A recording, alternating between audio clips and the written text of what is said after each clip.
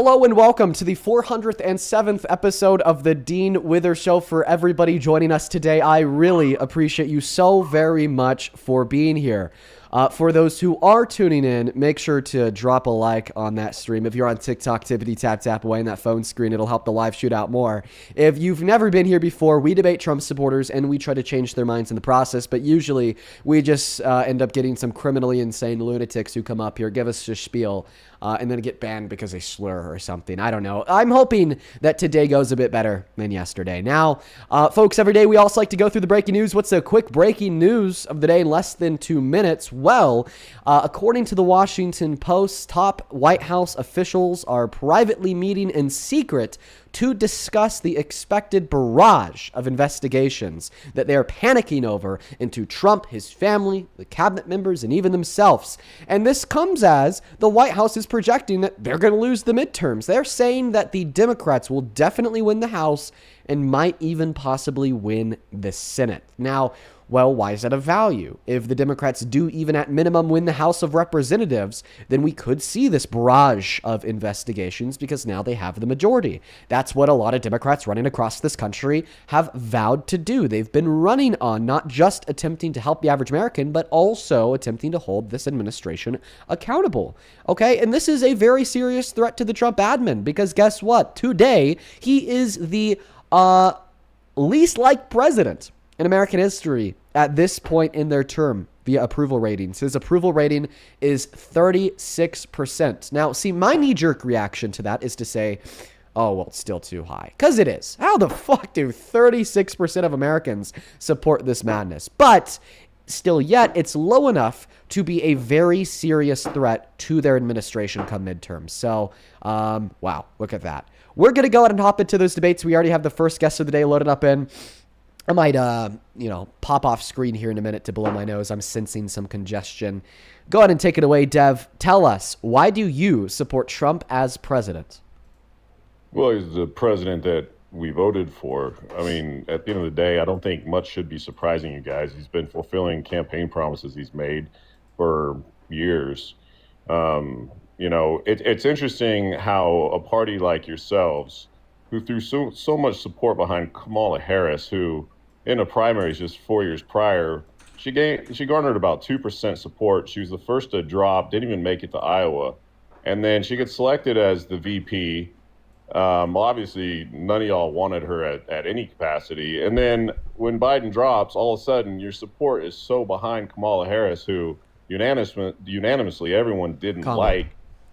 Whatever. And at the end of the day, you guys threw your support so rabidly behind her after 4 years of really nothing notable, nothing she really did other than break records for tiebreakers and things of that nature. But it's interesting that you guys just absolutely, after she got lambasted by Tulsi Gabbard, just bailed out on her 2% or something like that. And then you question us as to why we support a candidate who we supported for years. He went through primaries. He wasn't just forced down anyone's throat. We're called the bootlickers, but you guys jumped on Kamala like a dog in heat just because she was against Trump. So ultimately, we have more valid reasons to be supporting Trump that he's been fulfilling campaign promises. He hasn't done anything that should be a surprise or a shocker to y'all. Just a little over a year ago, we got the House, the Senate, swept the swing states, and then popular vote for the first time in forever. And right now, California's looking to go red for the first time since 1988. And they're looking at getting a red mayor even. So despite what you say about polls, I've never been polled, ratings or anything like that. I've never been asked. But the vast majority of the world lives outside of social media. So in your little echo chamber, it might seem like, everyone's doing this, ditching out on this, and throwing support is evacuating the Trump camp and all that kind of stuff. But when you really look at it, we're having monumental wins now. Again, if California moves red, you guys won't have anything to say. That's 50 million people.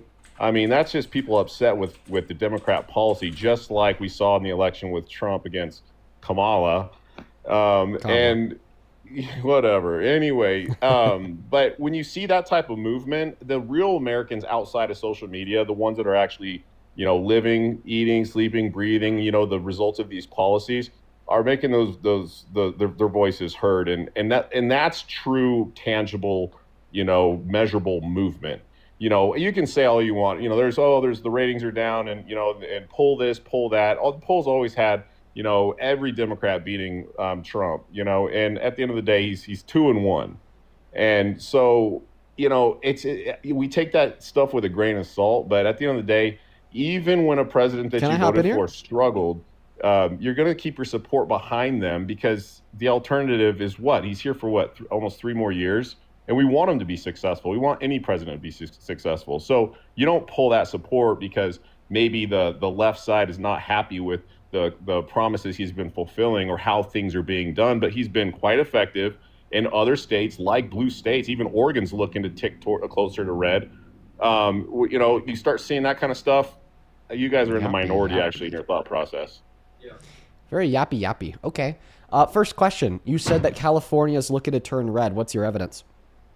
Well, we're looking at the way they do their primary. You're looking at 2 red governors going at it.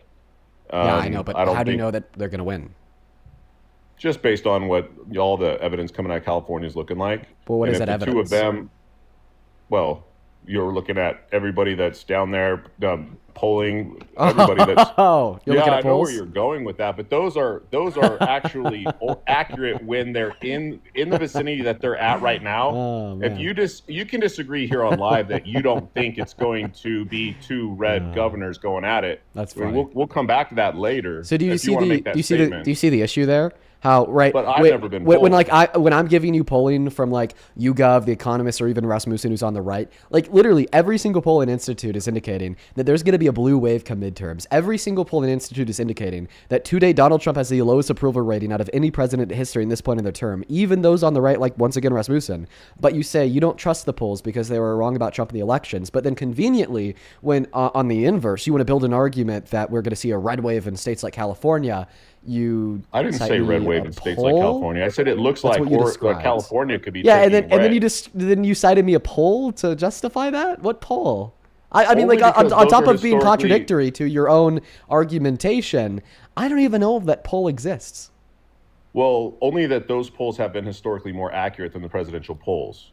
Okay, yeah, and when I'm think you telling can you agree that we're with going to that. see a blue wave come midterms, I'm not talking about the president's poll. I'm talking about the fact that in special elections, we saw a Democrat win the mayoral race in Miami for the first time in 30 years. We saw a Democrat win a House seat in Georgia in a district for the first time in 45 years. We saw in other special elections, like in Kentucky, for instance, districts swing from being plus 25 points for Trump in the general to now Democrats losing by like 3 points, which is within the error of margin. We see Democrat wins across the country, and frankly, this comes as the economy is struggling. Okay, of course, when gas prices are increasing the most they have per month disproportionately since the Vietnam War in 1967, and we could directly trace that back to being blamed on the president. Yeah, people aren't going to support that president. When we're getting the worst jobs I love how you report. did that with the gas prices. That was funny. I think a lot of your people that follow you buy that. I love the way that you worded that. The funny thing is that our gas prices are still lower today than they were throughout the 4 years with Biden, right? And he didn't have a conflict. He had the Ukraine-Russian thing going on, but he didn't have the same kind of a conflict that we've got now. And the funny thing is, man, is that like you guys have these ways of being like, well, gas prices are higher today than based on this month to month. Okay, forget that. Across the board, our gas prices, yes, they have gone up. But we saw them come down after Biden. We saw food prices, everything come down. Can we stick on gas here for a moment? What's that? Let's stick on gas here for a moment. What do you think Biden did to increase the price of gas so dramatically? Well, I think that killing the XL pipeline was a big one, first and foremost. I think he did that with an executive order like his first day in office, making us more dependent on other nations when we were getting to independence. Oh, that's a contradiction. He made You've already contradicted yourself. First, you lied. You said that he killed the XL pipeline. No, that was the Supreme Court. It was ingressed upon indigenous land. They ruled the forceful closure of the pipeline. And then Biden, of course, in accordance with the SCOTUS ruling, revoked the permit from the builders. Now, secondarily here, you said that shutting down the XL pipeline made us less energy independent. No, it actually made us more energy independent because the XL pipeline was a pipeline for Canadian oil to be imported into America. And then my third point is I know that didn't increase the price of gas because it wasn't transferring any oil to America. So therefore it didn't impact the oil supply curve, which it necessarily would have had to in order to reduce the prices here at home in America. How much oil do we get from Canada? I mean, I can look it up. I don't see how that's relevant though. Why don't you look that up real quick? It's a bit. We get a bit from Canada. They are our largest. A bit? Yeah, they're a bit. A bit they're could be our a little largest bit, a lot importer. of it. Okay. Ultimately, Dean, when you make this argument right now where you're like, well, okay, so Biden in his 4 years, like, we heard it from you guys, I mean, ad nauseum. It was presidents don't control gas prices. Presidents don't control gas prices. Mm. And then here we come to Donald Trump, who comes in, gas prices tank. Why do you believe that they tanked, first off, as soon as he came into office? And then they start ticking up because we deal with this situation over in Iran with the Hormuz Strait and all of that.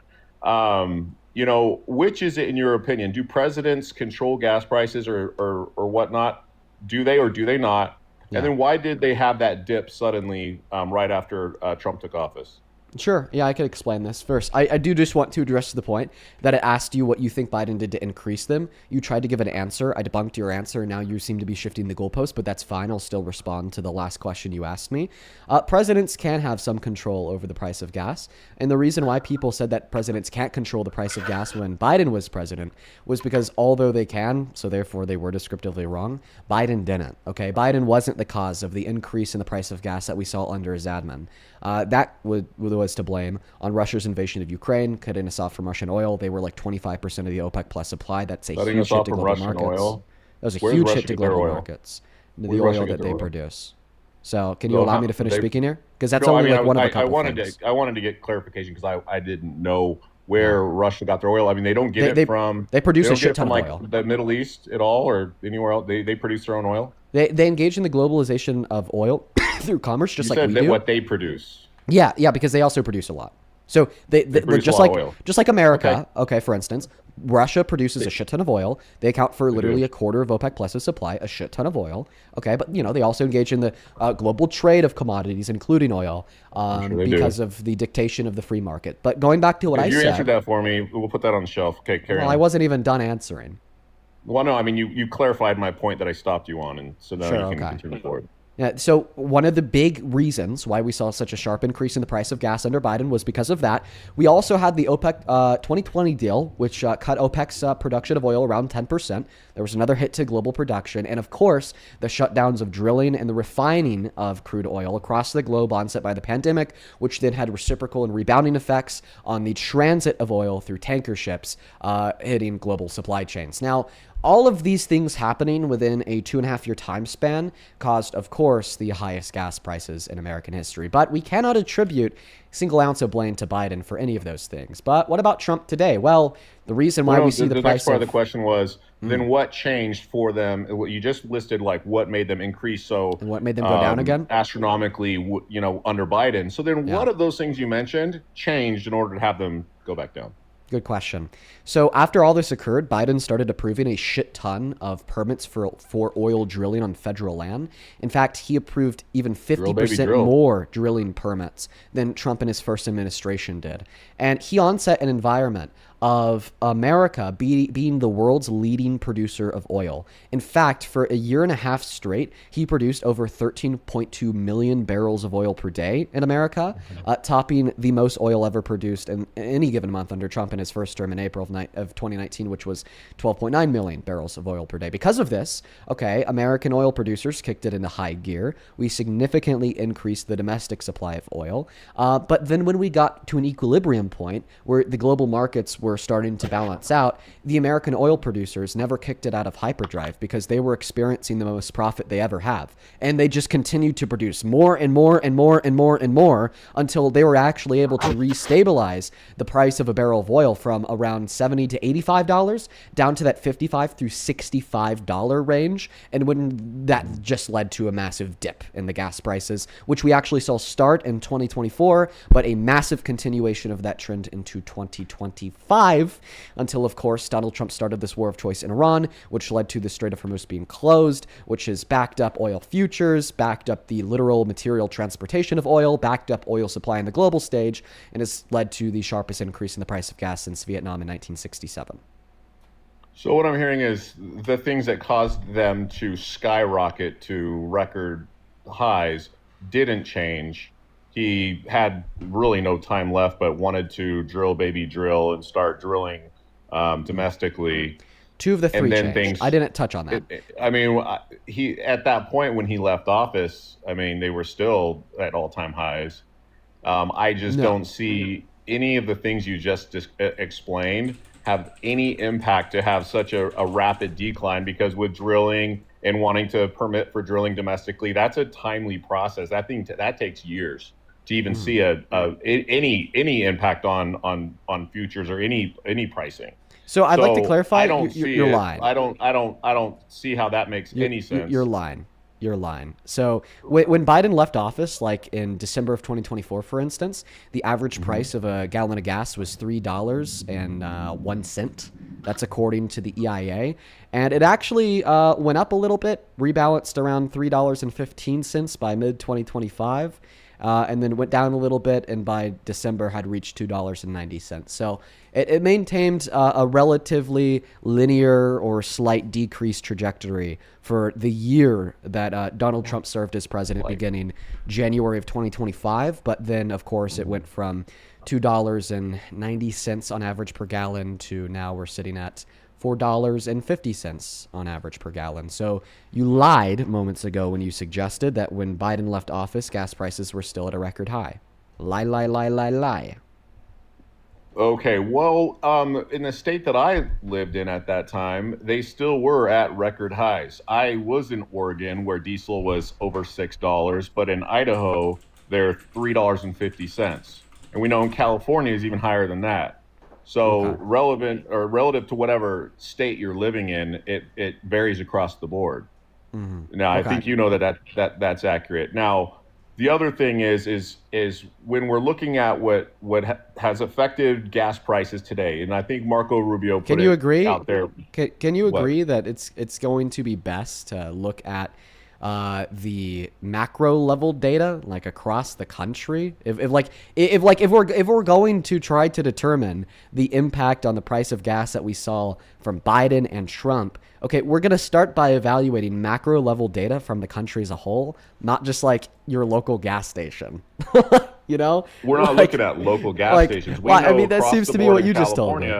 We know across the board in California and blue states, Oregon, Washington, gas prices are higher there than they are in places like Idaho, Texas, Alabama, other red states. And so Yeah, but even though they're higher, they still track the same. Wait, I'm sorry.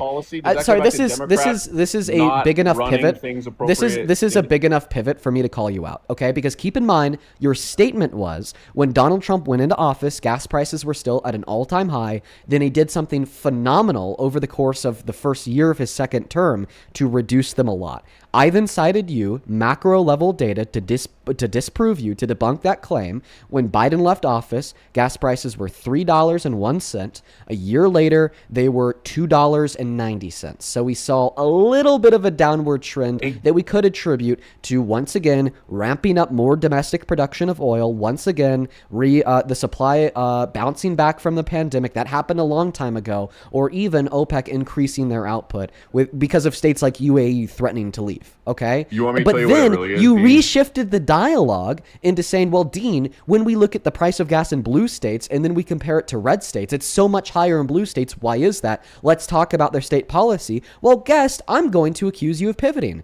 You have not been able to refute the claim that Biden was great for gas prices in the way that he helped us rebound from the massive issues that I described to you earlier. He was president for 4 years. Our presidents then dispute the claim. By 4 years. Then dispute the claim. Not their last year on their way out. So then tell me what Biden did in his first 3 years that was bad for gas. They're not running for a second term. Then tell me what Biden did in his first 3 years that was bad for gas. You won't be able to. A lot of the country was taking a breath of fresh air in Biden's last year. He won't be able to. He's going down in history as the president with the highest gas prices. So what did he do to increase the price of highest gases? everything prices. What did he do to increase it? What did he do to What's increase it? that? What did he do to increase it? Like, I've already told you, the reason why prices were high under Biden had nothing to do with him. It had to do with the global pandemic that caused massive disruptions to global supply chains, Russia's invasion of Ukraine, and oil producers and refiners shutting down here at home in America and across the globe. I've already described that to you. I've already shown that to you. Okay, then I went on to like highlight the achievements of Biden, pushing America to be the world's largest producer, largest producer of oil across the globe. But like, you just want to laugh this off. You want to say, Dean, he's going to go down in history as like the worst president for gas prices ever. And you're even now taking it to the extent of saying, Dean, you don't believe this. Then how about this? Instead of cope laughing, prove me wrong. Like, it should be really easy for you to prove me wrong if my claims are as absurd as you are making them to be. Describe to me exactly what Biden did to increase the price of gas. I will not interrupt you. I will not cut you off, and I will not mute you. But I need you to be specific. Specifically, what did Biden do to increase the price of gas? When Biden came into office, okay, everybody knew, it was abundantly obvious that the whole pandemic thing, you look at any data from any of the blue states versus red states, that was completely created by your party. Okay, we all know this. Remember when they thought Trump was going to be the president? Biden saying, "I would never take a vaccine that the Trump administration ever came up with."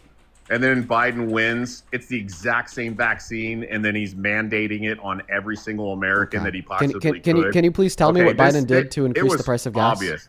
Biden came into office, and Biden had the worst policy when it comes to energy. They were pushing this Green New Deal nonsense, and companies get skittish. They get worried about how things are going to be happening in America for the next 4 years. Okay. All right. You started with one thing. Listen, bro. You said, what did Biden do to increase the price? You said the worst energy policy. Specifically, what energy policy?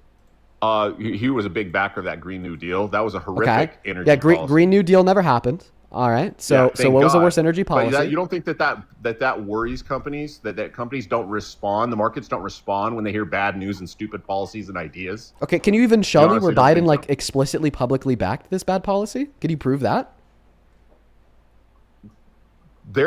He always talked fondly of the Green New Deal. That was brought up in the campaign trail. He was always talking about global warming and environmental stuff. Like, global warming was his big thing. Can you just show me like? So you're attributing like the massive surge. I just want to be clear.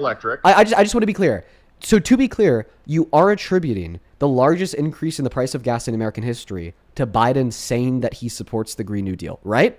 No, I said that was part of it. Well, that was part of it. So you are in part attributing into it. So I just want to clarify. I just want to clarify. In part, you are attributing a part of the cause for the largest increase in the price of gas in American history to something Biden said.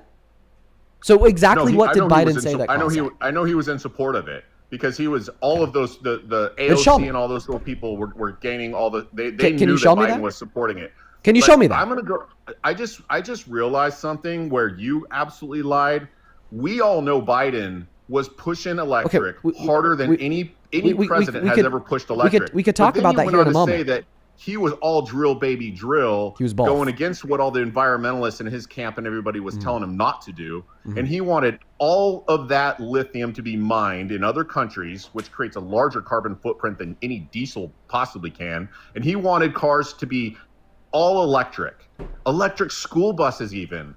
What do you think that alone will do to gas prices when companies know that you have a 4-year president coming in wanting to eliminate their production of fossil fuels? Yeah. Well, once again, that's just entirely false. It is true that Biden did push for renewable energy resources. In fact, he made the largest multi-million-dollar investment into renewable energy resources that any president has ever made. But Biden also simultaneously realized that we're not at a point yet where we could fully and completely transition to renewable energy resources. And that's also why he's the largest backer of the production of fossil fuels in American history. He oversaw, once again, the largest production of oil and gas this country has ever seen by approving 50% more drilling permits on federal land compared to Trump. So we know here that no, the price of gas did not go up because Biden backed EVs, because while Biden was backing EVs and making massive investment into renewable energy resources, he was simultaneously making massive investments into non-renewable energy resources.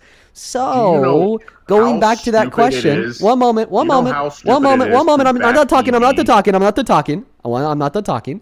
So back to that question, what did Biden do to increase the price of gas? Because you still haven't answered it. You just generally said, oh, well, he supported the Green New Deal. So you're attributing it to something Biden said. Can you show me exactly what Biden said that you think led to the largest increase of gas prices in modern American history? Can I get a quote? Can I get a source? Policy, I did mention that he did back the Green New Deal. He was a big I'm gonna supporter need of, a source on of that. that squad. I know need that a was source one on point that was made. So can you give a source for that point, or do you want to move on to the second point? Well, Dean, I'm not sitting here in front of my computer all locked into 3-4 different things and your little Discord, That's fine. all that. It's just a Google Doc, bro, not a Discord. So Yeah, we'll move on I'm to the not- second point. I'm Okay, not- what's the I'm second just point? sitting here on my phone. Okay, that's fine. Now- Exactly. What did Biden do to increase the price of gas? I'm ready to type. Dean, if you can't connect the dots by what I've said at this point, then Well, I don't know I what don't to have tell you. anything. But I do don't. know- I've been writing down. Listen, buddy. I've been writing down what you've said. Okay, listen. This is the doc. So the question was, what did Biden do to increase the price of gas? Then you said, well, he increased the price of gas by having the worst energy policy ever. And then you said, well, by verbally supporting the Green New Deal. Then I asked you for a source for that. You said no source. So then we just scratched this he wrote first an point. executive order to block the XL pipeline. I don't agree with you on what you said on that. I know that Oh, was okay. intentional on Okay. his part. Yeah. Okay. We became So more there's the first dependent point. on international XL pipe. oil reserves. Our own. Oh, what happened to our oil reserves? Dean, what did we do with those? What did we do with our oil reserves when he came into office, Dean? Yeah, well, a little bit in, we sold them all off to increase more gas into the market because the refinery shut down. That's actually good for gas prices, not bad, because it's introducing more oil into the market. What does that do for us directly for gas prices? That has a downward pressure on gas prices. When he literally purged our reserves. Yeah, it has a downward pressure on gas prices. Oh, so that helps gas prices? It does. Just like It's so basic. Russia produces It's a basic shit ton of macroeconomics. oil. Listen, buddy, it's basic macroeconomics. So what is the price of a good determined by? The intersection of the supply curve and the demand curve. So when you release a bunch of oil reserves, for instance, then you're releasing millions of barrels of oil into the oil supply curve, which then has a downward pressure on prices. So let's just go through the reasons that you gave insofar as what you think Biden did to increase the price of gas. I like my reasons, I do. Yeah, the last one was, purge reserves. Okay, well, understanding basic macroeconomics will lead you to the conclusion that actually has a downward pressure on prices. So we could go ahead and just get rid of that one because it increases supply. That'll have a downward pressure on prices. The third one was being more dependent on other countries. No, I like that last one though. Okay, why? But it has a downward pressure on prices. That's what you say, but half the shit you said hasn't been accurate. Buddy, Most do of the you shit agree? isn't accurate. Do you You agree? literally gave me the reasons why Buddy. gas prices went up. Buddy. And then you just said, well, none of friend. those things ever changed. They Dude. just went down because Dude. Biden applied. Dude, for let me just 50 ask you a simple permits to question. drill. Let me just ask you a simple question. That has zero impact. Let me just dude. ask That you a was- very simple question. Do you agree you can. that the equilibrium price of a good is determined by the intersection of the supply curve and the demand curve?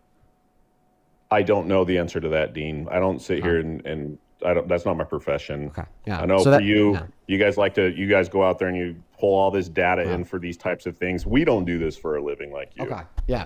Let me But just I make it do a little know bit that- more simple. I do Let me just know make it that a little bit more simple. historically- Do you I do know agree historically that when the price of a when good is determined by Trump left supply and office, demand? Gas prices have Well, just skyrocketed. listen. I'm trying to Biden had help a you lot out of here. Shit to do Dude, with it. sorry, I'm putting you on mute because what you're doing is called gish galloping. It's when you can't give a straight answer to a question, so then you start yapping about a billion different things.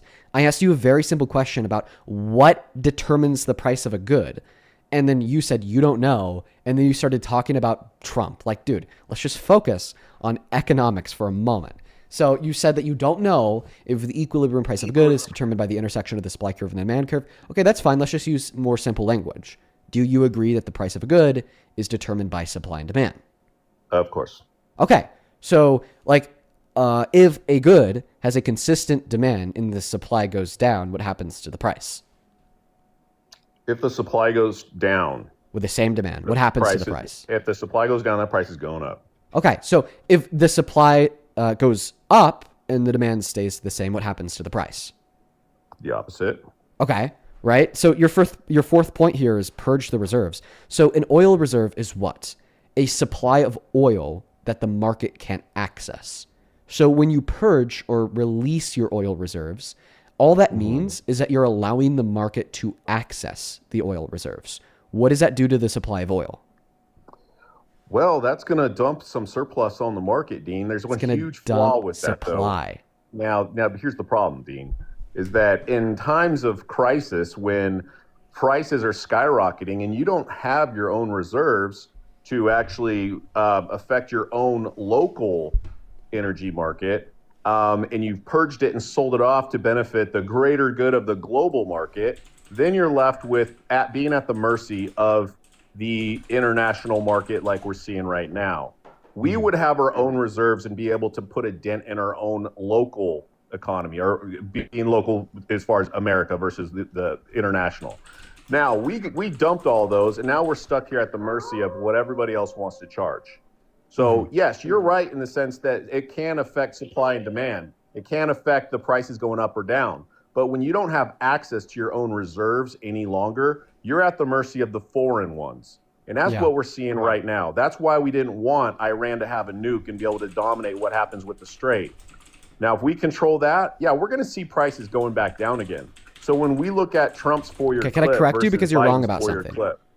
Well, go right ahead. Okay. I'm sure you're going to. Yeah. So 63% of the reserves that were sold to U.S. companies.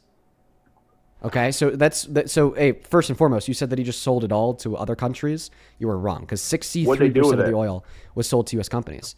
Well, then they turned around, they refined it, and then they sold it to us as gas. So they refined it and they sold it back to us. Yeah. And you also said, well, like the oil reserves are supposed to be used in times of like dire oil crises, right? No, I didn't say that's what they're useful, but they're useful there. Sure. Yeah, well, I mean, that is their primary use. Okay, so when did Biden sell the reserves? When, I can't remember exactly when during his term he did, but late 2022. It was pretty late 2022. When did gas prices hit their peak under Biden? That's a good question too. I can't remember. Late 2022. He literally sold the reserves as the price of gas in this country climbed to the highest it has literally ever been in the history of our country. There is not a more textbook example of when to sell your oil reserves. Okay? He introduced that oil into the market when our market was struggling the most it ever has been. That's why you saying that Biden purging the oil reserves, doesn't make any sense, because that's a decision he made at and after the peak of the price of gas. It just continued to go down once he purged the reserves. And the point number two, because that's the function of oil reserves. The function of oil reserves is to be released, okay, when gas prices are super high, because there's a dire strain on the supply. Was that a good decision, though? Because yes. What impact did that have on the market when he went off and sold off our reserves? Like, what impact? Helped to bring down the price of gas, because that's when the price of gas started to go down. How much? How much? I'd have to look up a study for that. I don't know exactly how much, but the fact that the oil reserves helped the price of the gas go down. One moment. The fact that the price of the oil reserves went down, okay, when he purged the reserves, right, which of course makes sense. That's basic macroeconomics. We can agree that you were wrong when you said that was a reason why the price of gas went up, correct? That we can agree that what? I wasn't paying attention right there. I was reading one of your comments. Yeah, because I was just able to prove to you, okay, that once the oil reserves were purged into the market, the price of gas in this country started to go down. We can agree that him releasing the oil reserves did not make the price of gas go up, right? They didn't move the needle at all. Okay, well, that's not true. But even if that was true, if they quote unquote didn't move the needle at all, then that's not something Biden did to increase the price of gas. Because increasing the price of gas, okay, would be moving the needle in a direction to make the prices go up. But now you're shifting the goalposts. Because listen, I'll describe to you how you're shifting the goalposts. The question was, I literally have it written down. What did Biden do to increase the price of gas? You have 4 things right here. I started responding to the 4th thing, which was the fact that he purged the reserves and he sold them off. I described to you how that actually helped to reduce the price of gas in America with use of basic macroeconomics. Of course, it moved the needle and helped to reduce prices because it increased the oil supply. When you increase oil supply with the same demand, then you have lower prices. That is the most basic economic fact ever. Supply and demand, okay? But whatever. You're playing hard to get. You're being dense. You're a Trump supporter. I see it all the time. So then your counterclaim was, well, Dean, it did not help to reduce the price of gas. It just simply didn't move the needle at all. False. But even if we accepted that purging the reserves, and I quote, did not move the needle, then we know that purging the reserves didn't increase the price of gas. Because in order for him purging the reserves to increase the price of gas, they would have had to move the needle in a direction to make gas more expensive. So can we concede here, right, that your fourth point, Biden increased the price of gas by purging the reserves, is false? So then we could start debunking the other 3. The efficacy of his decisions fell flat, didn't have the impact that he thought they would. It impacted gas prices nil, and things continued on that trajectory and impacted transportation, driving up food costs. And all along, which is interesting, when he's pushing EV, if you know what the carbon footprint of a lithium mine is and how much diesel goes into producing lithium for batteries, this guy was so all over the place that made no damn sense at all. Okay, electric cars are worse for the environment in their manufacturing than any diesel motor like my F-350. And nobody will ever dispute that. If you look at those, if your viewers over here Google lithium mines and see these vast, massive holes in the ground with nothing but gigantic diesel I'm sorry, dude, but you're mining pivoting. lithium. This guy's like, we want electric, but we also, now we've got the highest gas prices in the world. Buddy, I hate to be that guy. None of his policies made any damn sense, dude. And I don't blame oil companies for being a little skittish during his administration. Buddy. But you're pivoting. We're seeing right now. Okay. Things are going to start tick down, Dean. Listen. Okay, you're pivoting. I would probably do the same thing if I was you. You're clearly getting cooked by somebody half your age.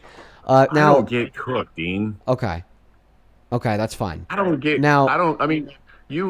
of the things you say, the jury's out on almost all of it. Like you're like, then you wouldn't pivot. This is fact, so I'm right. Maybe you are, maybe you're not. Okay. But I do know that living 4 years under Biden versus living 4 years. Listen, I'm just going to go ahead and prove you wrong.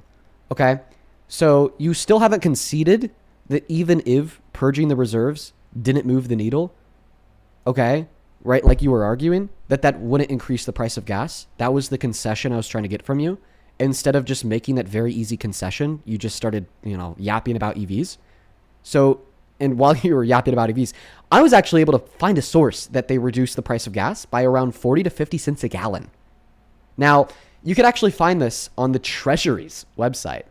So if you go to treasury.gov, you type, and I quote, the price impact of the Strategic Petroleum Reserve release, okay, you will be able to read a fucking essay about how Biden releasing the oil reserves had a massive downward pressure on the price of gas. And they even cite here external studies. So, of course, the Treasury did their own internal study, okay? That internal study concluded that, of course, they reduced the price of gas significantly. But they also cite a study done by Richard Nelwell and Brian Press that demonstrates that this also had a reduction in the price of gas.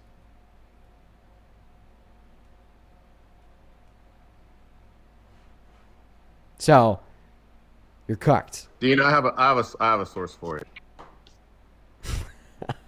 Dude. Holy moly. Buddy, we're supposed to be talking about Trump, by the way. We just got dragged into this conversation about the price of gas under Biden. And it happens to be something that I'm fairly knowledgeable about because, listen, folks, I've been doing these debate streams for years. So you could imagine that for like the 2 years that I spent doing these debate streams at the end of the Biden-Harris administration, the price of gas was like the only thing we ever talked about. So I'm good at this. Dean, Forbes here is listing that he restricted the permits on drilling. Federal leases he ended. He essentially there's a variety. Yeah. You want to pause so I can't hear you, by the way? When you leave the app, I can't hear you. So I guess I'm just going to take this as a natural opportunity to start responding to what you're saying. So don't worry. I already know what you're talking about. I've already debunked it in my brain. And I'll tell you how I've debunked it. It's fine. You didn't, because you said he gave the permits, and and actually the reports are he restricted and stopped the permits. Yeah, like off-coast drilling on the West Coast and in Alaska. So that's what the Forbes article is talking about, right? Like, can we clarify? Like, am I right by assuming that the Forbes article is talking about restrictions on offshore drilling off the coast of California and restrictions on federal lands in Alaska? It says oil permits. He literally restricted all of them. Okay, so what's the title? All of them? Oh, no, that's not what the Forbes article says. What's the title? Let me jump over real quick. Because, that's not what the Forbes article says. Come on. Let's be real. I mean, Politico Pro, by the way, is my source, said he approved 50% more drilling permits on federal land compared to Trump. And then you could just literally see this data represented through the EIA. Like, the EIA is a federal... How Biden's oil policies affected oil.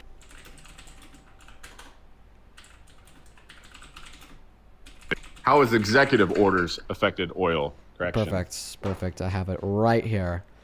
Okay, how they affected. Basically, it no, wait. Stop yapping so I can read this. In late 2019, various candidates jockeyed to win the Democratic nomination for the president. Something about Elizabeth Warren. Joe Biden came along in a second day in office. He signed in the executive order on protecting public health and the environment and restoring science to tackle the climate crisis. The biggest takeaway from this was the cancellation of the Keystone XL pipeline permit. So it talks about the Keystone XL.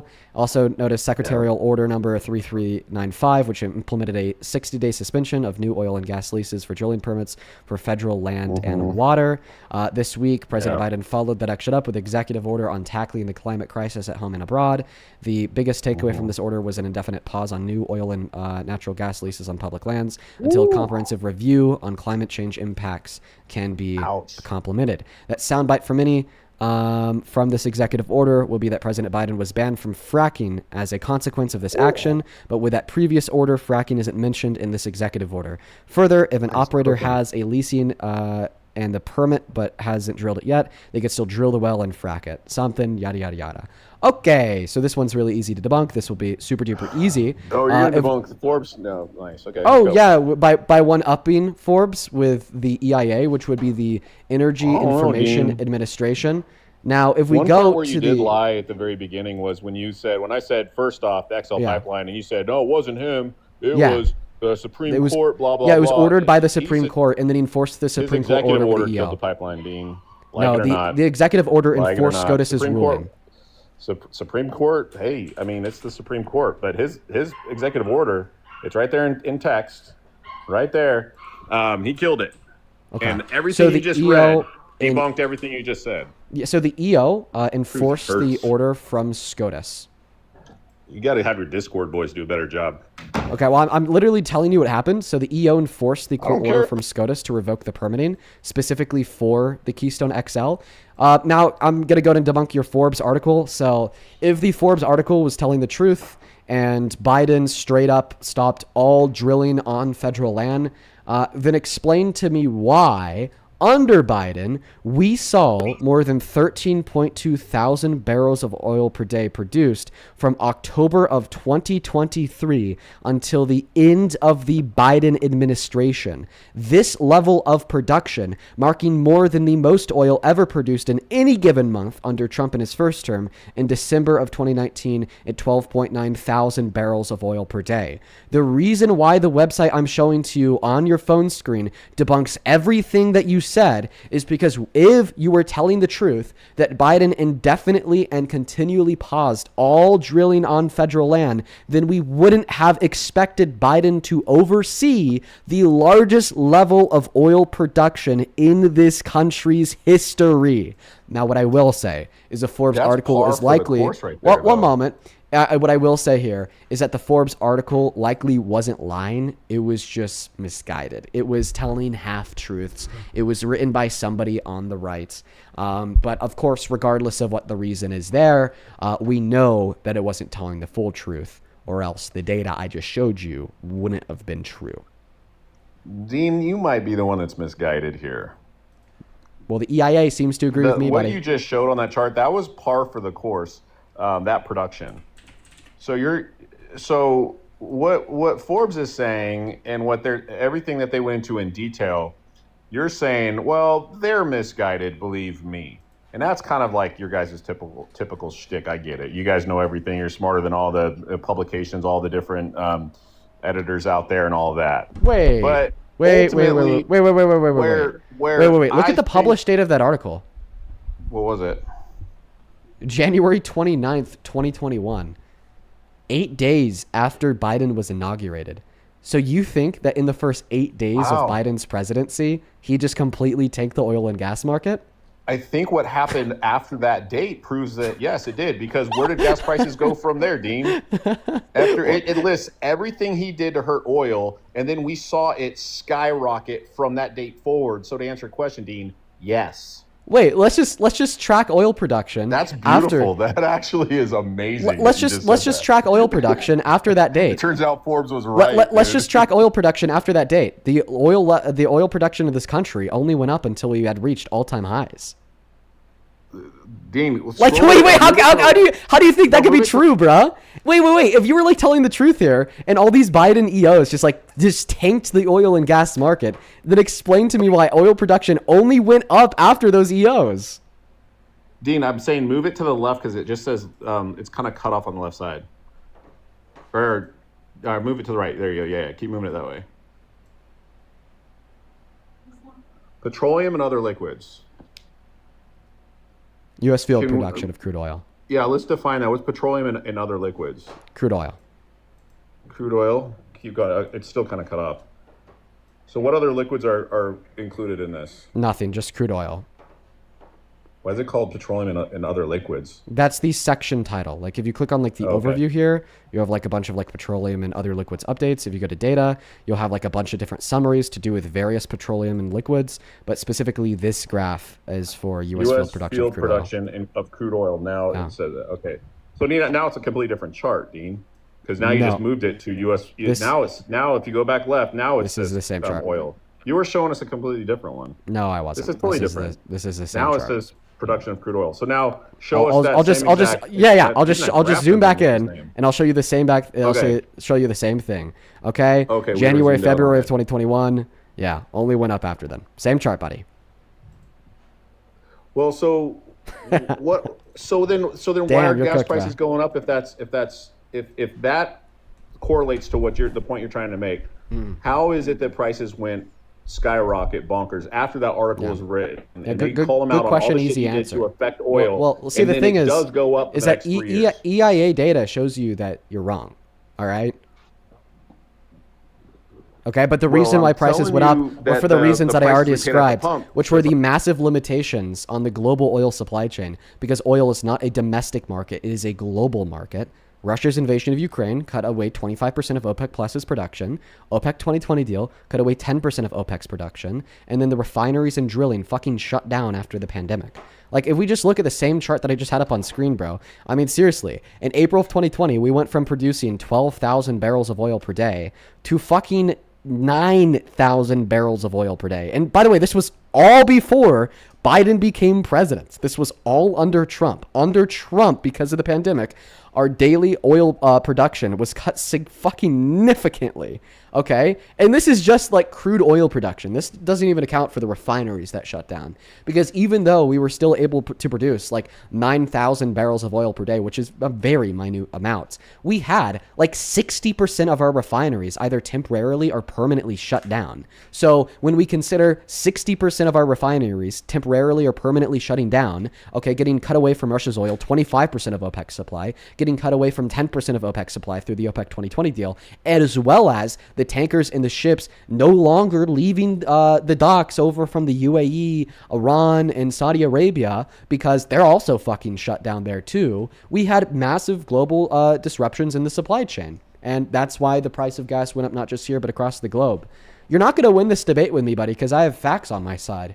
But it's funny because for the last 55 minutes, we've just been talking about. For the last 55 minutes, I've just been educating you about, oil and gas, right?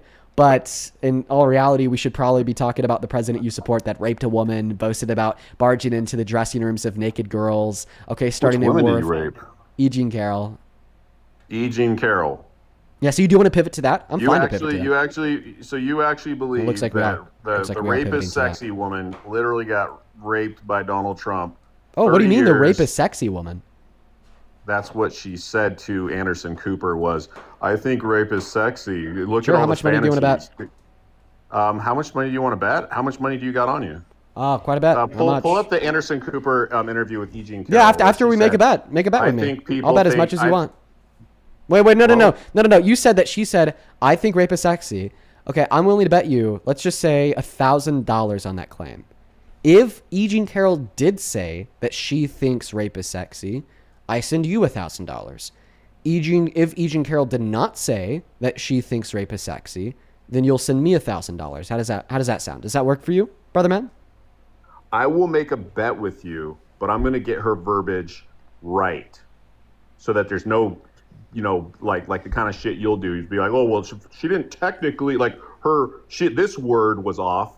No, no. We don't need to look at the specific wording. We don't need to talk about the specific wording. Just if she said that she thinks rape is sexy, okay, then you win. Let me think about the interview real quick. Give me just a couple seconds. Oh, no, because I remember that interview. I've seen it so many times. Shit.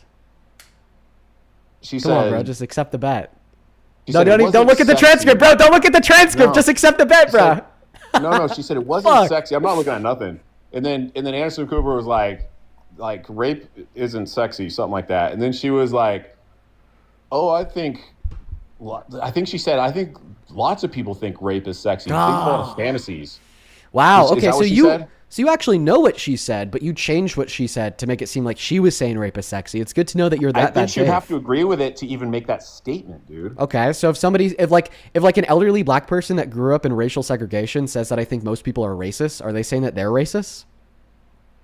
I'm thinking, well, you fucking idiot! Come on, bro, use your brain. That's a horrible analogy, dude. Why is it so horrible? Come on, this is a victim of rape saying that most people think that rape is sexy. She's going to be Listen, victims of sexual violence are going to be acutely aware of people that think rape is sexy because you build your own reality with your own experiences. Clearly, okay, if E. Jean Carroll is saying that she thinks most people is sexy in response to Anderson Cooper saying that most people don't think it's sexy, most people think that it's violent, that's her like protesting against the people that like downplay or sexualize or fantasize rape. Okay, we know this because that was the context of her statement. Like right before, I will in a moment. Like right before, okay, E. Jean Carroll said that she thinks most people think rape is sexy. She was like, no, it's not sexual. It hurts, right? So this is very clearly her saying that rape isn't sexy, rape isn't sexual, it just fucking hurts. Okay, it's violence. And then Anderson Cooper. Okay, right, I'll just go and play and prove everything I said to be right. You know what? Let's just go to catch another W here. That's awesome. Fine. It's gonna be awesome for you. It's gonna be awesome. Like literally, when you hear this, not one person watching this is gonna sit here and think this chick is legit. Every country now. I'm 3 minutes in the connotation. This was not. I was not thrown on the ground and ravished. Which the word rape carries so many sexual connotations. This was not sexual. It hurt. It just. Well, I think most people think of rape as it is a violent assault. It is not. I think most sexual. people think of rape as being sexy. Like, bro, how do you fucking blunder that hard? She says, and I quote, the word rape carries many sexual connotations. It's not sexual. It hurts. And then he's like, no, I disagree with you. I think most people think of it as violent. No, then she's like, well, I'm going to repeat what I just said. I think most people think rape is sexy. Yeah, so do you understand now how that wasn't E. Jean Carroll saying that she thinks rape is sexy? If you want to go there, Dean. Okay, buddy. That lady is bonkers, batshit crazy to even make. What was that crazy? statement. When there are women out there who What was have crazy? suffered violence, would never make that statement. Why? Why would they not make that ever statement? Suffered. She would not say. I think most people think rape is sex. I think most people find Why? it as repulsive Why was that? and Why was violent. that crazy to say? How can you even sympathize with that thought process and even relate to that? What? Wait, you think that if once As again, a man, how can you relate to that as a man and not think that that's just mental health problems? I don't think she's so you think that she's intentionally, sympathizing and sick, relating to that thought process. So if a black person that grew up in racial segregation says that racism is violent, yet but most people think of racism as funny, do you think that'd be that black person sympathizing with those that think racism is funny? I don't draw lines between racism and rape, my friend. I think Answer the question. Twisted. Answer the question. I think that those two things Answer are the question. apples and oranges. Answer the question. Answer the question. Answer the question. Okay, Answer the question. Ask it one more time, because I was blown away with where you're going with this. Perfect. So if there was like an elderly black person that grew up during racial segregation, okay, where like every white person in society was super fucking racist, they're sitting down on an interview, okay, they say that racism hurts, it's violent, it's very harmful, okay, and then the interviewer responds by saying, well, I think most people think of racism as violent and harmful, and then they respond by saying, no, I think that most people think of racism as convenient, okay, because once again, you build your own reality with your own experiences. They grew up in segregation, every white person around them was racist as fuck, and they're going to be acutely aware of racism for the rest of their life, okay? Would that be an example of this black person sympathizing with the KKK members, or would this be an example of that black person condemning the racists? Yeah, it's nowhere near the same. Can you answer the question? That's an answer for you. It's not the same. Can you tell me what the difference is? I think that. Can you tell me what the difference is? In the black woman in the racist environment, her anecdote. She's sitting there saying that I think most people think rape is or racism is funny because she's living in an environment. Now, she would not make a statement such as that because the other black people that she lives in that horror with don't find it funny, don't find it humorous or practical or decent at all.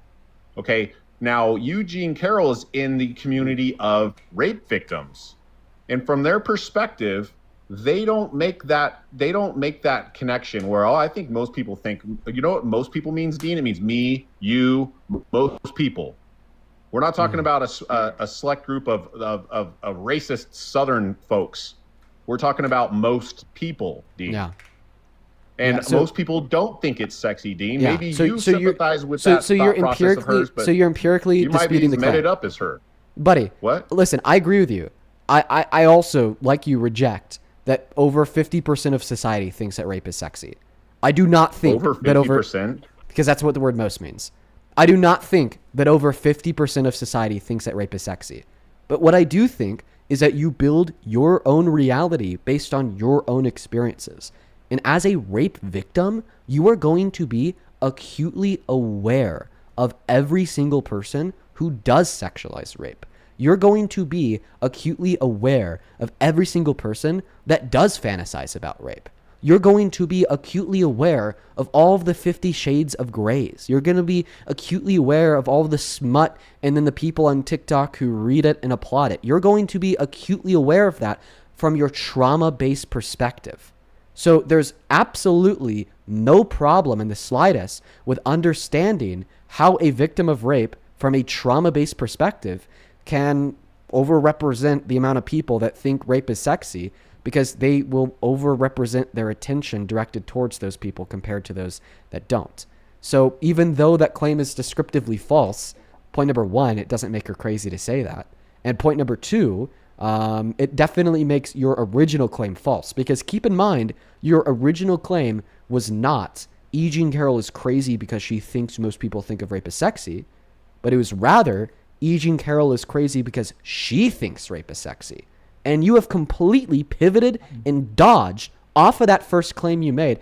And frankly, I think that you are a cocky and egotistical man, and we need to expose you for the fraud you are. Why don't you go ahead and concede? Okay? Why don't you go ahead and concede and tell us that no, E. Jean Carroll never said she thinks of rape as sexy? But Dean, here's where I'm going to throw a little curveball at you and actually double down on it, is because based on her body language, based on the words she chose, based on what she said, she was coming across as the way she delivered that. I think if most people watch it, would be like, okay, that is not the way a victim speaks.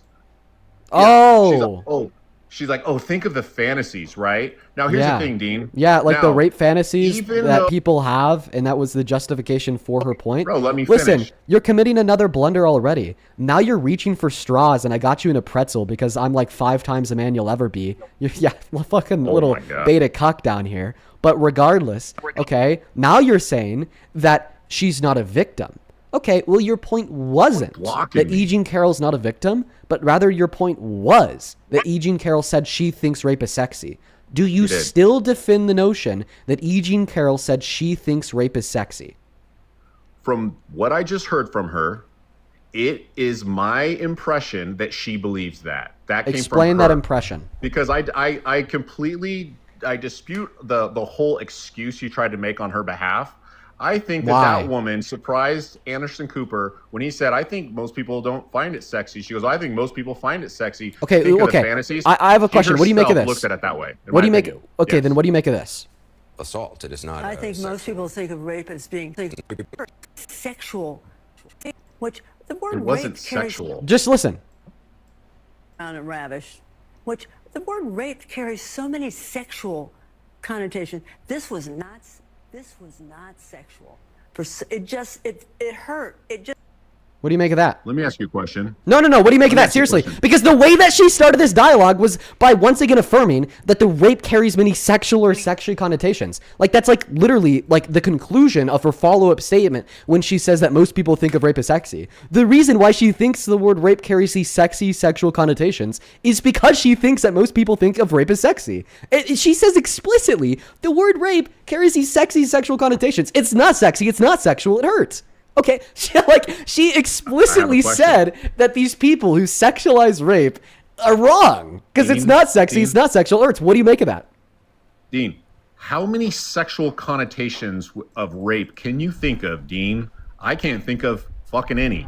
Exactly. Now you're trying to shift the goalpost back to saying that her statement is descriptively wrong. Listen, you're saying you're going back to saying that her statement was descriptively wrong, i.e., there are not sexual connotations of rape, i.e., most people don't think of rape as sexy. But keep in mind here, your point is not that she was descriptively wrong in the statement she made, but rather your point is that she said she thinks rape is sexy. So can we agree that because we just heard her say verbatim, explicitly, word for word, okay, it carries sexual connotations, it's not sexual, it just hurts, that there's no way she's trying to communicate that she thinks of rape as sexual or sexy? Can we agree? You're just putting words in her mouth. That's not what she said. I'll play it again so you could hear that that's exactly what she said. Now, when you play this... No, I'm going to play it back. I was not thrown on the ground and ravished, which the word rape carries so many sexual connotations. This was not sexual. It hurt. Didn't put a single word in her mouth. The word rape carries many sexual connotations. This was not sexual. It hurt. It doesn't carry multiple sexual connotations. Why does she say that? Oh my God, you're going back to the whole she's saying something that's descriptively false. No, I want you to concede that there's no way she's trying to communicate that she thinks of rape as sexual or sexy because she explicitly said that it carries many sexual connotations. It's not sexual. It hurts. Who in the right mind would say that rape carries multiple sexual connotations? Exactly, bro. You're trying to shift the goalpost back. You're trying to shift the goalpost back to the claim. You're trying to shift the goalpost back to the claim. E. Jean Carroll is crazy because she said something that you think is false. Okay? No. We could talk about that as soon as we're done talking about your claim that E. Jean Carroll is crazy because she said that she thinks of rape as sexy. Can we agree that because she explicitly said that it's not sexual, it hurts, she does not think that rape is sexy? She said that the interaction itself she wasn't thrown on the ground and ravaged. It wasn't sexual. It hurt. Okay. And then she said, rape carries so many sexual connotations. It was actually the first thing that she said. The first thing that wasn't the follow-up. That wasn't a follow-up. Bro, you are literally so convinced that Donald Trump is a good president and that you're convinced that you can never be wrong, that you are legitimately changing what she says and the order in which she says it to try to make a point. Everybody listen closely. This guest just tried to say that she followed up her saying it wasn't sexual, it hurt, by then saying that rape carries many sexual suggestions. That's not true. She said it in the opposite order. Listen. Sexual connotation. It carries so many sexual connotation. This was not sexual. It hurt. She didn't say this is not sexual, it hurt, but rape carries many sexual connotations. No, she said rape carries many sexual connotations. This was not sexual, it hurt. Okay, so stop changing the order of the things that she said in an attempt to give yourself a better argument. Buddy, you've been beat. Just go ahead and concede. Just go ahead and concede. Your argument that E. Jean Carroll is crazy because she thinks of rape as sexy is false. And we know it's false because she said, and I quote, rape carries many sexual connotations. This was not sexual. It hurt. Dean, when you follow that up with, I think most people think rape is sexy, think of the fantasy. That's no different than saying that rape carries many sexual orientations. That's actually why she said that rape carries many sexual... No, buddy. That's actually why she said... My friend, that doesn't surprise me because that is why she said that she thinks rape carries sexual connotations. Okay? She thinks rape carries many sexual connotations because she thinks that most people think of rape as sexy because many people have rape fantasies. Okay? That's the argument she's making. E. Jean Carroll made the argument that rape carries sexual connotations because she thinks most people think of rape as sexy because some people have rape fantasies. And she's saying here that it's not sexy, it's not sexual, these connotations are false because, and I quote, it hurt. So can we agree that there's no way here? Can we agree? No, don't pivot to the civil versus criminals thing. Stay on topic. Concede that there's no way she was arguing that she thinks rape is sexy. The way I receive that from her is that that's what she believes. Then why would she say that it wasn't sexual? It hurt. If she believes in those connotations that rape actually is sexual, then why would she highlight the fact that it wasn't? Why would she highlight that fact? What rape victim? Yeah, to condemn it. To highlight that there's a delineation. To condemn it. To condemn it. She was highlighting it to condemn it. Listen, bro, the reason why she highlighted that some people sexualize rape was to say that it wasn't sexual and that it just hurts, that it was violent. This is so intuitively clear. Anybody with more than 2 brain cells could understand this. The reason why she highlighted the fact that rape carries sexual connotations, then justified that by saying most people think of rape as sexy, was to then say that it wasn't sexy, it wasn't sexual, and it hurts. That's her attempting to use the platform of a sit-down interview with Anderson Cooper that has an audience of millions to communicate to society that rape is something we need to take seriously. Rape is something in which is very harmful, very violent, and very hurtful. And people in society who will downplay rape, who will sexualize rape through rape fantasies, smut books, 50 Shades of Grey, so on and so forth, are dead wrong because there's nothing sexy and there's nothing sexual about it. And I think we should all agree on that, Dean. And I think that's why it's a little peculiar that we'd all agree that it's violent, it's horrible, it's terrible. For her to sit there and not from her perspective. She thinks that most people think of rape as sexy. Dude, you mute me constantly. Put yourself in her shoes. If you were a victim of rape and you thought that most people think of rape as sexy, can you reasonably see how when you have an audience of millions of people, you might say, well, it's not sexual, it hurts? First, if you think most people my think God. rape is sexy, you're in a thought process that I can't even identify with. You Because said you're if not a you victim think of that most trauma. people, I don't think people a victim of that trauma think most people think rape is sexy. If you experience rape, you're probably like, this has got to be a group of monsters that Listen, find this as you're appealing. shifting the goalpost back to descriptively disputing her claim. I've already agreed with you that descriptively that claim that most people think this is probably false. But remember, that's not the topic of debate. Okay, the topic of debate is the fact that you said she thinks rape is sexy. So now, after considering I still how think she says that.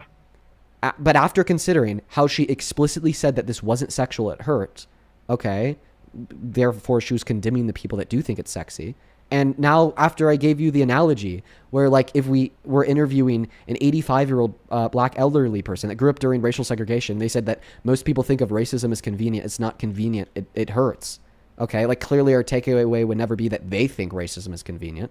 Can you agree that you're wrong? No.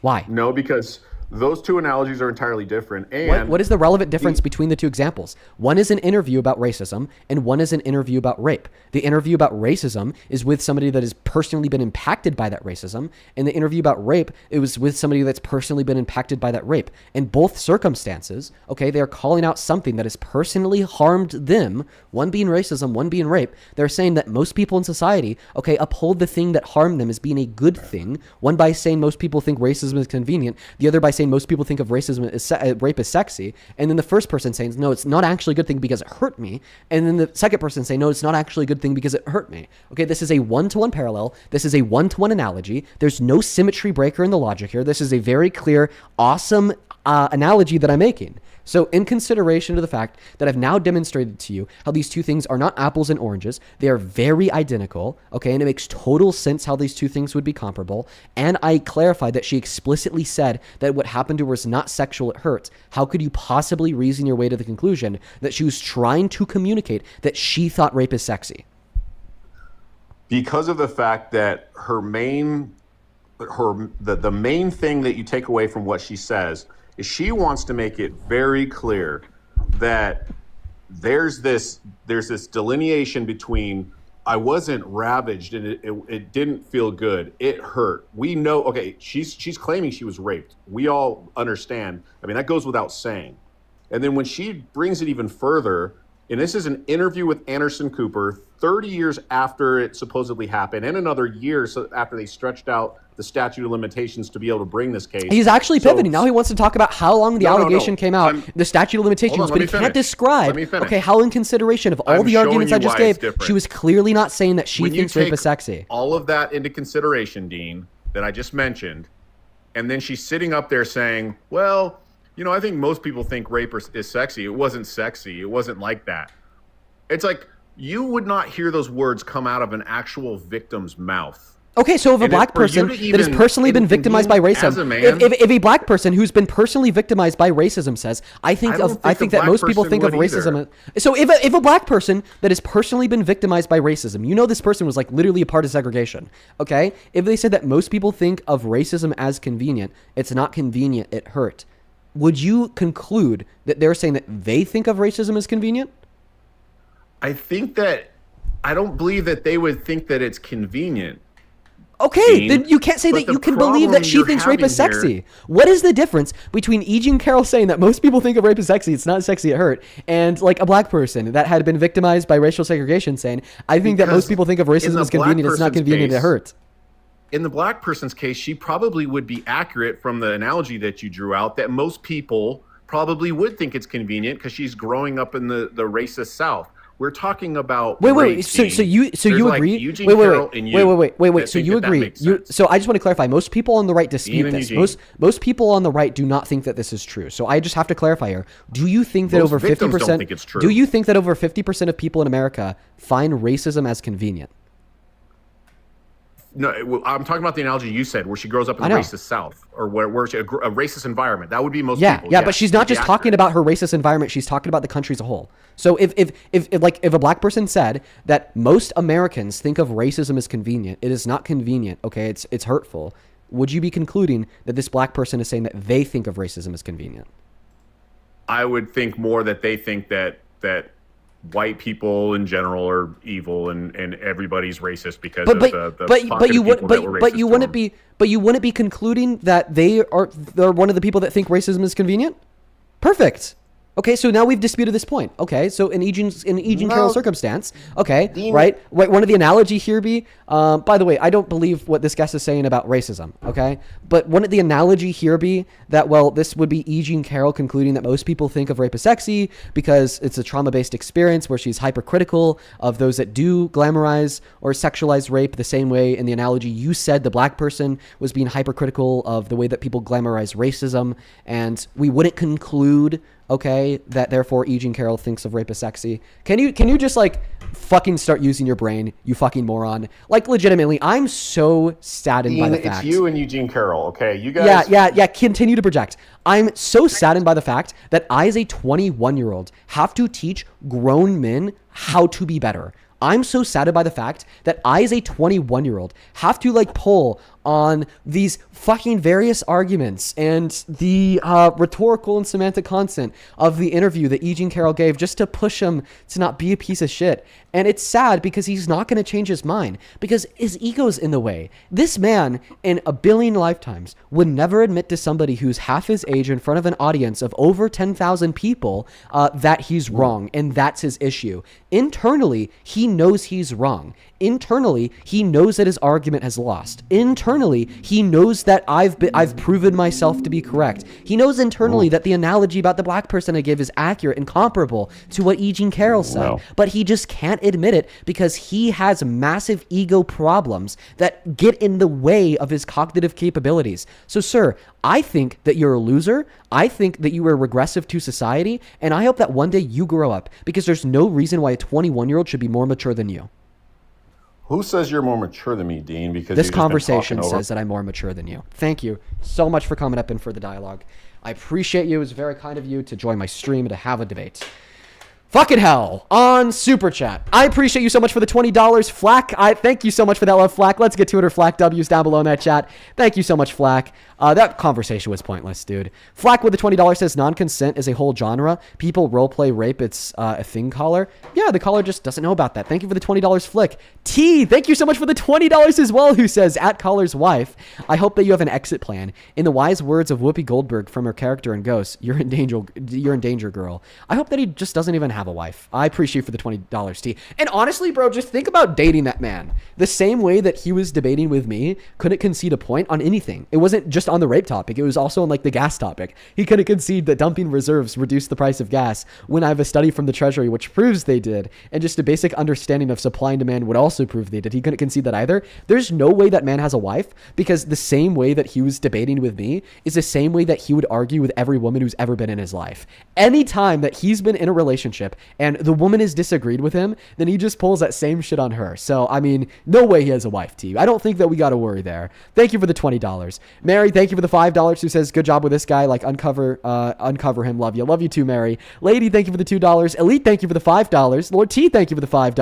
Famcam ASMR, I appreciate you for the $20. I appreciate you so much. Let's get 200 Cam W's down below. And Lord T, thank you so much for the $20 as well, who says, fossil fuels are finite and dirty to the environment. On God, Lord T, I appreciate you so much. Thank you so much, you guys. Serpent, thank you for the 30 Canadian dollars, who says, there's more proof that Texas will flip blue this year than proof that California will flip red. I could not agree more. Thank you so much for the 30 Canadian dollars. I really appreciate you so much for supporting me and for supporting the stream. You are awesome, Serpent. Show some love to Serpent down below. Same thing to you, Coral. Thank you for the $20. Please show some love to Coral down below. Thank you so much.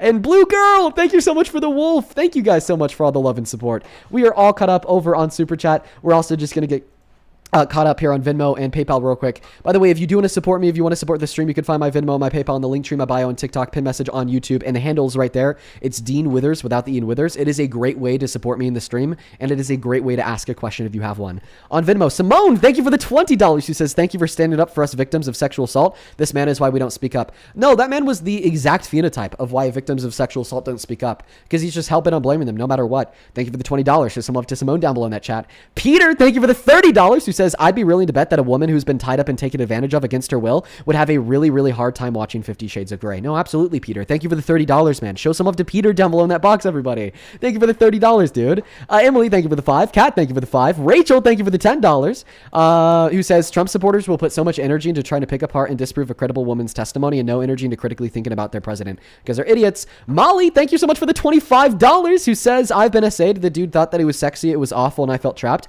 Look at all the grape corn. Lots of people, particularly men, think it's sexy. First and foremost, Molly, I'm so sorry to hear that it happened to you. And please don't feel invalidated by the last guest. I hope that we were able to prove him wrong to a sufficient extent where like nobody felt blamed. Okay. You know, just, it was some bullshit. I appreciate you for the $25, Maddie. Same thing to you, Chris. Thank you for the $10 on Venmo. That's Chris with a K. And Peter with another $40 donation on Venmo, who says this disingenuous MAGA cuck already showed his hand by intentionally rephrasing Carol's words, and now he's defending rapists. And he will spend the rest of his life likely doing that. It's so fucking sad, man. Thank you for the $40. Show some love to Peter down below for the massive donation. Same thing to you, Allie, with the $10, who said that last guest was stupid on God. Grace, thank you for the $10. I appreciate you so much for that love, Grace. Z, thank you for the $5, who says the hair's looking fire today. Thank you, Z. I appreciate you for the $15. Show some love to Z down below for the 15. And Sarah, thank you so much for the $120 donation on Venmo. My fucking God, Sarah. That is beyond kind of you. That is so much fucking money. I legitimately don't know what to say.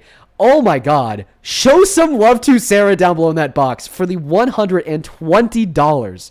Holy shit. That is SARAH. Let's get 1,000 Sarah W's. Sarah with the $120 says, sending love to you and your family for all the good work you do. Thank you, Sarah, bro.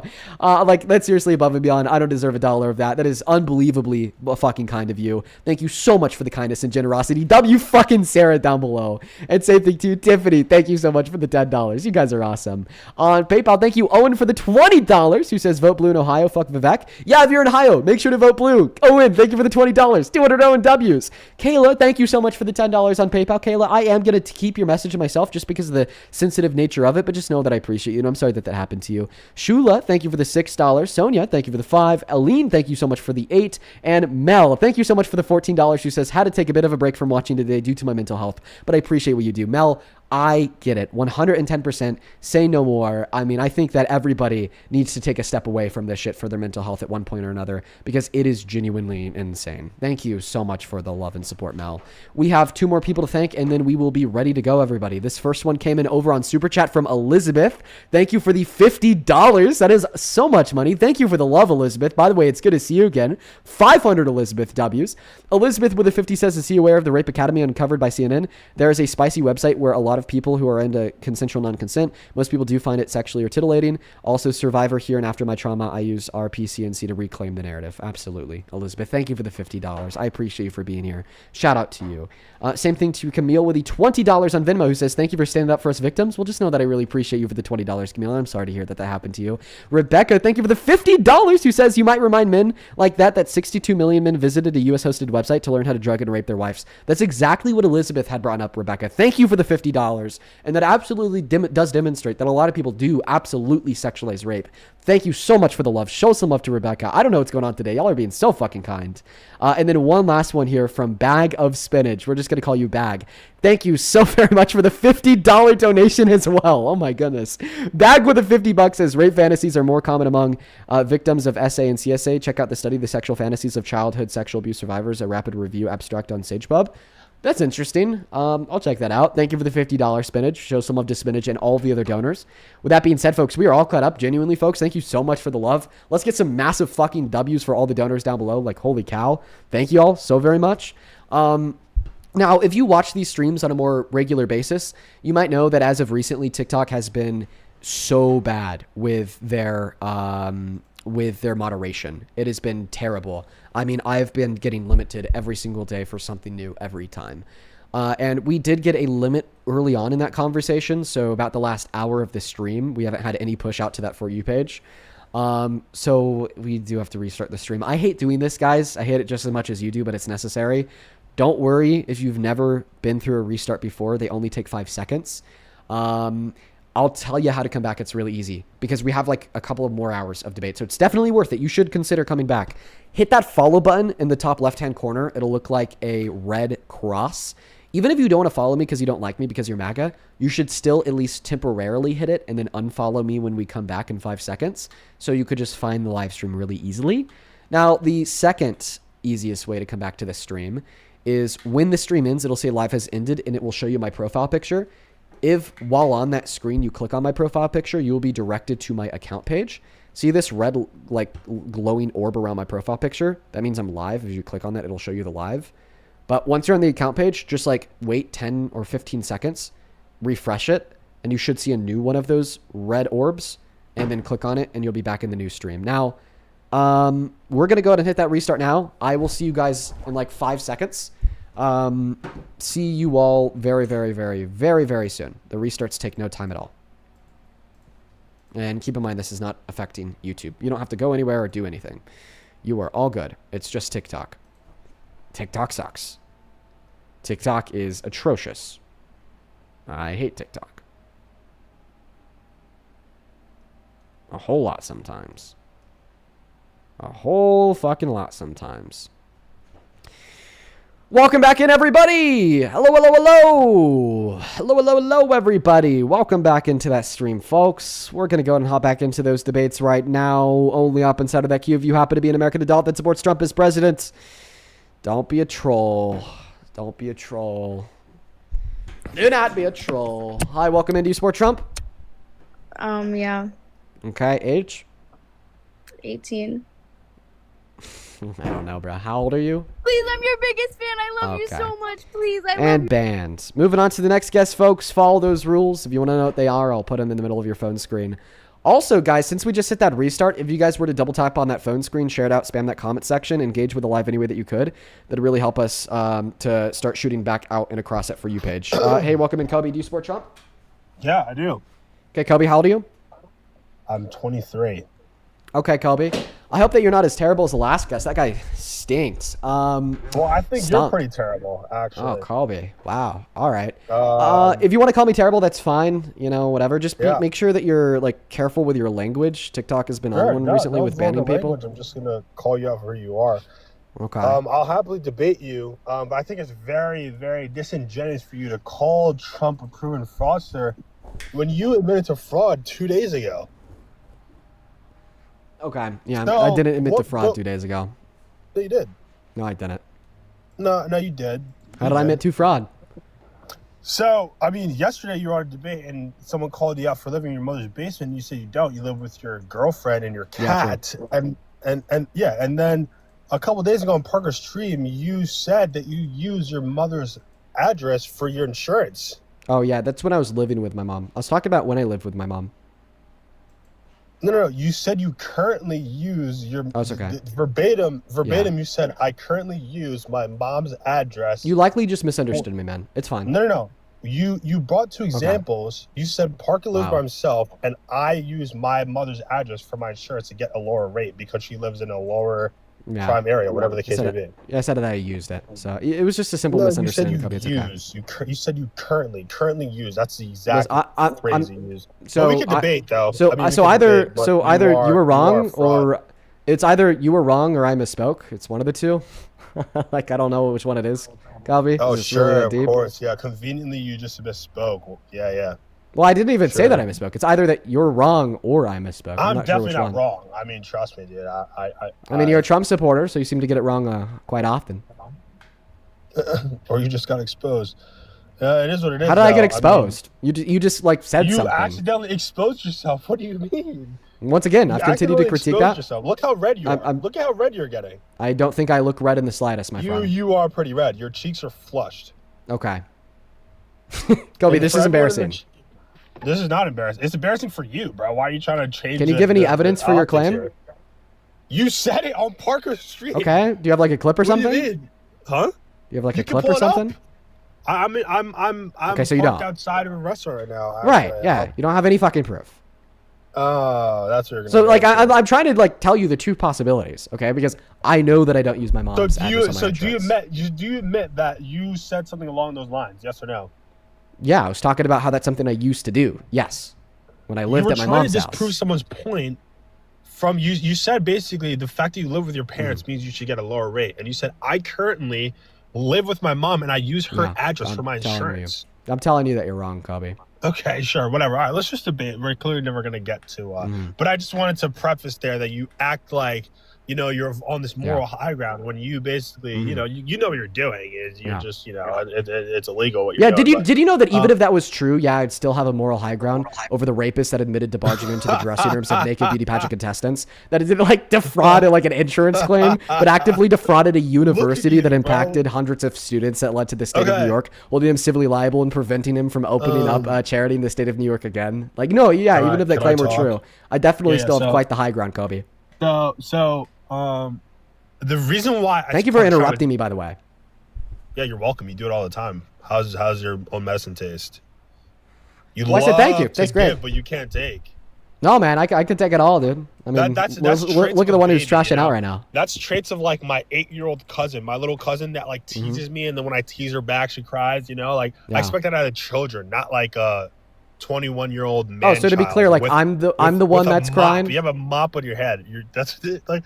I don't know what that is. You mean the most sexy haircut from the... Wait, those two things are contradictory. It can't be contradictory. It cannot be simultaneously true that I am balding, yet I have so much hair in my head it amounts to a mop. I didn't Which say one you is have it? so much hair. I said you have a mop. I know, which would be what? A lot of hair. No, it just means your hair quite literally looks like there's a mop on your head. Yeah, listen, buddy, I know that you don't have style. I expect you to be like what? like the 24-year-old with a beer belly and buzz cut. But listen, you go back into the 70s, all right? You look at some of the slayers of the ages. Debate, all right, what will you see? You will see the fucking middle part, baby. All right? That's not a middle part. You're quite literally balding on the top of your head. Don't try and make it seem what it's not. I mean, I know you'll try and like convince yourself that it's not. Bro, look at the top of your head. In the middle of your head, you're balding. Oh, you know what else is in the middle of my head? You're balding. You know what else is right there in the middle of my head? It's called a part, Kobe. All right, well... Yeah, dude! Like, are you... Like, what are we doing? Like, hello? What are we doing? Yeah, did you know that when you part blonde hair, you could see your own scalp? Like, once again, you wouldn't know what a part is because you probably have a buzz cut. You can't part a buzz cut, Military, buzz cut, beer belly. That was definitely. I don't. Well, look at what you got. Look at what you did. Look at what you did, Colby. You violated the TikTok terms of service. I told you what you did. I told you what would happen. You didn't listen to me. And you crashed out. It's okay. I don't know why they get so angry, folks.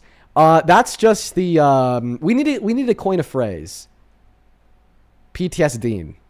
I think Santana was throwing that one a while ago. PTSD. They have PTSD. Okay? They see me cooking up their buddies on live all day. They get PTSD. And they walk away very bruised. And then they will get into the queue, and I'll eventually get around to them because there's a lot of people that want to talk to me. They're one of 100, right? And then they join the live. Their PTSD just kind of makes them wacko, and then they crash out and get a ban. All right. Let's go to get that next guest loaded up in here. Welcome in. Do you support Trump? Tucker's Life, are you here? Nope, Tucker's Life is not here. Only hop inside of that queue if you happen to be an American adult that supports Donald J. Trump as president. Everybody, please and thank you. Make sure that you are following the rules of the live. I want to talk to Trump supporters and Trump supporters only. So make sure that you are following those rules. Welcome in. Do you support Trump, Gabrielle? Of course. I think I got PTSD too. Okay, Gabrielle. How old are you? I'm 18. Okay. And what year were you born in? 2008. What month? May. Okay, and May. What day? Oh my gosh, you were obsessive. What day? All right, yeah. He's not 18. We're going to go to get the next guest loaded up in the box right now. That last one left, folks. We got Kari loading up into the box right now. Here we go, everybody. Still looking for that next guest. Welcome in. Do you support Trump? Kari? Nope, not here. Going once, going twice. Sold to the next guest, Devin. We got Devin loading up into the box right now, everyone. Hello, welcome in. Do you support Trump? Devin, going once, going twice. Sold to the next guest. Only hop inside of that queue if you happen to be MAGA. Only hop inside of that queue if you happen to be MAGA, everybody. All right, we're gonna go to get the next guest. So this guy's name is also Kobe. Hello, Kobe. How old are you? Yeah, it's the same code, but I actually want to debate. Are you on a second account? Yeah, I am. Okay. But I just want to debate. All right. Yeah, so I am going to have to, if you just say like anything conventionally, like insinuating of an insult that TikTok might flag is a TOS violation, I'm going to have to kick you from the stream, right? Like I'm not even going to wait until you get a flag for it. I'm just going to have to kick you the moment I hear it. So have you, taken a hit of your anxiety pin, sucked on the binky a little bit to calm down? Sure, bro. I don't even want to chirp you because now I guess TikTok's going to protect you, so it's fine. Let's not go there. Listen, I do have a question for you. So the reason why I'm a conservative is for this next prompt that I'm about to bring up. So I was on Santana's live, I believe, yesterday or 2 days ago, and he had someone come up, and she said, I just want to know if you. Oh my God, bruh. We just want to hear your argument why you support Trump. Yeah, it's quick. This is a part. Nah, bruh. Listen. You're here to debate me about why you support Trump. I'll end it in 5 seconds. She basically said she believes that each time you hug a relative or anyone for that matter, whether it be your close, you should ask the person before you give a hug. You should get consent. Do you believe that? Yes or no? I mean, of course, I think that you need to hug. I think that you need to hug people with consent. But for most hugs, the way that you're going to get consent, especially from close loved ones, isn't verbally.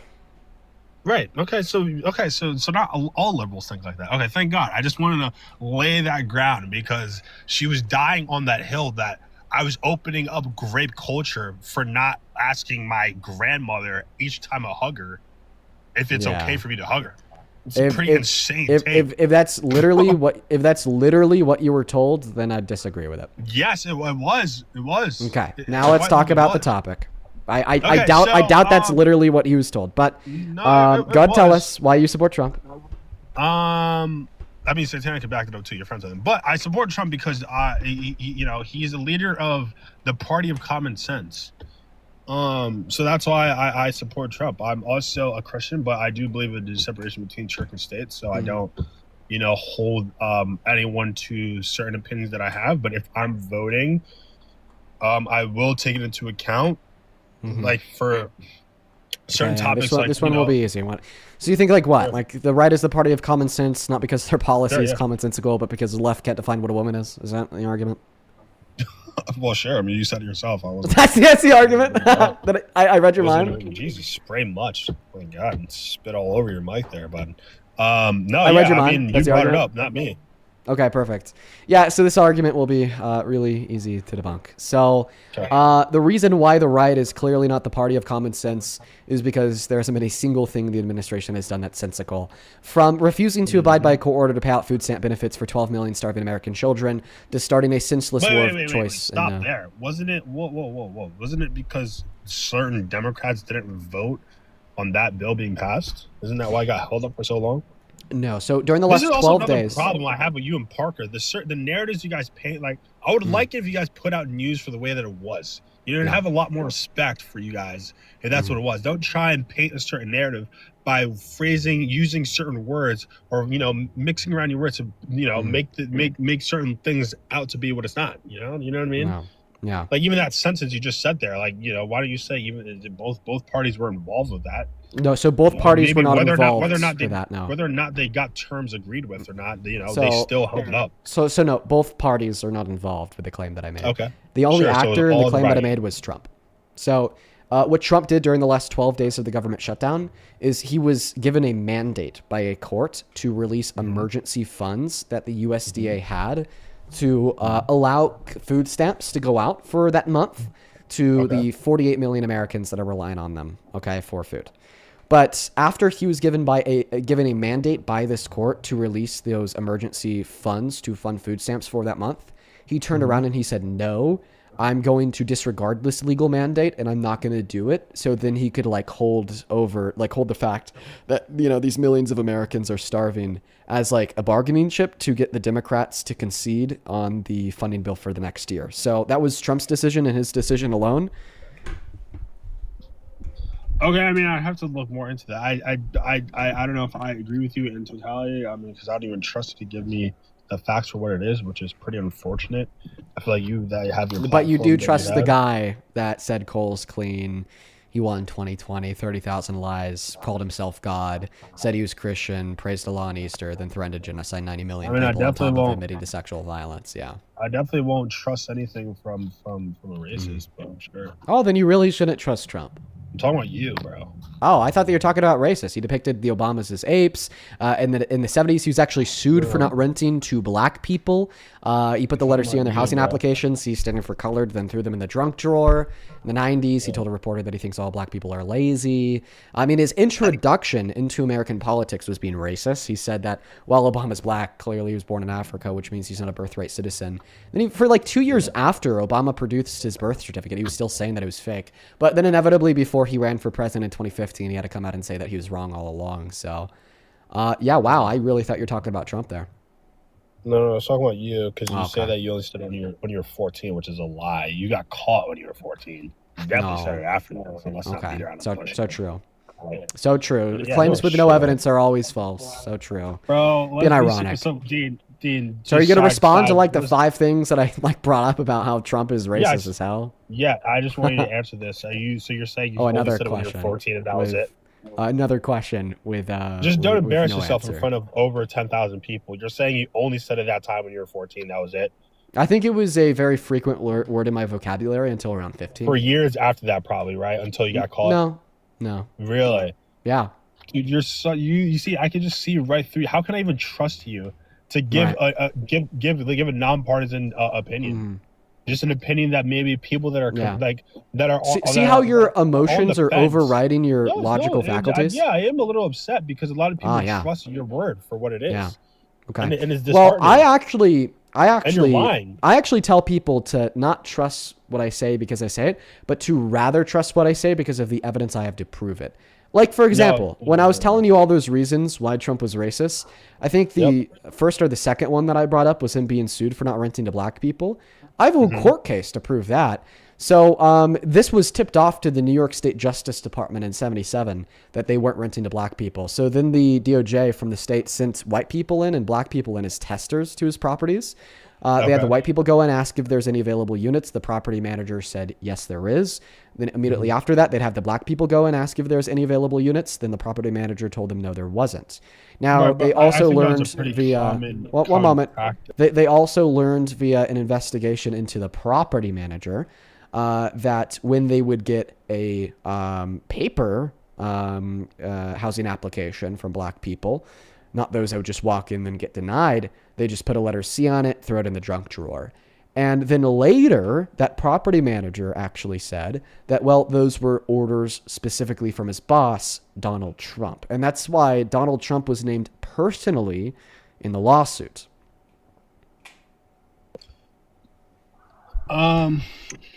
Okay, yeah. I mean, so and what year did that occur again? If you remind me. 77.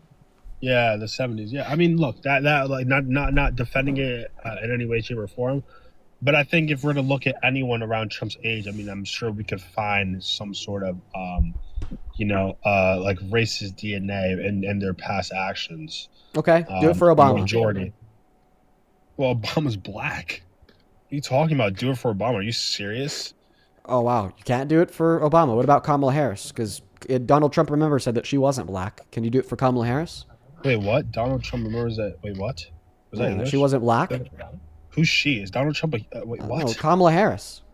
She is black. So whether Okay, he so said it or Donald, not, it's so Donald irrelevant. Trump was wrong about that too. Okay, so Trump is racist.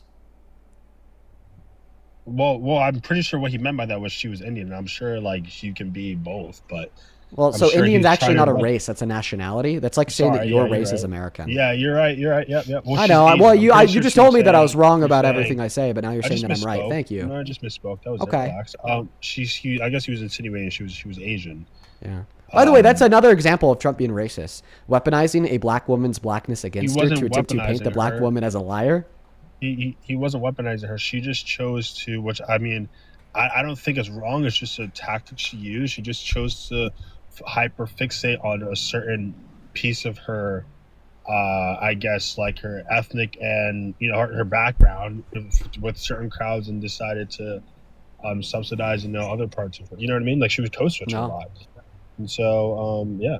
You don't think she was code switching at all?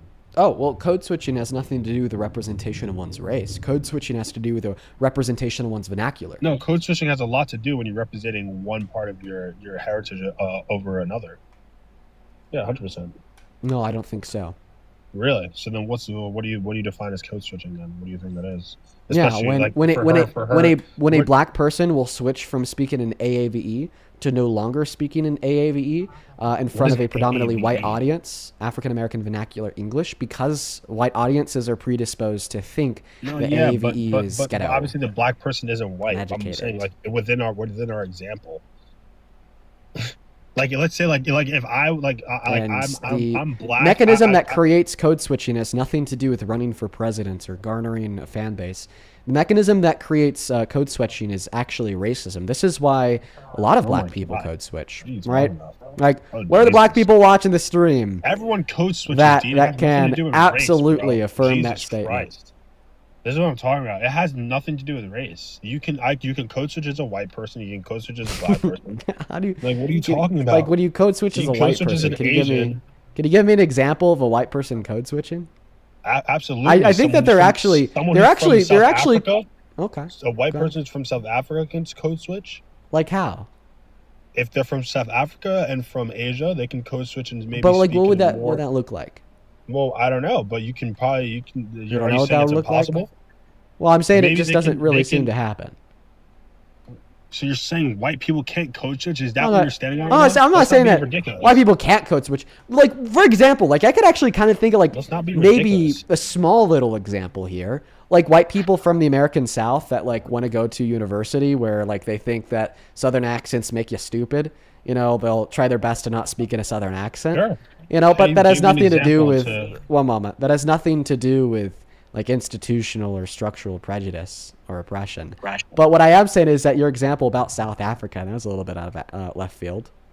What are you talking about? How is right, that but just historically and today, the most common example of code switching would definitely be code switching within the black community through AAVE via the stigmatization of AAVE in American society today and historically. There's no larger example of stigmatizing the way in which someone would speak than stigmatizing the usage of AAVE in America.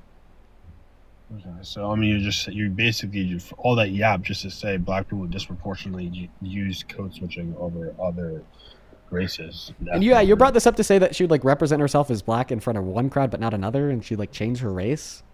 So do you think that's a bad? Like, that's not what I said. No, that's not what you said at all. Okay. No. How about this? What is your favorite Trump policy? I agree. I agree with his stance on immigration. Okay, I didn't ask you for your favorite Trump stance.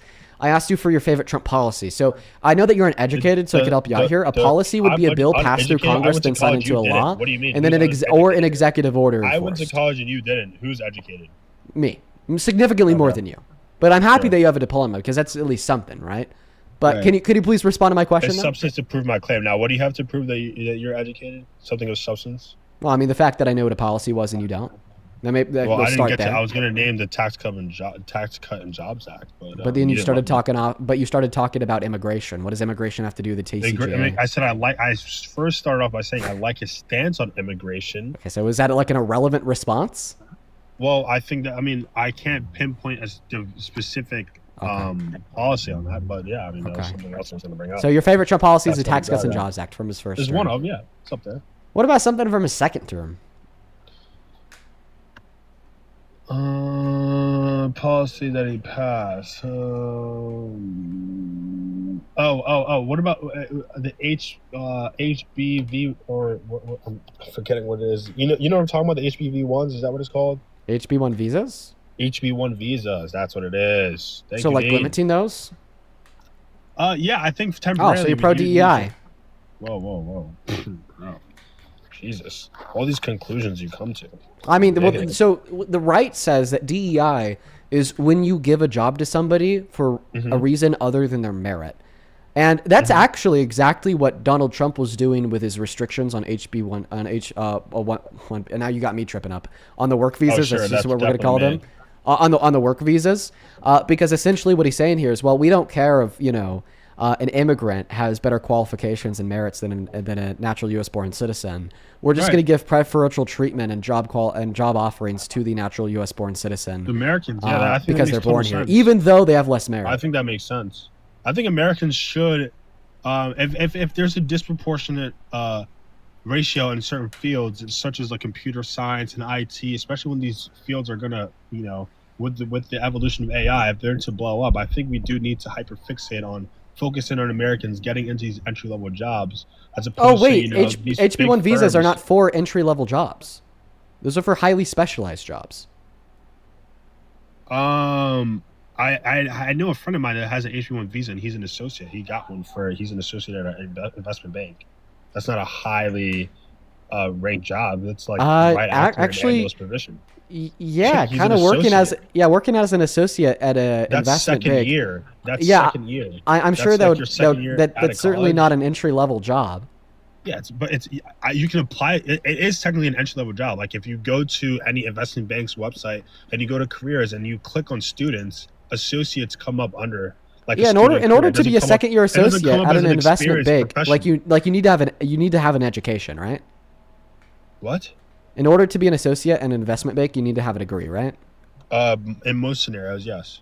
Yeah, right. So like a degree or the possession of a degree, for instance, would be an example of a highly specialized job because your specialization would be what you got the degree in. You can have a degree and get an entry level job. What does that mean? So an entry level job is a job that doesn't require an education. That's by definition not what an entry level job is. I don't think maybe that's semantics here. So that's what our government considers it to be. So an entry level job is a job that you could get without a degree or specialization. Okay, and if you Can you have give an example? Yeah, working at a Wendy's would be an entry level job because you don't need a degree or specialization to get a job at Wendy's. H-1B visa to work at a Wendy's in the United States. I know because H-1B visas operate for those with specializations, such as degrees or licenses. Let's talk about what most applicants go for in these areas, like computer science. Like they come here to work at big banks and big firms. Like they don't come here to work at a Wendy's. We're clearly not talking about I know exactly because the H-1B visa program is specifically for those with specializations. I don't think that you're tracking me. Like I'm literally describing this to you. The entry level jobs are those like without prior experience or specializations that are required. Okay, and then you brought up the fact that H-1B visas are not for those entry level jobs like Wendy's. They're for more specialized jobs, and that's my point. Okay, well, thank you for conceding. No, I don't. What I consider to be an entry level job is a job that you would get after you get your degree. Yeah, like and the job that if that job requires highly specialized, if that job requires you to have that degree, then it's not entry level because it requires experience. I mean, it's quite literally like when you go experience would be the degree. That's crazy. So where just point me to where the government like how did show me to like where that. I'm just genuinely curious. I'm not saying you're wrong, but I think that's kind of insane if that is the case. Yeah, so you could actually find this from the Department of Labor. More specifically, what they call them are specialty occupations, where they would require at least a bachelor's degree in the specific field for the job. And those are the individuals in which would be eligible for H-1B visas. You can just find that by going to DOL, which is departmentoflabor.gov, and type in an H-1B program. So, okay.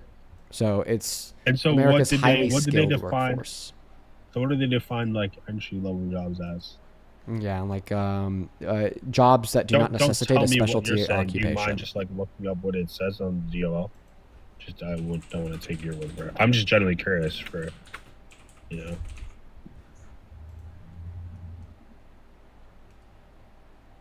mean, this is kind of crazy. I've never heard anyone reference like a job out of college, like not like an entry level job. That is quite literally an entry level job. You're working on your practice, whatever field it is, in college. You're studying it to then get an entry level job in that field. According to the Department of Labor 0.5.2, an entry level job would be a level 1 employee, and a level 1 employee would be, and I quote, beginning level employees who have a basic understanding of the occupation. Okay. And I mean, so I guess for most HB1 visa applicants, most of them, the majority of them, are not applying for those visas. 'Cause I'm sure you have to you also have to reference that job that you are, develop. You need to. Oh my God, I'm tripping over my words. You need to prove validation of the job that you're looking to come over to the U.S. to work for. Correct? And I'm pretty sure most of those jobs aren't like these fast food chains that you're talking about. Right, which is exactly why the H-1B visa program is so important. Because the H-1B visa program opens up our country to quote-unquote highly skilled workers from across the globe. So then we're able to incentivize the brightest and the smartest humans alive on this planet to move to America to work, to move to America to open a firm, or to move to America then to possibly seek out permanent residency or citizenship to live here and raise their kids here and send them to schools here. So the problem with Donald Trump limiting the H-1B visa program is very simple. Okay, it is a restriction on the American market that limits us from being the best that we possibly could. Okay, when we close that door, I'm going to mute you because I want to be able to finish this sentence. When we close that door and we say that we're going to stop allowing the most highly skilled and highly educated workers, okay, from around the world to come into this great nation, well, then we're essentially saying, well, the brightest and the smartest of us, okay, well, let's disincentivize them from living in America and sending their kids to school here. Let's disincentivize them from working and innovating here. Let's just let them innovate in China. Let's just let them innovate in Russia. Let's just let them innovate in Europe. And that's why the program is so good, because we're just giving incentivization for the brightest and smartest among us to come and innovate here. It's actually very pro-America. And I think that you should be able, I'm not done. I think that you should be able to agree with this, because wasn't like the foundation of Trump's campaign for a second term, we're going to incentivize manufacturers to move back to this country. We are going to boom domestic production. Okay, well, booming domestic production requires a boom in domestic innovation. And when we limit H-1B visas, we're turning the brightest and the best innovators around to go innovate and produce elsewhere. So you said that your favorite Trump policy was him limiting H-1B visas. That's not something that you should support. Can I explain? Okay, Jesus. I mean, how do you expect anyone to remember what their train of thought is if you go on these 3-minute tangents?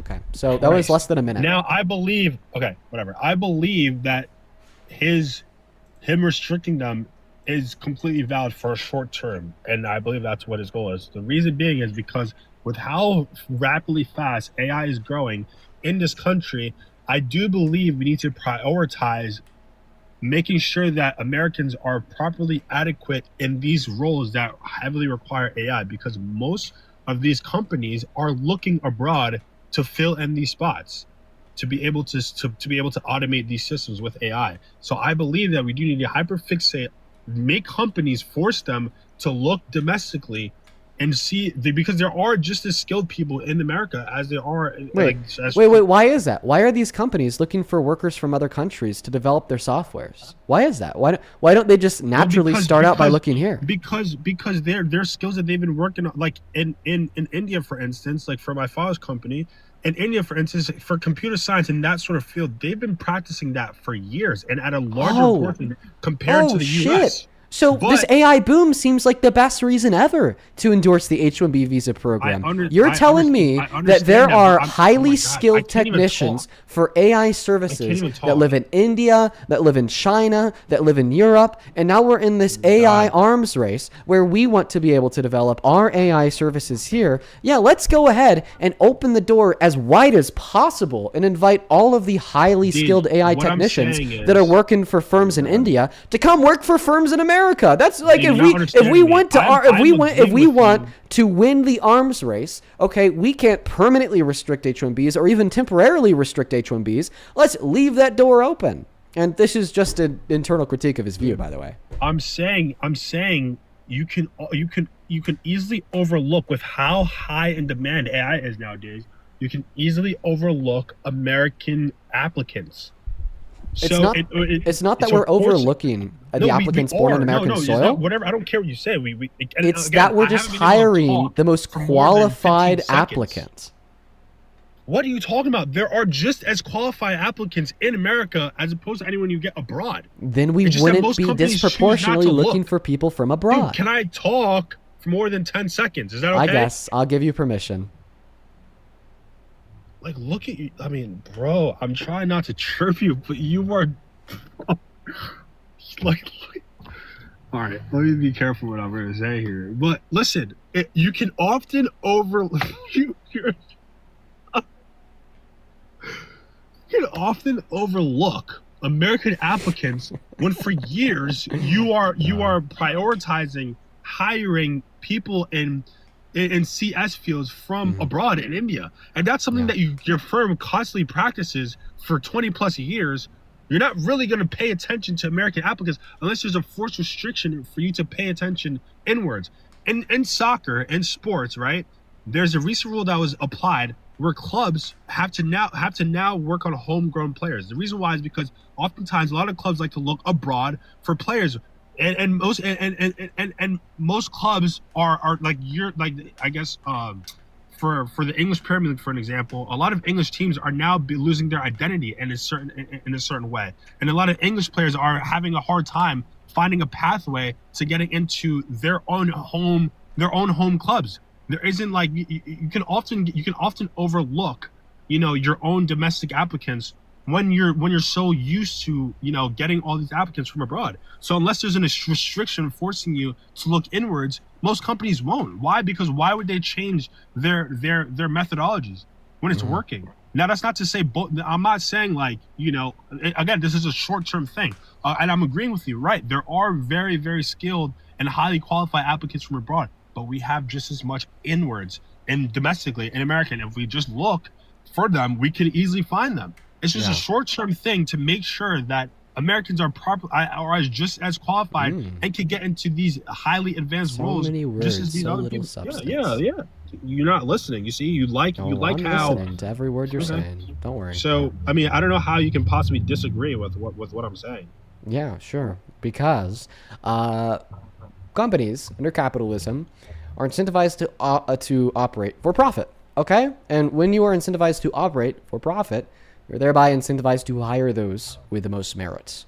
Unless, that incentivization to hire those with the most merits is overruled by personal biases or prejudice. That's why we see that black people are more likely to have a job application rejected because they're black. Okay, because they let their prejudice overrule their own merit. So I guess the first test that we'll do about American companies is, well, do they have a prejudice against hiring American citizens? No, I don't think we could demonstrate that. Okay, so then what does that leave us with? Then what does that leave us with? Well, it seems like what that leaves us with that's not true. Is what's maybe just a very simple. Well, I don't believe that they have that prejudice because there's no evidence that it exists. Put a statistic. Show me a fact that proves your claim. I'm saying that I don't believe it in because computer science fields. Listen, that is not true. I don't believe it because I only believe in things with evidence, and there's no evidence for it. So show me. What do you mean? Show me evidence to prove your claim. So it's listen to what I'm saying here very carefully. I'm telling you that I don't believe it because I only believe in things with evidence. And I've never been able to identify any evidence. Okay, so repeat to me what exactly you don't believe again. Yeah, I don't believe that American companies have this bias against American citizens because there's no evidence that American companies show me that they don't have the bias. Show me the opposite. Show me what you believe in and show me a statistic that. No, I'm telling you that I don't affirm the belief that they do have a bias. So you believe that they don't have a bias. So no, I'm not telling you that I affirm the proposition that they don't have a bias. I mean, like inductively, that's probably true. I'm just telling you that I don't affirm them. I don't affirm the proposition that they do have a bias. Like if something is not red, it's not red. So what else is it? If you don't believe, in one thing, you clearly believe in the vice versa of what that said thing is. I've never looked. So I don't know if you're listening to me. I'll try to repeat it. Okay. So I don't believe that they have this bias because I've never seen any evidence for it. You've never seen evidence that American companies, specifically in computer science and IT fields, hire more abroad than domestic. Oh, no. That they specifically have an innate prejudice against Americans. Okay? Why? Because I've never seen evidence. One moment. Because I've never seen evidence that if there was an equally qualified American citizen to an immigrant from another country, that they're significantly more likely to choose a person from another country. I've never seen evidence of that. Can you show evidence? Proportions. Yeah, you can look at the proportions. Looking at the proportions doesn't prove that, because that doesn't necessitate that they have the same qualifications or merit. It just could very possibly be the case that the people from the other countries have more qualification and merits. They have the same qualification. Wait, so you think that people who apply for the same jobs have the same qualifications? So I just want to clarify here that you think that high school teachers with PhDs have the same qualifications as high school teachers with associate's degrees? Obviously not. High school teachers are going to apply for PhDs. Oh, okay. No, you're just intentionally misrepresenting. And I know that there's high school teachers with PhDs because my aunt's one. Oh, sick. You want me to send your aunt a cookie? No, I just want you to concede here that you're wrong because you just tried to say that, well, if they're applying for the same job, they must have the same qualifications. You're misrepresenting what I'm saying. Okay, so then clarify what you said, dum-dum. A high school teacher is clearly not going to apply to become a college professor. Why? Because she doesn't have the adequate base requirements to fulfill that job. Her application is going to get ditched aside. Someone who's applying for a college to become a college professor, all their applicants have base. What? Also, that's not true, by the way. Some people just simply prefer teaching. It's just simply not true. No, it's not an extreme example. Like, everybody who's a teacher at a high school knows that, yeah, there's a couple teachers who do have the qualifications to be professors, but they just simply prefer to be a high school teacher. Yeah, but I'm saying for the majority, that's the point. I don't even know where college professors came from. Listen, the claim that you made that I was refuting there was the claim that if two people apply for the same job, then they necessarily have the same qualifications. That's not true. Yeah, they have the bare minimum, like the minimum requirements. That's all. Sure. They've both met the minimum, but one could be significantly more qualified than the other, even if they've both met the minimum. Okay, but that happens all the time. Sure, I'm not disagreeing with you, but so since we know that happens all the time, then you can't just say that because some firms hire more people from other countries than they do domestically, that therefore means that if there was a domestic applicant and a foreign applicant that have the same qualifications, or even if the domestic applicant had higher qualifications, that they would still yet pick the foreign applicant every single time. Well, I'm sure you can definitely find a statistic like that. Then do it. Well, like I said, I'm in the car. Yeah. Why don't you just look it up? If I'm wrong, then I'm wrong. I'm sorry. No, you actually have to provide evidence that you're right. You have the burden of proof if you make the positive claim, buddy. I had the burden of proof. That was your claim. No. My claim, is that I don't believe things without evidence. Okay, and that because I've never seen any evidence of this being true, that I don't believe it is true. Do you mind if I just stop and go look real quick? I mean, yeah, you could go look for whatever you want there, little bro. Little bro, dude, I'm 6'4" and I'm older than you. Yeah, I'm not calling you little bro. How tall are you? I'm 5'9". I'm not calling you little bro. That's cute. You're fun size. I'm not calling you little bro because of your height or physicalities. I'm calling you fun sized. Well, you know what? Dude. Yeah, not as fun sized as your 3 brain cells. Fun sized, dude. You could put them you could put your brain in your pocket, you know. Carry it around your neck in a little locket. One of those little heart lockets, you know. I'm just going to disregard that. Well, I know, because it wouldn't make sense to somebody that, you know, has a fun-sized brain. Of course it wouldn't make sense to somebody with a fun-sized brain. That'd be necessarily implied via the fact that you have a fun-sized brain is that things don't make sense to you. Okay? But yeah, once again, when I called you little bro, was it talking about how many times you've been around the sun? You said that you're older than me, or your physicality is you're fucking 6'4". You really got but me rather there, because you're a rather unintelligent fella. Work it, Dean. All right, let me go look for this fact. Fun size Dean. I'll be back in a couple seconds. Good boy. Read off your donations like a good boy while I'm gone. Oh, yeah. Well, go get that source for me like a good boy, okay? Thank you. Good boy. Hey, thank you so much for the $50 over on Super Chat. BP, show some love to BP down below in that comment section. I appreciate. Oh, dude, I sure as hell am a good boy for the donors. Fuck yeah, dude. Yes, show some love to BP down below in that comment section for the $50. I appreciate you so much for that love, BP. Let's get 500 BPWs down below in that comment section. Thank you so much for that love. Who says, I saw the debate with Santana. He claimed that it's not coercion to convince somebody who didn't want to have sex too. Jeez. He claimed being impaired doesn't change anything. Whoa. The only thing with his Oh, grandma they was his talking grandpa about it. Where are didn't these ask cold to claims kiss coming on his anniversary. Dude, thank you for the $50, BP. And I appreciate you for sharing What? that with me as well. That What a is waste of very, very $50. concerning. I appreciate you for the $50. Show some love to BP down below. Whoa, As well as Camp, I appreciate you for the $50 as well. Let's also get another 500 Camp W's. Thank you so much for the love and support, Camp. YouTube is being really weird right now, Camp. It's like literally not letting me load up your donation. Oh, there it goes. This Color's Diploma is an expensive placemat, and he's Exhibit A. Yes, thank you so much for the $50. Show some love to BP and Camp down below in the comment section for the $50 donations. I appreciate y'all so much for the love and support. On Venmo, Matt, thank you so much for the $5. Michelle, thank you for the $25. Quote unquote for more brushes for that gorgeous balding mop. Thank you for the love, Michelle. Show some love to Michelle down below in that chat for the $25 donation. Juan, thank you so much for the $30 dono, who says, hey, Dean, you seriously changed my mind on what it means to be an educated and informed American citizen. Thank you for showing me I could do more for this country, and thank you for being a prime example of what a man should be.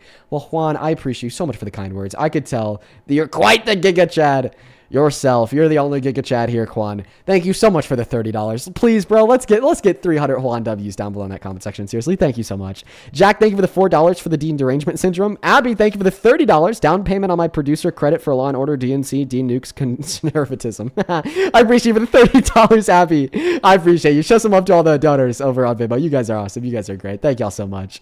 On PayPal, thank you, Ezri, for the $2. And Aaron, thank you for the $20, who says, did you hear or read about the medical statement on Trump's health and fitness to serve submitted to the congressional record by Senators Whitehouse and Reid? I've not. I'll take a look. Thank you for the $20, Aaron. SJ, thank you for the $10, who says, missed you, my G. Hope all has been well. All has been well. I hope that things have been going well with yourself. SJ, let's get 100 SJWs. Brooklyn, thank you for the $10 as well. Darius, thank you for the $5. And Vanessa, thank you so much for the $35 donation on PayPal. Vanessa, because of the nature of your message, I am going to go to keep that one to myself. But just know that I really appreciate you. Dude, thank you guys so much for the love. You guys have been so fucking kind today. Same thing to you, Mike, with the $10 over on Super Chat. He says, Dean, you're asking facts from a Trump cultist. They don't use facts. Oh, they never use facts. Thank you so much for the $10. Show some love to all the donors down below. And that guy ran. What a funny time for him to run because of the donation message that we were just reading off. The donation message that I was reading off as he ran was, quote, Dean, you're forgetting you're asking facts from a Trump cultist. They don't use facts. And while I was reading that message, the Trump cultist ran away and left the stream because he couldn't find facts to justify his feelings. That's funny as fuck. That's really funny. Same thing to Jeff over on Venmo, who says, looking higher in spirits today, Dean. Keep up the good work. Well, I appreciate you for the $20, man. You know, listen, I am a little bit higher in spirits today. I had a good workout. I ate some good food. I'm feeling all right, Jeff. Thank you for the $20. By the way, hey guys, if you're watching, you want to support this stream, you want to support us to allow us to continue to be able to do this for 4 hours a day, 7 days a week, you can find the Venmo, PayPal, link to the bio on TikTok, pin message on YT, and Dean Withers without the Ian Withers, folks. Best way to support the stream, everybody. I appreciate you guys so much for the continued love and support. Welcome in, Uncuck America. Do you support Trump? Absolutely. In the beginning, How you doing, Dean? Doing all right. Very simple question for you. Would you stop supporting Trump as president if you knew he was guilty of sexual violence? Oh, Lord. Are we going here again? Have I debated you before? No, I mean, you always go here. Actually, I've not gone here in the very first 2 hours and 10 minutes of this stream, and I didn't go here any point during the 4-hour stream yesterday. So hey, you're wrong. what you puffing on over there? It's my anxiety, Ben. Allow me to care a mile. Now, can you answer the question? Would you stop supporting Trump as president if he was guilty of sexual violence? I think the question you should be asking yourself is, why would the whole nation support a guy who is accused of this? Okay. Now, we could ask that question after you answer mine. Once again, my question was, would you stop supporting Trump as president if you knew he was guilty of sexual violence? I know where you're going, and here's the thing about this, and what you got to understand is I don't believe the allegations against Donald Trump. So yeah. So the hypothetical question that I'm asking you is geared towards specifically operating on the foundation that the allegations are true. If it was true that Donald Trump was guilty of sexual violence, then would you stop supporting him as president? If it was true. If it was true. Undeniably true, and I don't want to hear some jury slip of a civil court case of allegedly putting his patients from their date. Can you answer the question, please? Of allegedly him putting his fingers into somebody. But yes, I would not support him if I firmly believed and saw definitive evidence that he was guilty of it. Of sexual violence. Perfect. Do you know what sexual violence is? Oh, it can be construed into many categories. I mean, you could say, rape, or just, pure, what do you call it, workplace harassment too. Okay. Can we agree that a fair umbrella definition of sexual violence would be, and I quote, any unconsensual sexual act? Dean, are we talking about the woman who claimed that he went into the dressing room? No. Is that who you're referring to? No, we're talking about the definition of what sexual violence is. Sure. Are you saying that Donald Trump is a sexual predator? No, we're not even talking about Trump yet. We're just talking about what the definition of sexual violence is. Okay, and what does this have to do with today's current events? Well, it wraps back to the question I just asked you. If it was true Trump was guilty of sexual violence, would you stop supporting him as president? So let's understand what those words mean. That's fair. Well, I thought so we were going to talk the about phrase, policies. We just have to build there. Okay, we're placing the building blocks for the foundation of an argument. And the first building block of that foundation is agreeing on a definition of sexual violence. Okay, so go ahead, shoot. Go ahead. Any unconsensual act. Any unconsensual sexual act. Fair definition of sexual violence? You mean like kind of the people on the Disney cruise liner that just got busted, like that? I don't think that the Disney cruise... I'm not familiar with the Disney cruise liner, so I don't know. Can you answer the question? So yeah, they just got raided by ICE, and they raided 5 different cruise vessels that had employees that were filming underage girls in lewd acts on So that would be an example of sexual violence. But Yeah. we're not trying to define an example of sexual violence. We're trying to define the definition of sexual violence. So can we agree that a fair definition of sexual violence would be any unconsensual sexual act? Yeah, I don't know why you're struggling so hard to answer this question. No, I know. I agree. Yes, it is. Okay, Yes. perfect. Now we've agreed that the definition of sexual violence would be any unconsensual sexual act. So in other words, you would stop supporting Trump if you knew it was true he had engaged in an unconsensual sexual action. Okay, phenomenal. So he has, and he's admitted to it. An example of an unconsensual sexual act that Donald Trump engaged in was when he barged in to the dressing room of women that were competing at his beauty pageants that had no clothes on, and then he looked at them while they had no clothes on, and then he turned around and told Howard Stern about it when Howard Stern had asked him about the sexual things he'd do with the beauty pageant contestants. Okay, so we know it's a sexual act because Trump called it a sexual act. That was the proposition of the show. Not to mention, clearly, you seek out the naked body of a woman to lot all over it. Okay, that's a sexual act. That's sexual conduct. And we know it's unconsensual.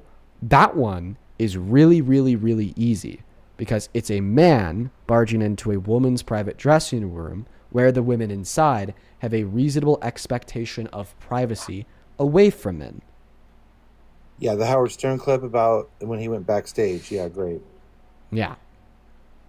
Great. Who cares?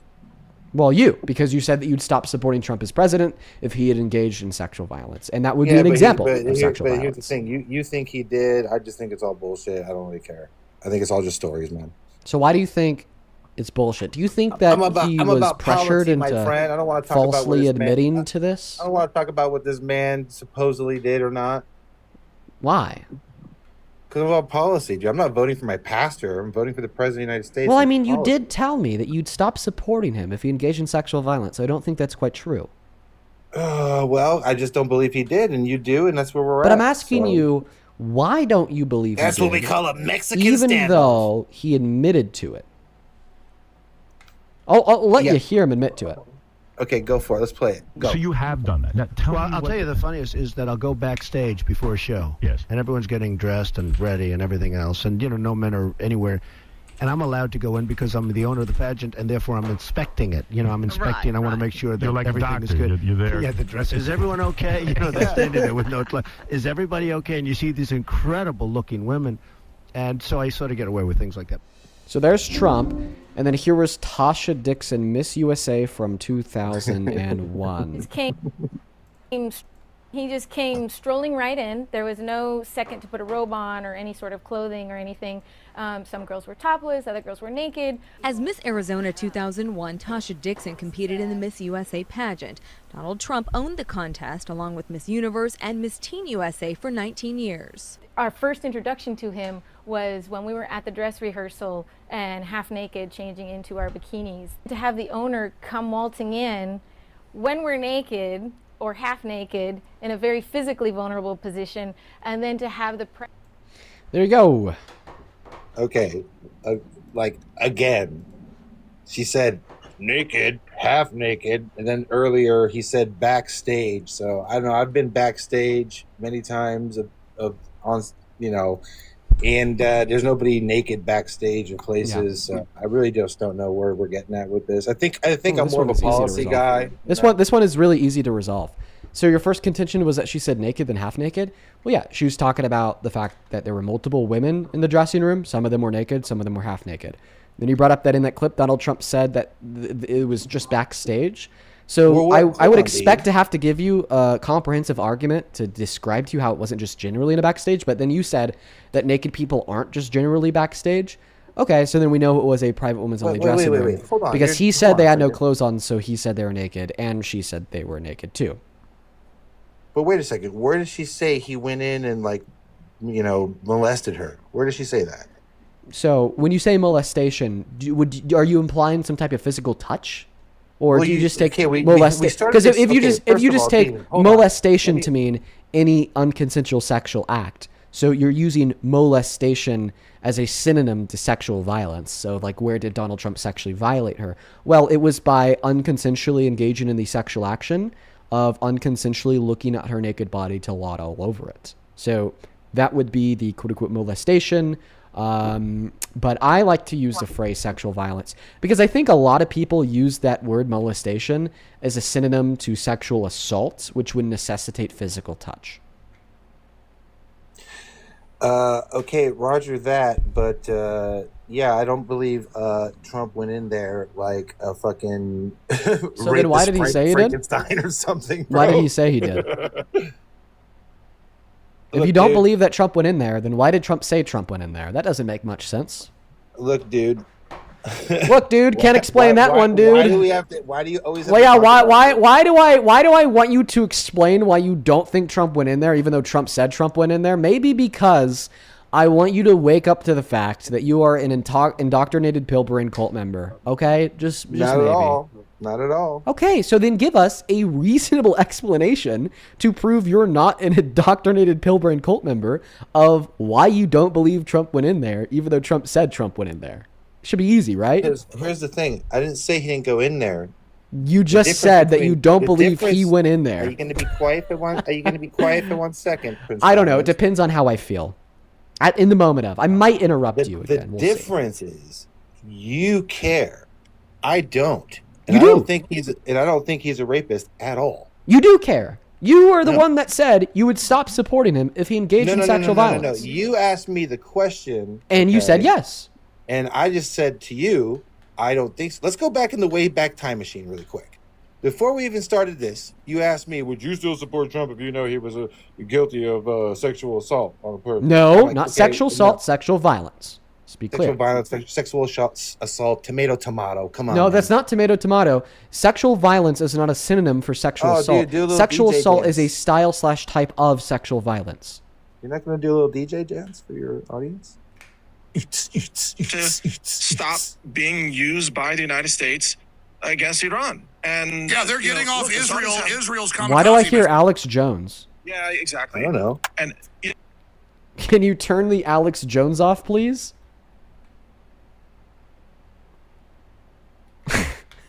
Isn't that hilarious? Okay, the Alex Jones is off. Perfect. So can you please respond to the argument I gave you? Why? Because you said that if my argument is true, then you would stop supporting Trump. So as it stands, you should stop supporting Trump. Here's the dichotomy that we're in right now. Why should I respond to the argument? Bro, you are such a misinformation cuck. Okay, what I mean by that is misinformation. You sit in the chair and jacket okay, to lies, propaganda, and nonsense. Okay, you are so a I was misinfo fucking with cuck. you with the Alex Jones shit. I'll be honest, but anyway, here's the deal, man. Like most of us just don't care about that shit, and we're really just more concerned about the country's well-being. Okay, so then you take back your statement. Remember when you said you'd stop supporting him if he engaged in sexual violence? That is proposing that you do care about Donald Trump engaging in sexual violence. Because if you didn't care about Donald Trump engaging in sexual violence, then it wouldn't be a reason why you'd stop supporting him. Apparently, I don't care as much as you do. Okay, so you take that back. Why are you projecting, man? I'm not projecting by asking you a question. Do Yeah, you take back about the statement, I would stop supporting Trump as president if he engaged in sexual violence? Is that still something you stand by? Or is that something that you are now taking back? I think you're projecting because What am I? deep down, What do you even know what the word projection means? Yeah, like, I think you're using the word I think- projection in such like a weird way. Like I don't even know what you could possibly be referring to. Like I'm just asking you a simple question. I don't know. You talk about this so much. I'm starting to think that like you're into this same thing that he's in, that you claim he's into. Okay, so yeah, I understand that you want to try to change the topic of discourse by making a very inflammatory allegation of my character. It's just simply not going to work. Like, I've heard I you listen. talk before, I know how you guys play this game. The way that you play the game is when you lose on a topic, you want to pivot and move on. And like I'll admit, like that's a pretty good way to try to pivot. Okay, by accusing me of being like into sexual violence. How does it feel? Because like a rational person would then jump to say, hey, no, I'm not into sexual violence. But you know what I'm going to do is I'm just going to ignore it. And then I'm going to ask you to respond to the question that I asked you. Because here's where we're at. You said that you would stop supporting Trump as president if he engaged in sexual violence. I proved Donald Trump engaged in sexual violence. Then you said you don't care. Okay? But you quote unquote not caring contradicts you earlier saying that you would stop supporting him if he did it. That necessitates that you do care enough to stop supporting him over it. So either, okay, you admit that you would not stop supporting Donald Trump as president if he engaged in sexual violence and apologize to lying to me earlier, or you just stand 10 toes down on the I would stop supporting Trump as president if he engaged in sexual violence. Let me respond? And either stop supporting Trump or give a counter argument against the evidence I gave to prove to you that sexual violence is something that he's engaged in. Okay, so here we go, everybody. Dean Withers plays a recording from Howard Stern's show. Okay, a show, so everybody just understand this really quick, that had a competition for like guys with the largest ding-dongs and stuff. So it's a really stupid show. And second of all, this other recording of this woman and said that he walked in when they were half naked. Well, half naked is not naked, and I didn't hear anything about being sexually assaulted. So I really just don't get it, don't really care. Okay, And, so you want to give a counter argumentation against the notion that this is something that I did. I just think there's a lot of liars out To there, first man. respond to your second claim, you said half naked isn't naked. So she said that the women were either half naked or naked. Okay, and Donald Trump said that they had no clothes on. So it seems like to be the she frightened case, herself. yeah, that he would hyper-specify in on the women in the space that had no clothes on, i.e. those that were naked. Now, additionally, even being half naked, like not having a top or bottom on, that'd still be sexual exploitation because you are still exposing a part of your body in which you wouldn't if you knew a man was in the vicinity, operating under the reasonable expectation of privacy away from it in a woman's only dressing room. Then third point here, you said that you dispute it because this happened on Howard Stern's show. Okay, well then this just means that you dispute every predator that Gideon has ever caught. If you go to Gideon's channel, like, I mean, a vast majority of his videos are like pranking Walmart employees, like fucking, like, you know, spraying like fart spray at cops' faces, shit like that. Yet he also, time to time, will catch pedophiles. And clearly we're not going to say here that when he's able to get a pedophile to admit to being a pedophile, that they're not actually a pedophile, because if you go to his page, you'll find a video of him pranking cops, okay, doing some nonsense like that, like the dick measuring competition on Howard Stern's show, because still yet the video that did include him getting a pedophile to admit to a pedophile would amount to reasonable expectation to believe that that pedophile is a pedophile. Very similarly, it doesn't matter, okay, what Howard Stern spends his other time doing on his radio show. On his radio show, Donald Trump admitted to sexual violence. We have no reason to doubt him. We have no reason to believe that he was lying. We should believe his admission of guilt, especially in further corroboration of the women and girls. So your argument has been falsified. Yeah, I just think the Democrats are the party of pedo protectors. So that's what we'd call a pivot. So in a debate, when you are given a proposition to challenge, and then you don't challenge the proposition, you just create a new proposition, you were pivoting, and that's exactly what you just did. You were given a proposition. You were given a proposition to challenge. The proposition that you were given to challenge was the counter argumentation to your suggestion that Donald Trump's not guilty of barging into the dressing rooms. Okay, and then in response, you didn't challenge that proposition. You just brought up a new proposition, i.e., the Dems are the party of PETA protectors. So, Mr. Guardian of the Pedophiles GOP man, please respond, okay, to the counter-argumentation that I gave against your two suggestions. The first suggestion that you made that I responded to and debunked was that she said that they were naked and or half naked. I described to you how both of those two things could be simultaneously true, and regardless of which one was true, is still sexual exploitation. And on top of that, the fact that Donald Trump said that they were naked because he said that they had no clothes on, not some clothes on. And then the second proposition that you gave was, well, he said it on Howard Stern's radio show, and then I described to you how even though he said it on Howard Stern's radio show, we still have no reason to doubt that he was telling the truth. So please respond right now. Okay, great. I don't support Donald Trump, but I'll vote for him again.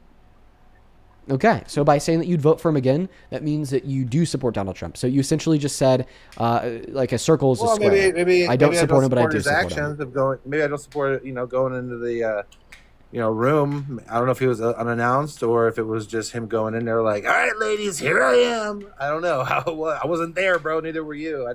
But you know who was there was Trump, and Trump gave a pretty accurate. Well, exactly, and this is why you are a member of the protector of the pedophiles and the sexual exploiters, because you don't care about sexual violence. No, hell yeah, no. I mean, you just took the mask off and told us yourself. You just told us that you don't care about sexual violence.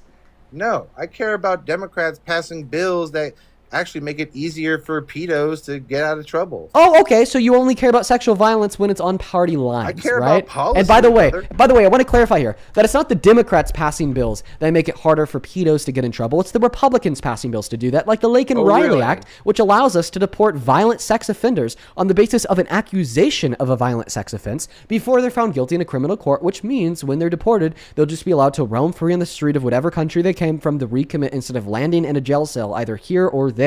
But regardless, no, I want to clarify here that you said verbatim explicitly, I do not care about a man barging into a woman's dressing room to take advantage of the naked people inside. And on top of this, clearly exposing you as, a member of the Guardian of the Pedophiles party, clearly you don't care about sexual violence.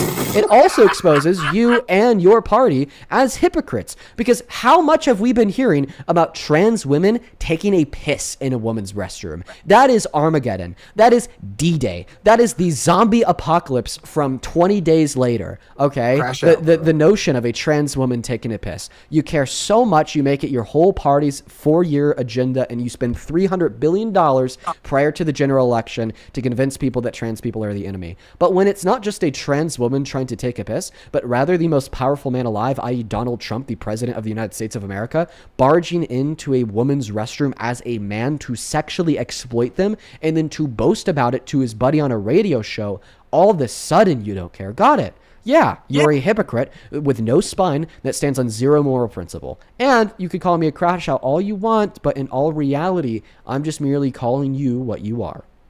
No, and I'm just pointing out that Democratic bills signed by Gavin Newsom, like AB 665 and SB 107 in California, directly, in a lot of ways, take away the rights of parents, and then also, not to mention, what? Take away the rights of parents? Now we're talking. Wait. Oh my God, bro! You legit just broke my neck, bro. What are we talking about? So we're over here talking about sexual violence. Then the next thing we know is you're talking about assembly bills to that apparently quote unquote take the rights away from parents. Like, not only does it have nothing to do with sexual violence, but that has nothing to do with the claim I made. Like, holy fuck, you just transported us into a different universe. You were like actually a shill. How does it feel to lose a debate to somebody half your age? How does it feel? Can you describe to me that feeling? Actually, no, I'm actually destroying you, because as people look up these bills, when you destroy others in debates, you typically don't pivot. Yeah, well, that's because it's really easy to get you to, really get on the defensive here, because I'm right. What are you right about? Come on, man. You know damn well that I think it's AB 145 giving judges a discretion whether or not to put, P3DOs on the SMEX offenders lists. is absurdity, man. Now you're bringing up another bill. Yeah, that's another one that that goes into it. And by the way, what is this, California law? California, yeah. Okay, so not only does it have nothing to do with the claim that I made, not only does it have anything to do with universe that my claim lived in, i.e. the universe of sexual violence, but it also has nothing to do with the federal government. Dude, oh my God. Wow. You know what? You really dog walked me. Actually, yeah, in SB 107. Also, I just want to tell you that California AB Bill 145 is legitimately a budget bill. SB 145 then. Oh my God! Oh my God! Funny SB or AB 145. as I'm telling you, hell. it's one of those two. AB 665, but SB 107 will affect everybody in every state because, I mean, effectively someone's 12-year-old kid could run away to California and California won't extradite or prosecute or deny any medical health treatment to the child that runs away from home without their parents' consent, effectively making California a transgender sanctuary state for anybody 12 and up. I'm sorry, could you repeat that? So SB 107 makes California effectively a transgender sanctuary state for people 12 and up. So even a parent from another state wouldn't be able to effectively go and get their kid from the custody of the California ward, if you will. That's not what I see. Well, that's how it could happen. And AB 665 effectively grants people. Wait, how about this? If you want to debate state policy with somebody, go on somebody's live that says, "Why don't you support Gavin Newsom?" Here's the thing: all this relies around why I support Trump so much because all of that relies around at most Gavin Newsom. Okay, well, yeah, if Gavin Newsom ends up being the primary pick for the next but he's a Democratic candidate, then feel free to run those arguments. I'm actually I'm not familiar with any of the bills that you just said. It sounds like people in the chat are saying that Parker debunked them earlier. So it seems like your go-to pivot is when you're losing a debate about Trump, start talking about Gavin Newsom California policy. But I mean, for the record, there's many other Democrats that I'd prefer over Gavin Newsom. But if you just want to say that you generally support Trump because you could name things that you think Democrats have done that have been bad. Okay, all right. Well, I can name things that people on the right have done that have been bad. I don't support Trump because Nick Fuentes is a Nazi. He's on the right.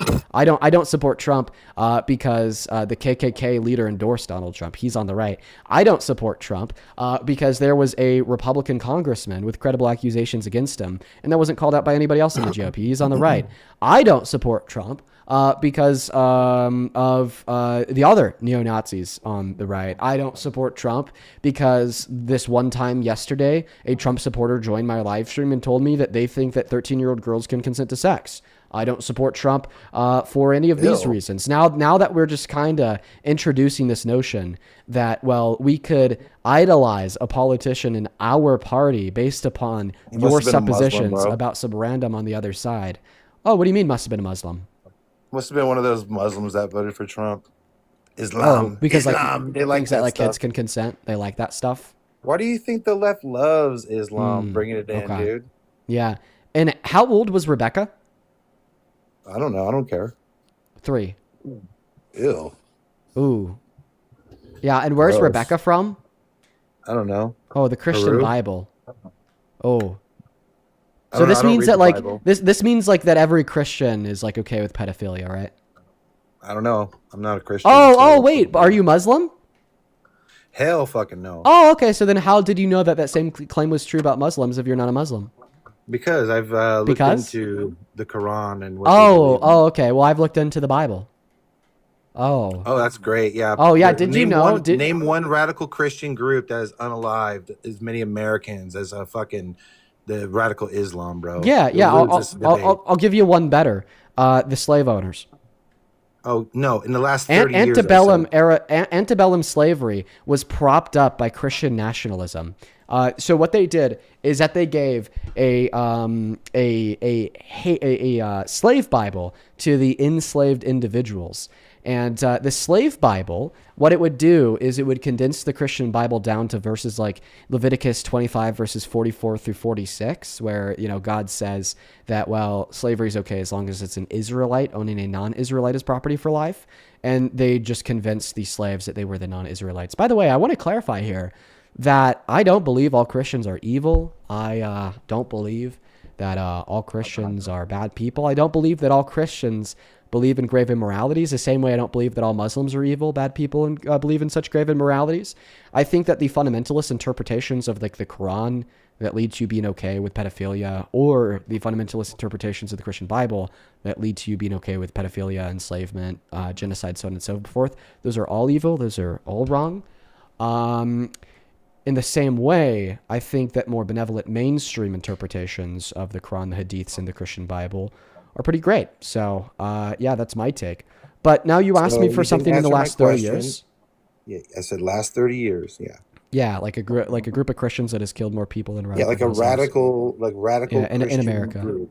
Yeah, like that's done a lot. Yeah, sure. Yeah. I got to look up the specific name. What is it called when they think that the New Testament is not a divergence of the Old? It's what makes so many Christians pro-Israel. There's a certain. I'll help you out. The answer is no. I'm looking for the name. What is it called? Does anybody watching know? It's like what leads so many Christians to be pro-Israel. It has to do. I don't know. Okay. All right. Because I can't remember. A Christian Zionist. Dispensationalism. Yeah, sure. Christian dispensationalist Zionists. Ooh, that's a good one. Do you know what an ultra-crepitarian is? Well, can you please respond? Because I was just able to give you a Christian hate group that has killed more people than radical Muslims in America. So they've killed over 3,000 Americans or more people in the last 30 years. Dude, yeah, try like 40,000 kids in Palestine in the last 2-3 years. Yeah. Yeah, no. No? No, dude, come on, man. Yeah. No, wait. I just want to clarify. Are you denying that Christian dispensationalism, i.e. Christian Zionism, is a hate group that exists in our government? Or are you denying that, the terroristic state of Israel has killed upwards of like 40,000 Palestinian kids? So you're saying they're a radical Christian group that's going around? Yes. Oh. Yes, I mean, dude, we have representatives that straight up think we have a moral obligation because of God in the Bible to like just give Israel billions of dollars to kill kids. Yeah. So you think Israel? So you think Israel is going out of their way to genocide the people of Palestine? I think that, I absolutely think that they're going out their way to kill and ethnically cleanse 110%. Okay, we see this not just in Palestine and Gaza, the West Bank, but we also see this in Lebanon. So you think a military force capable of wiping out an entire region in like, let's say 24 hours, they could easily genocide them if they wanted to. Mm-hmm. I think your entire argument falls flat on its face, given the fact that they're heavily capable of doing such a thing, yet chose not to. Okay. And effectively have put out films and movies. Would there be any things reasons that try to help those people over the course of the existence between each other? Would there be any reasons why they wouldn't drop a nuke on Gaza? Well, I can think of one. Primarily because they want to live there themselves. They want to be able to do that. The reason why you wouldn't... Destruction. One moment. Primarily because they want to live there themselves. You know, if they were to nuke the West Bank and Gaza, okay, well then all of a sudden, I mean, it's destroyed, right? I mean, they're not going to be able to live there for a very long time, okay? See, I mean, just look at what they're doing in the West Bank, for instance. They went in there, they kicked the Palestinians out, and they now already have illegal Israeli settlers moving into the West Bank to live there themselves. They just nuked the West Bank. They wouldn't be able to do that. Yeah. See, here's the thing. We know nothing about it. That's why I was asking you, do you know what an ultra-crepitarian is? So you're just not going to respond to my point? No, I responded to your allegation of Israel committing a genocide. I just disagree. I think that argument. Well, I told you why they wouldn't just nuke them, because they want to live on those lands. Okay, they can't live on those lands if they nuke the lands. No, Dean, you can't nuke things. You know why? Why? Because it leaves the area very highly radioactive. Okay, yeah, that would be one of the reasons why they couldn't live on the land for a little bit. Sure. Well, it's a lot of reasons why you don't want to use nuclear armaments. Okay, thank you for refuting your own argument, buddy. Not to mention the ethical side of it is just fucked up. That they're not going to do such a thing. So what do you have to say about, I mean, the ethical side of what Israel has done by violating international law every day by leveling like another 25-mile radius of the northern border of Lebanon? The IDF has given out 24-hour plus warning out of every area they have. Wait. You could see this on satellites. You could see that like there's like a 25-mile radius of the northern border of Lebanon that's completely leveled. That is a violation of international law. You can't destroy civilian infrastructure like that. Look, I'm not saying what's been done is good, nor do I agree with it. So can we agree that it's a violation of international law? I don't know. Possibly. You don't know? Wait, so you don't know if international law allows for the complete and total destruction of all civilian infrastructure? You don't know jack shit, bro. You're just simply unequipped to debate me. Look, I just remember when I was in college. You're just unequipped to debate me, when I was buddy. your age, listen, when I was around your age, now I was in college, man. I attended a lot of Israeli film seminars, all right? And before they built that damn wall around those people, dude, there were like, suicide bombers going into like cafes like every week, man. It was like a fucking weekly thing. Well, now try like a daily thing. Try like a by the minute thing. No, all I'm like, saying I mean, is every it's been a single fucking problem, bro. every second that passes, a new Palestinian or Lebanese family loses their home. Right? Like that's what we see in Gaza. It's completely destroyed. That's what we now see in the West Bank, and that's what we see at the northern border of Lebanon. Do you disagree? Yeah. Yes, I agree. I think Israel's a little bit out of control. Okay, perfect. And the reason why our government disagrees, well, in part, it's because of the dispensationalist Christian Zionists. It is. Well, it's also they don't care. They don't care if Israel's out of control. They will still send signed fucking bombs, to the states, to go kill more kids because of their Christian dispensationalist Zionist beliefs. Yeah, well, not everybody in So that's an example of a Christian hate group. Well, not everybody in Israel agrees with, Netanyahu. You do realize this, yes? Yeah, I do realize that there's plenty of pro-Palestine Israelis. They're fucking awesome. Love them. Okay? Yeah, absolutely. Now, I don't understand how this addresses or responds. Also, what was that accent? I was doing an Israeli accent. Okay. Yeah, this guy's just like a fucking tool. Like, legitimately, real quick. How many continents are there? Oh, my God. Are we going to go here? Yes. How many? You're talking about the continents of the United States? You have the world. The continents of the United States? So the seven That's a perfect way to end the debate. That's a perfect way to end the debate. Absolutely. Couldn't have had it any other way. Quote unquote, the continents of the United States. Hey, random viewer, I'm just going to call you random. Thank you so much for the $50 on Super Chat. I really appreciate you so much, random. Show some love to random down below for the $50. Random with a 50 says hello from Florida.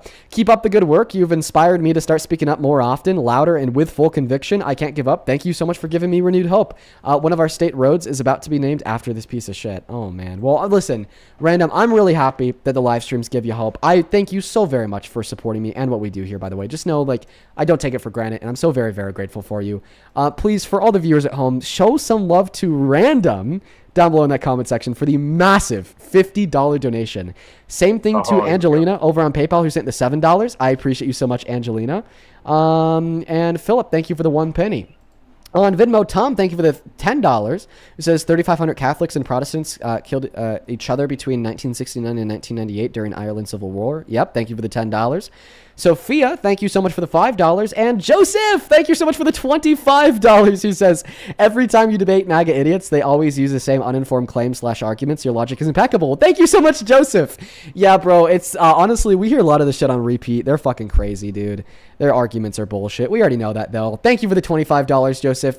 That is beyond kind of you, man. Thank you so much. Same thing to Andy. Thank you for the $15. Who says, been in the hospital for over 30 hours, and your streams have been keeping me from going crazy. Thank you. I'm happy that the live streams could help you out, but I'm saddened to hear that you've been in the hospital for over 30 hours, man. I hope that all is well.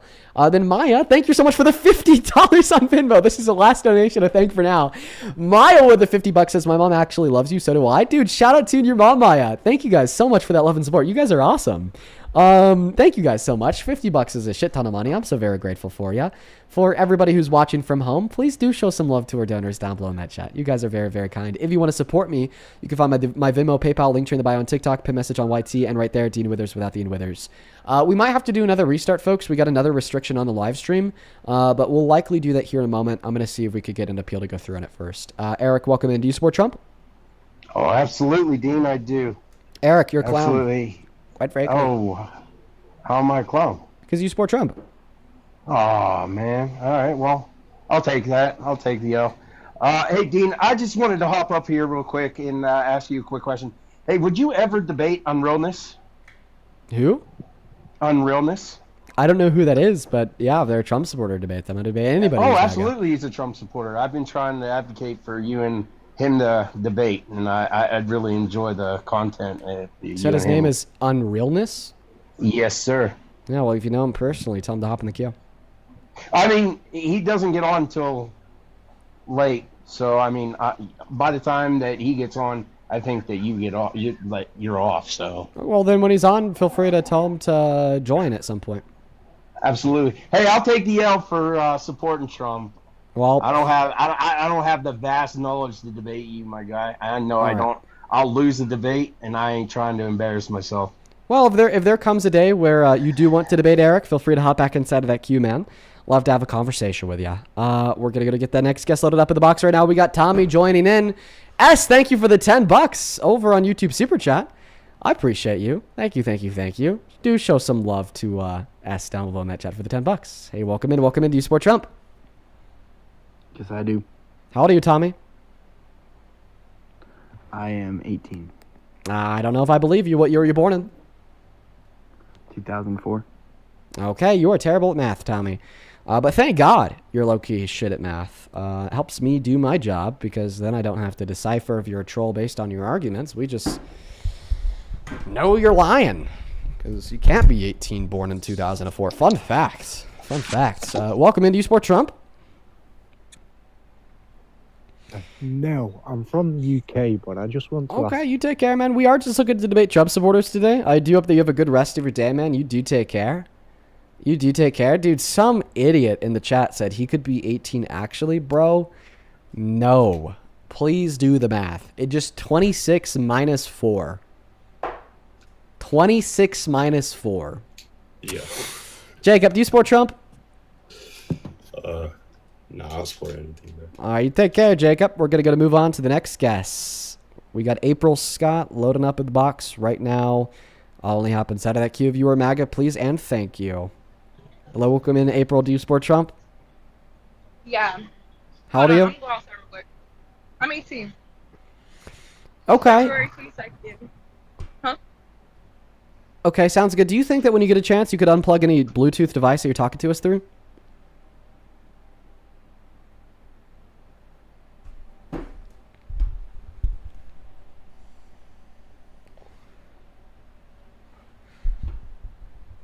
April, hello? Is April with us? Hello? There you are, April. What year were you born in? Yeah. My bad. What year were you? 2008? And you're MAGA. Wow, bro. Why? Yeah. Because I actually live in a predominantly Hispanic area that used to be all black. Like, it used to be all African American, and I grew up with everybody, like, knowing each other. We were outside, and they just came over here and just took over. Okay, are you trolling? Like, completely took over. I'm actually not. I can show you, like, I can turn on my camera and show you my area where I'm at. I'm in a predominantly Hispanic area. Okay, so you used to not live in a predominantly Hispanic area, and now you do. So you're mad, and therefore you support a rapist as president? I'm confused. Whoa, no. No. I'm saying I grew up out here, and it used to be all black. And then whenever Biden came into office, everybody just moved out, and it got replaced by undocumented immigrants. Okay, so you know the Hispanic people that live by you are undocumented? How do you know that? Because there's, like, houses with, like, 2 bedrooms, and then there's 10 people living in there. And then there's 10 cars on the streets from that one house. Okay. It kind of just sounds like you're lost. How? Well, I mean, just because the argument that you're giving me doesn't really seem to make much sense. Also, by the way, you're still assuming that. You can't say because people live multiple individuals to a household that therefore they're undocumented. Well, that's true, but I just got out of high school, and almost everybody that I went to high school with was undocumented, or they knew somebody that was undocumented in this area. So I know that I'm not just, like, crazy and I'm saying, oh, all these people are undocumented. Like, there are a lot. Okay. Oh, we just got another restriction. Our 3rd restriction of the day, and this guest got a hate speech and violation ban. Well, I mean, what I was going to say there is, well, if we look at, why many predominantly black communities exist, it has a lot to do with state oppression, right? You have slavery, you have its aftermath, you have Jim Crow era segregation, you have redlining, you have gentrification. So many predominantly black neighborhoods were created through kind of pushing them to the outskirts of town, quote unquote, which then has placed many predominantly black neighborhoods in undesirable locations to live in, so on and so forth, because of the various mechanisms in which I just described. So we actually see an intersection between that level of oppression and maybe some immigrants that live in America today, regardless if it's through Donald Trump demonizing immigrants, saying that they're all violent criminals. Okay? Maybe the same mechanisms that created many predominantly black neighborhoods are now being subjugated and enforced upon immigrants. So we would actually see an intersection between these predominantly black neighborhoods and predominantly immigrant neighborhoods as created by the structures of the racist society that we live in. But I don't think any of that would give you reason to support Trump. Now, I am going to go ahead and hit a restart on the stream, folks. We are just getting fucked back to back to back to back to back to back to back. Guys, if you want to support me, if you want to support the stream, you can find the Venmo, PayPal, link tree in the bio on TikTok, pin message on YouTube. Handles at the top of the phone screen too. Dean Withers without the Ian Withers. Great way to get a message across or to ask a question. We are going to go ahead and hit a restart, folks. We still have around another hour and a half worth of debates. So hit that follow button, top left-hand corner. It's going to look like a red cross. Now, another way to come back is once the live stream ends, it'll say live has ended. It'll show you my profile picture. You click on my profile picture. It'll direct you to my account page. Wait 10, 15 seconds to refresh the account page and click into the new live because these restarts only take around 5 seconds. This will not affect you if you're watching on YouTube. You're fine over there. This will only affect the audience on TikTok. See you all momentarily. I hate TikTok. I hate them. TikTok sucks. It's so bad, bro. It's been so fucking terrible recently, man. It's actually trash. Actually trash, dude. Actually, factually. Secret, yo, welcome in. What's going on, Sharp? What's up, Hannah? What's going on, Zombie? What's up, Purr? What's going on, Izzy? Welcome in, Crank. Welcome in, Emiliana. Welcome in, everybody. Welcome, welcome, welcome, welcome, welcome. For everybody who's joining our stream, I appreciate y'all so very much and beyond for being here. Make sure that you're double tapping away on that phone screen and checking out this live with a handful of friends. Thank y'all so much for joining. Guys, only hop inside of that queue if you happen to be an American adult that supports Donald J. Trump as president. Follow the rules of the live stream, please, and thank you. And we are back from the restart. We're just going to hop right back into those debates. Connor, welcome in. Do you support Trump? I'm a conservative, but I don't support Trump. You don't support Trump. Okay, moving on to the next guest. Not where you're supposed to be. Only hop inside of that queue if you happen to be an American adult that supports Donald J. Trump as president. Follow the rules, please and thank you. Welcome in. Do you support Trump? I do. It's embarrassing, bro. Really should stop supporting Trump. He's destroying this country and everything in it. I mean, like, God, how can you still support him after the skyrocketing gas prices, the failure of the economy? I mean, there's a reason why Trump has the lowest approval rating out of any president in history at this point in his term, and it's because he's fucking everything up. Yeah, you keep telling me that. I know, and that's what Donald Trump's own admin keeps telling you. I mean, look at the Bureau of Labor Statistics. Yeesh, worst jobs report since 2003, ignoring recessions. Most manufacturing bankruptcy since 2010. I'm gonna throw up. It's terrible, dude. It's terrible out here.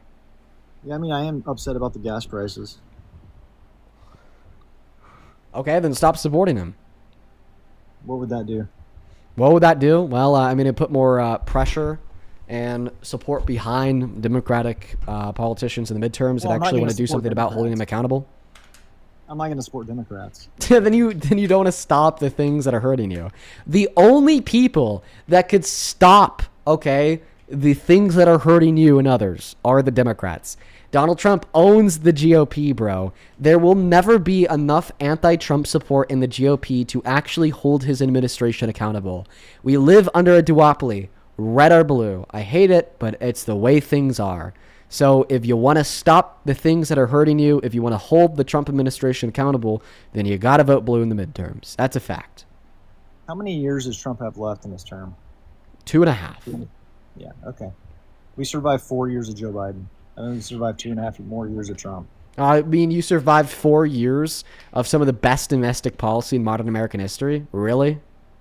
What? You Give me an survived. example of the best domestic policy you're talking about. Chips and Science Act, $220 billion investment into American chip producers. It's already created over 400,000 temporary construction jobs, 50,000 full-time jobs for the chip producers, and is expected to create another 100,000 full-time jobs in the next 8 years, on top of the fact that in the last 3 years, according to the Treasury, it's incentivized $500 billion worth of private investment into manufacturers.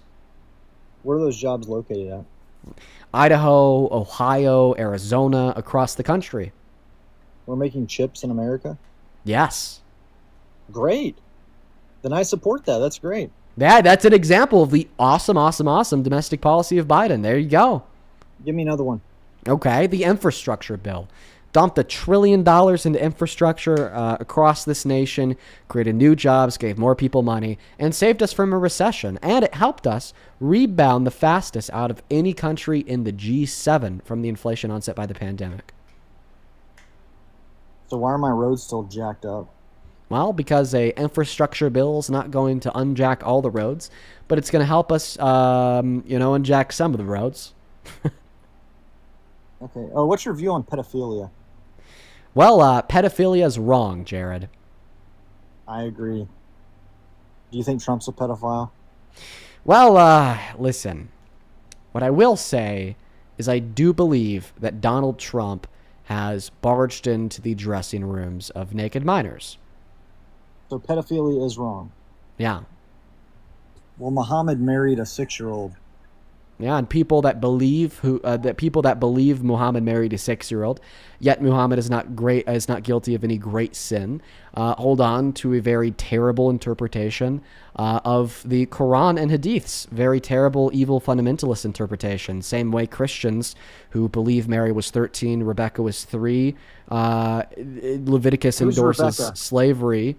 One moment. Leviticus endorses slavery, and 1 Samuel 15:3 endorses genocide are also wrong. Very evil fundamentalist interpretation of the text. But come on, bro. I'm not going to let you pivot like that. You said that you support Trump as president. I brought up some of the bad policy he ran on. Then you said, well, we were able to endure, 4 years of Biden. And then I brought up the fact that they had great domestic policy. You asked me to name 2.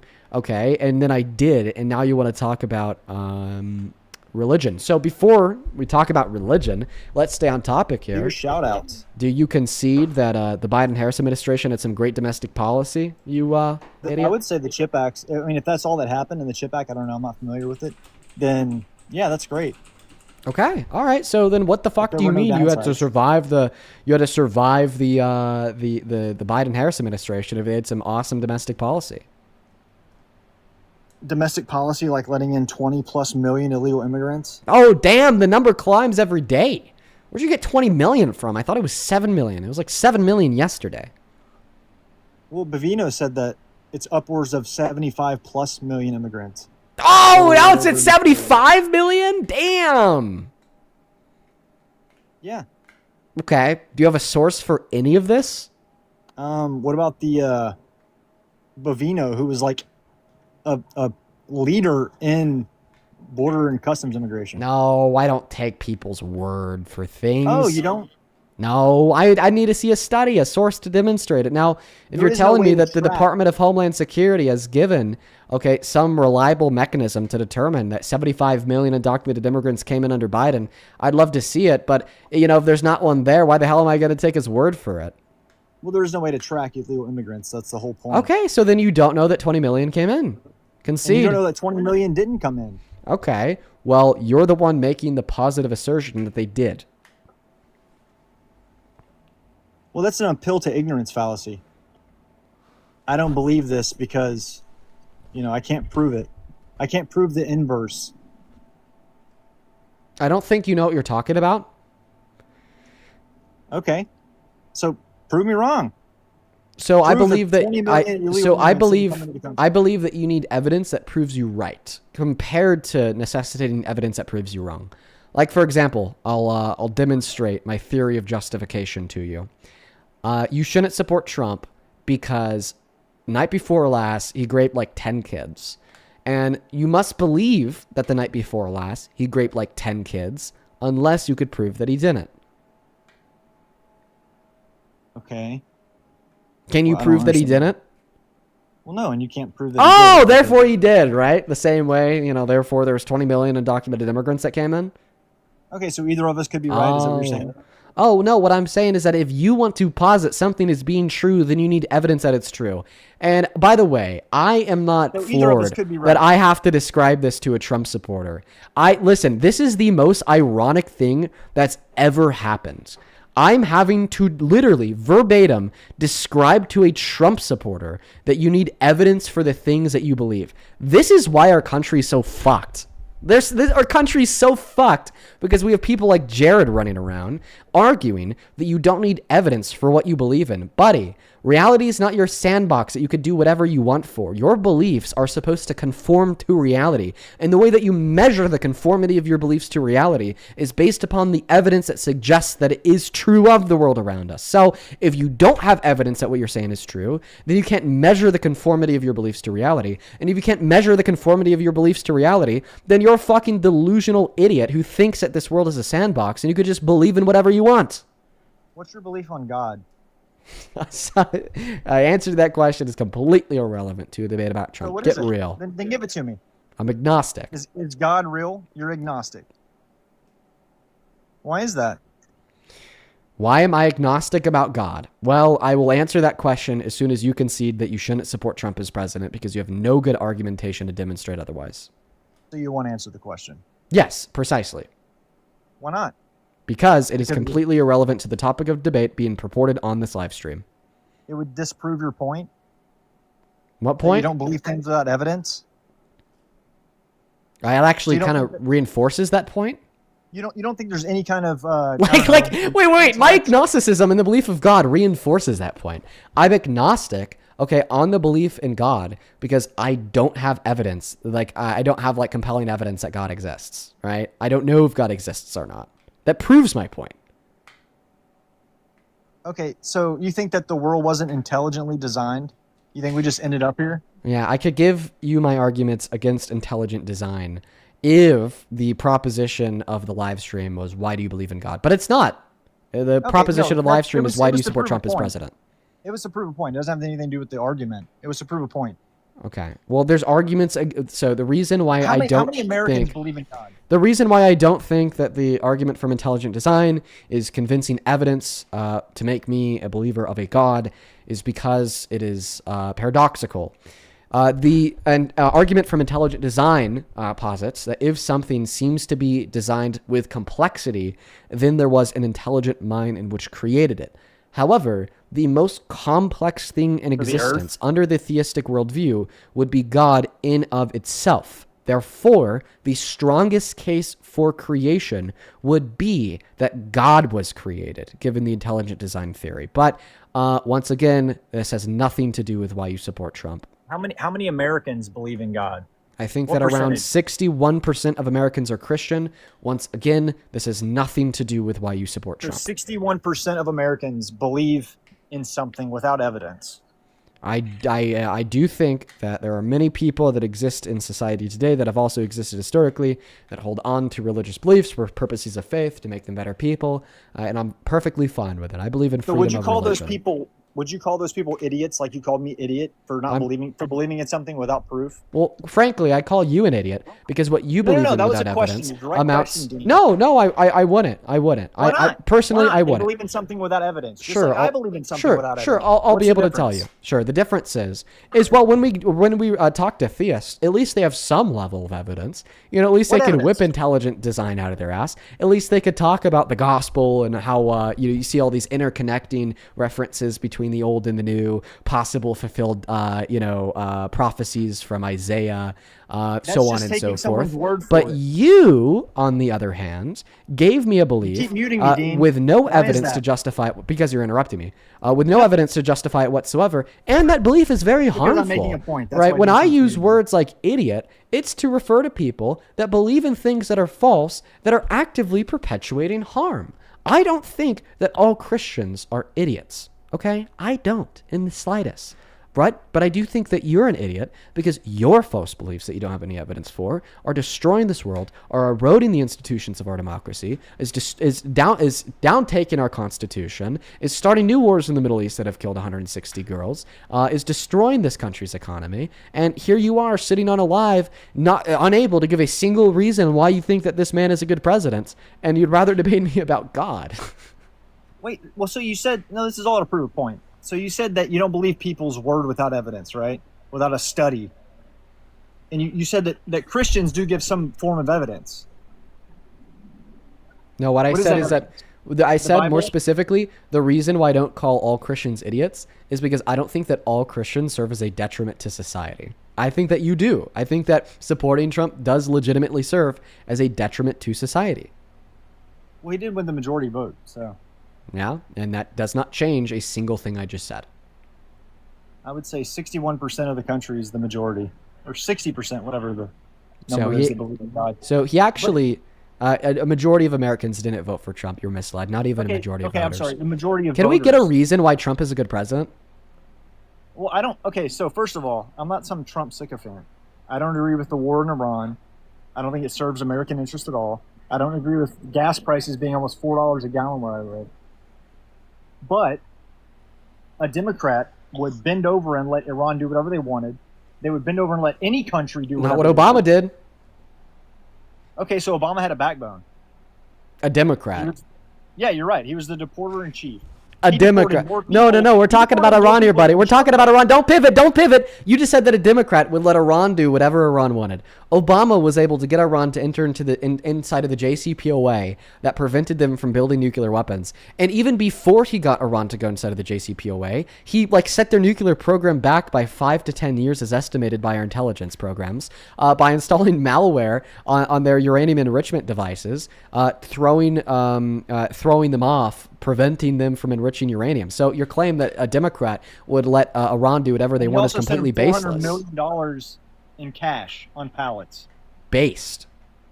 That's based to send Yes. Iran $400 million in cash? Abso-fucking-lutely, yes. Why?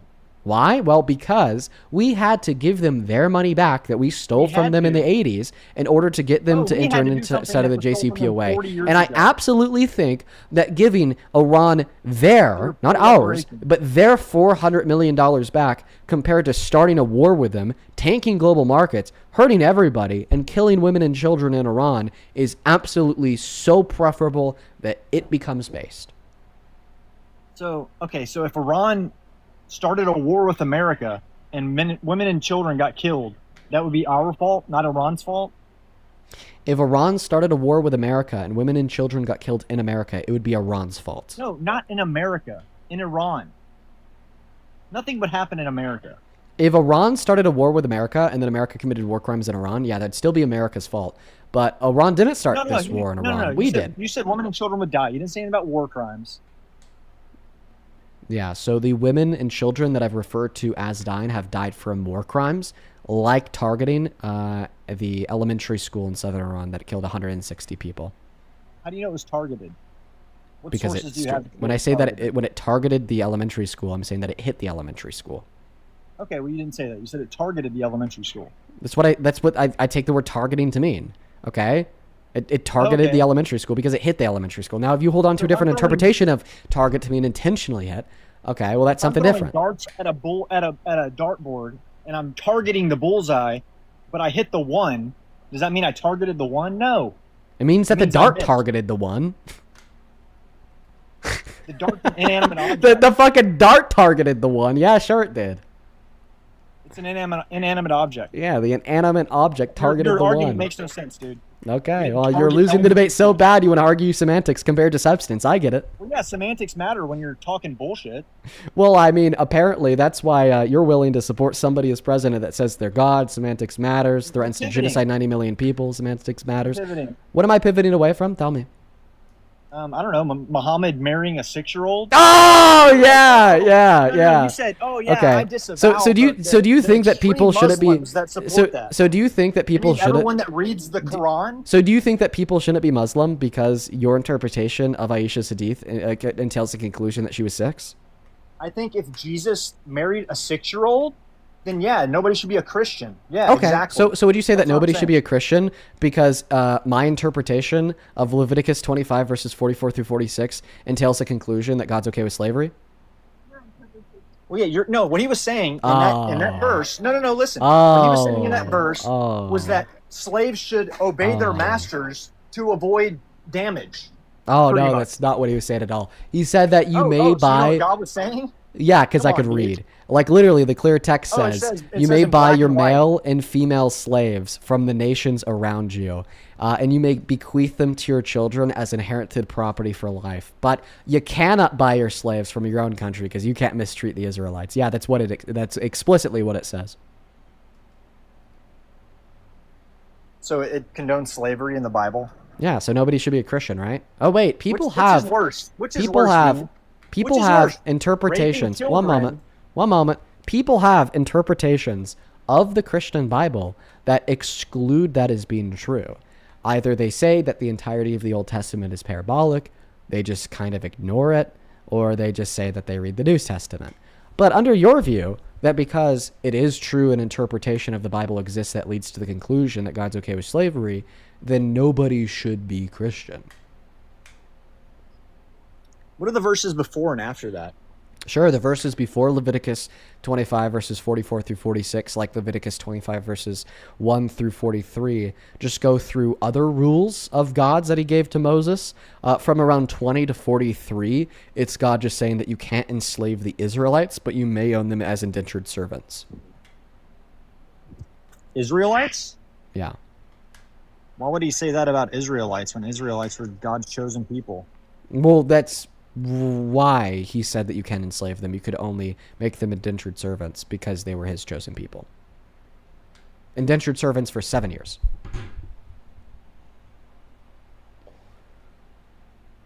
Okay. So that's it what could it said be- before it.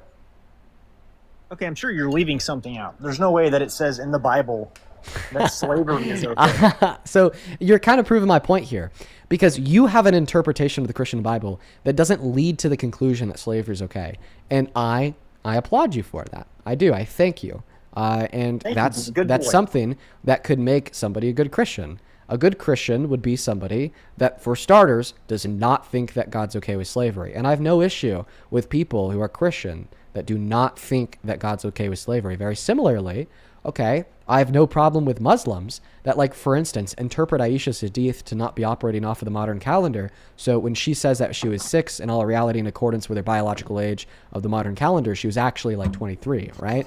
Yeah, I applaud that Muslim for not thinking that Aisha was 6, and I have no issue with them being a Muslim.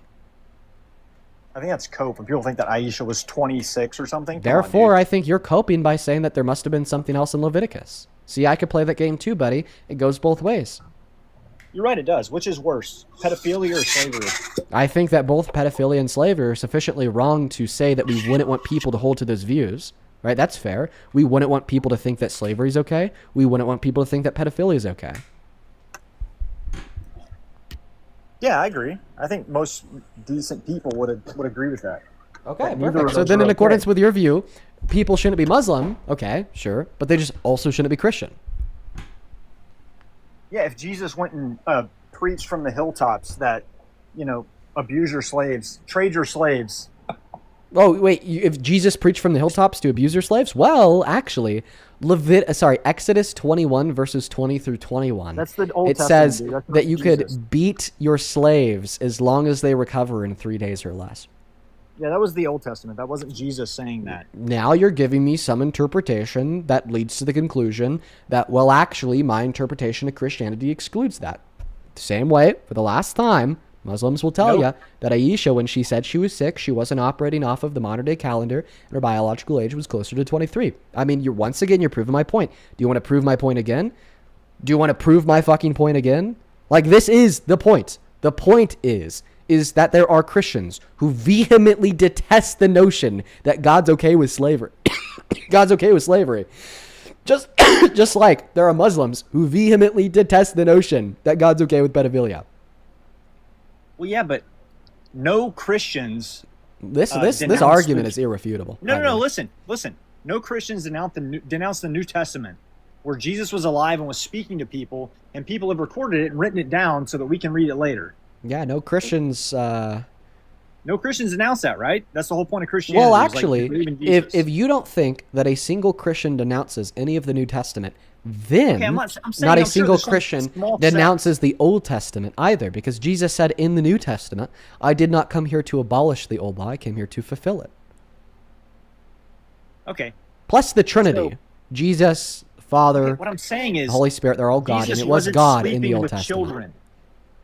Jesus wasn't sleeping with children. Muhammad was. Yeah, Yeah, he okay. married Aisha Yeah, when she was so 6. the Christian and- God. Okay, for everybody watching, especially the Christians, I'm about to start arguing using the same methodology that this guy is, meaning that I'm about It'd be to great if assume I could, like, the complete a most sentence. fundamentalist interpretation awesome. of Christianity possible to show this guy how the game could be played for any mainstream religion. So go ahead, make your point. Okay, my point is, if Jesus slept with a 6-year-old or a 9-year-old, if he married a 6-year-old and slept with her when she was 9, Western Christians wouldn't accept that. Okay. But they do Muslims accept. across the world, Okay. 2 So they wouldn't billion accept of them that? Well, guess what? They do accept a God who told Saul and his men to go and genocide newborns.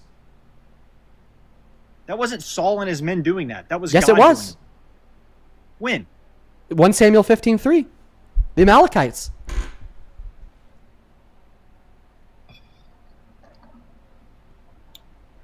And then even if your last critique was true, it wasn't Saul and his men doing it, it was God doing it. Okay, so therefore, the Islamic prophet raped a kid, and the Christian God killed kids. Whoa! Those are both two very bad things to do to kids, right? It's bad to rape kids, it's bad to kill kids. Well, yeah, but God is God. He knows everything. Oh, Muhammad was a is Muhammad. He's a prophet. quotation mark. Wait. If it's okay for God to kill kids, then it's okay for Muhammad to rape kids. See how bad this is?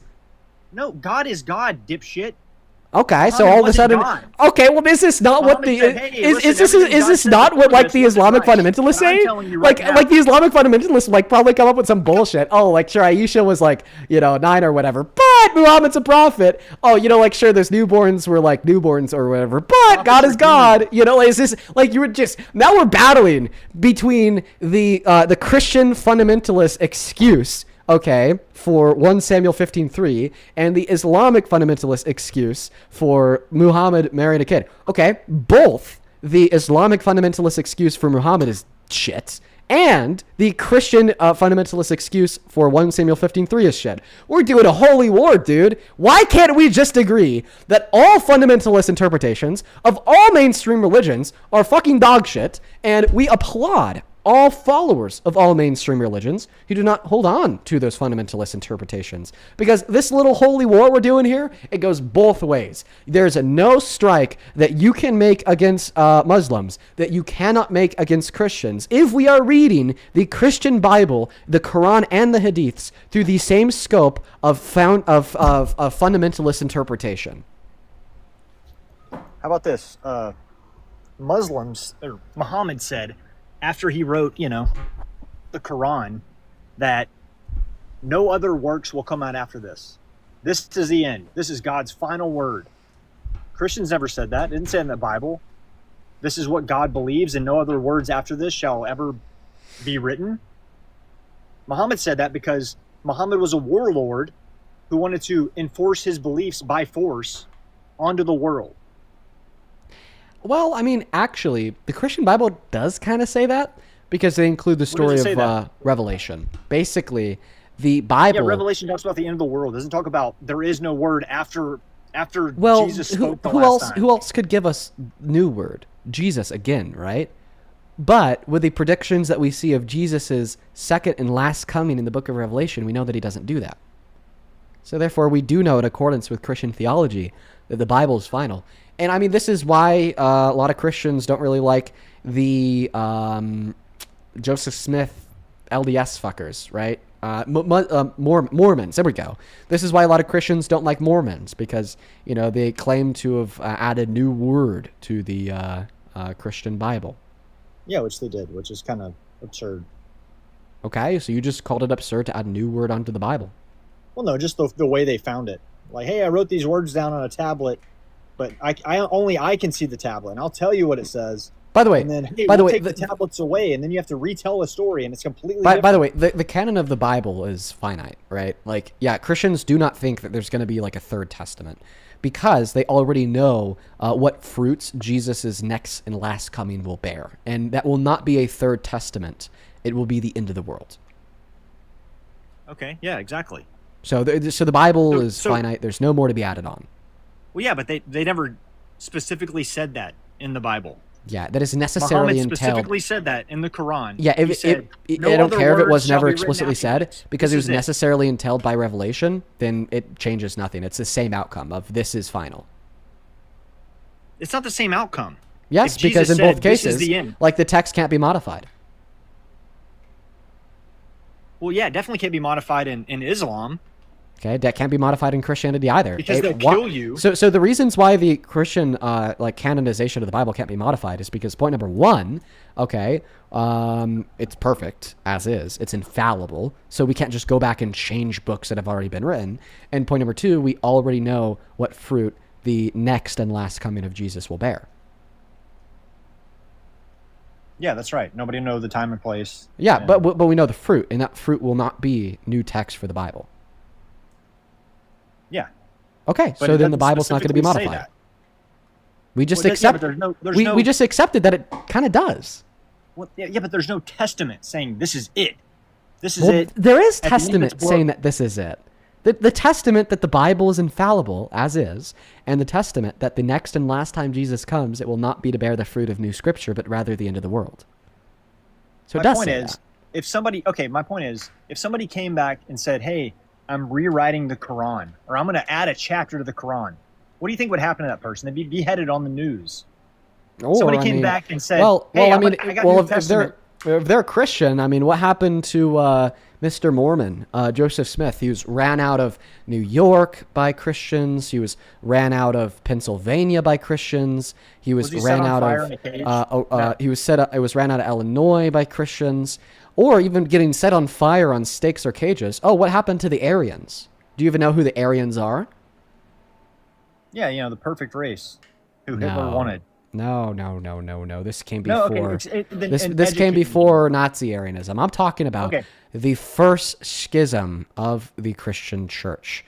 It was the Arianist heresy, okay? And Arianism was a form of heresy to do with the nature of the Trinity, okay? And what happened is the Council of Nicaea was held, okay? They unanimously agreed, through the description of the Trinity in the Council of Nicaea, that Arianism was a Christian heresy. And well, then what happened to the Arians? A lot of them were killed. How many? A shit ton. How many is a shit ton? I don't know the exact fucking number, but it's like legitimately the largest and the first schism within the Christian church. This is just church history, dude. If you're a Christian, you should know this. I need numbers here. I need. It was literally so significant. It's how we got the Nicene Creed. So regardless of what the number was, it was significant. I heard earlier you were talking to the guy. Like the bedrock for like the modern Christian church was the Arianist schism. You just don't know your history because you're uneducated as fuck. Oh, thanks, Dean. You're welcome.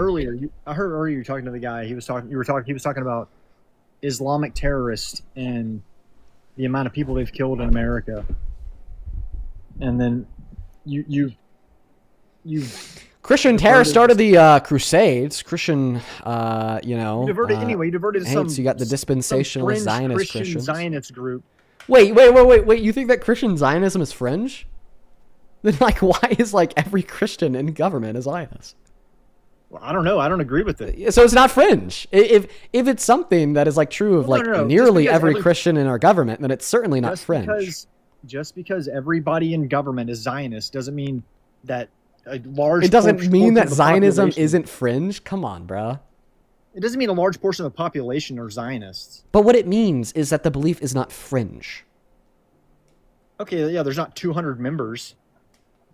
But you were talking about how they killed 40,000 Palestinians and shit. Kids, to be specific, yeah. 40,000 kids in Palestine. Mm-hmm.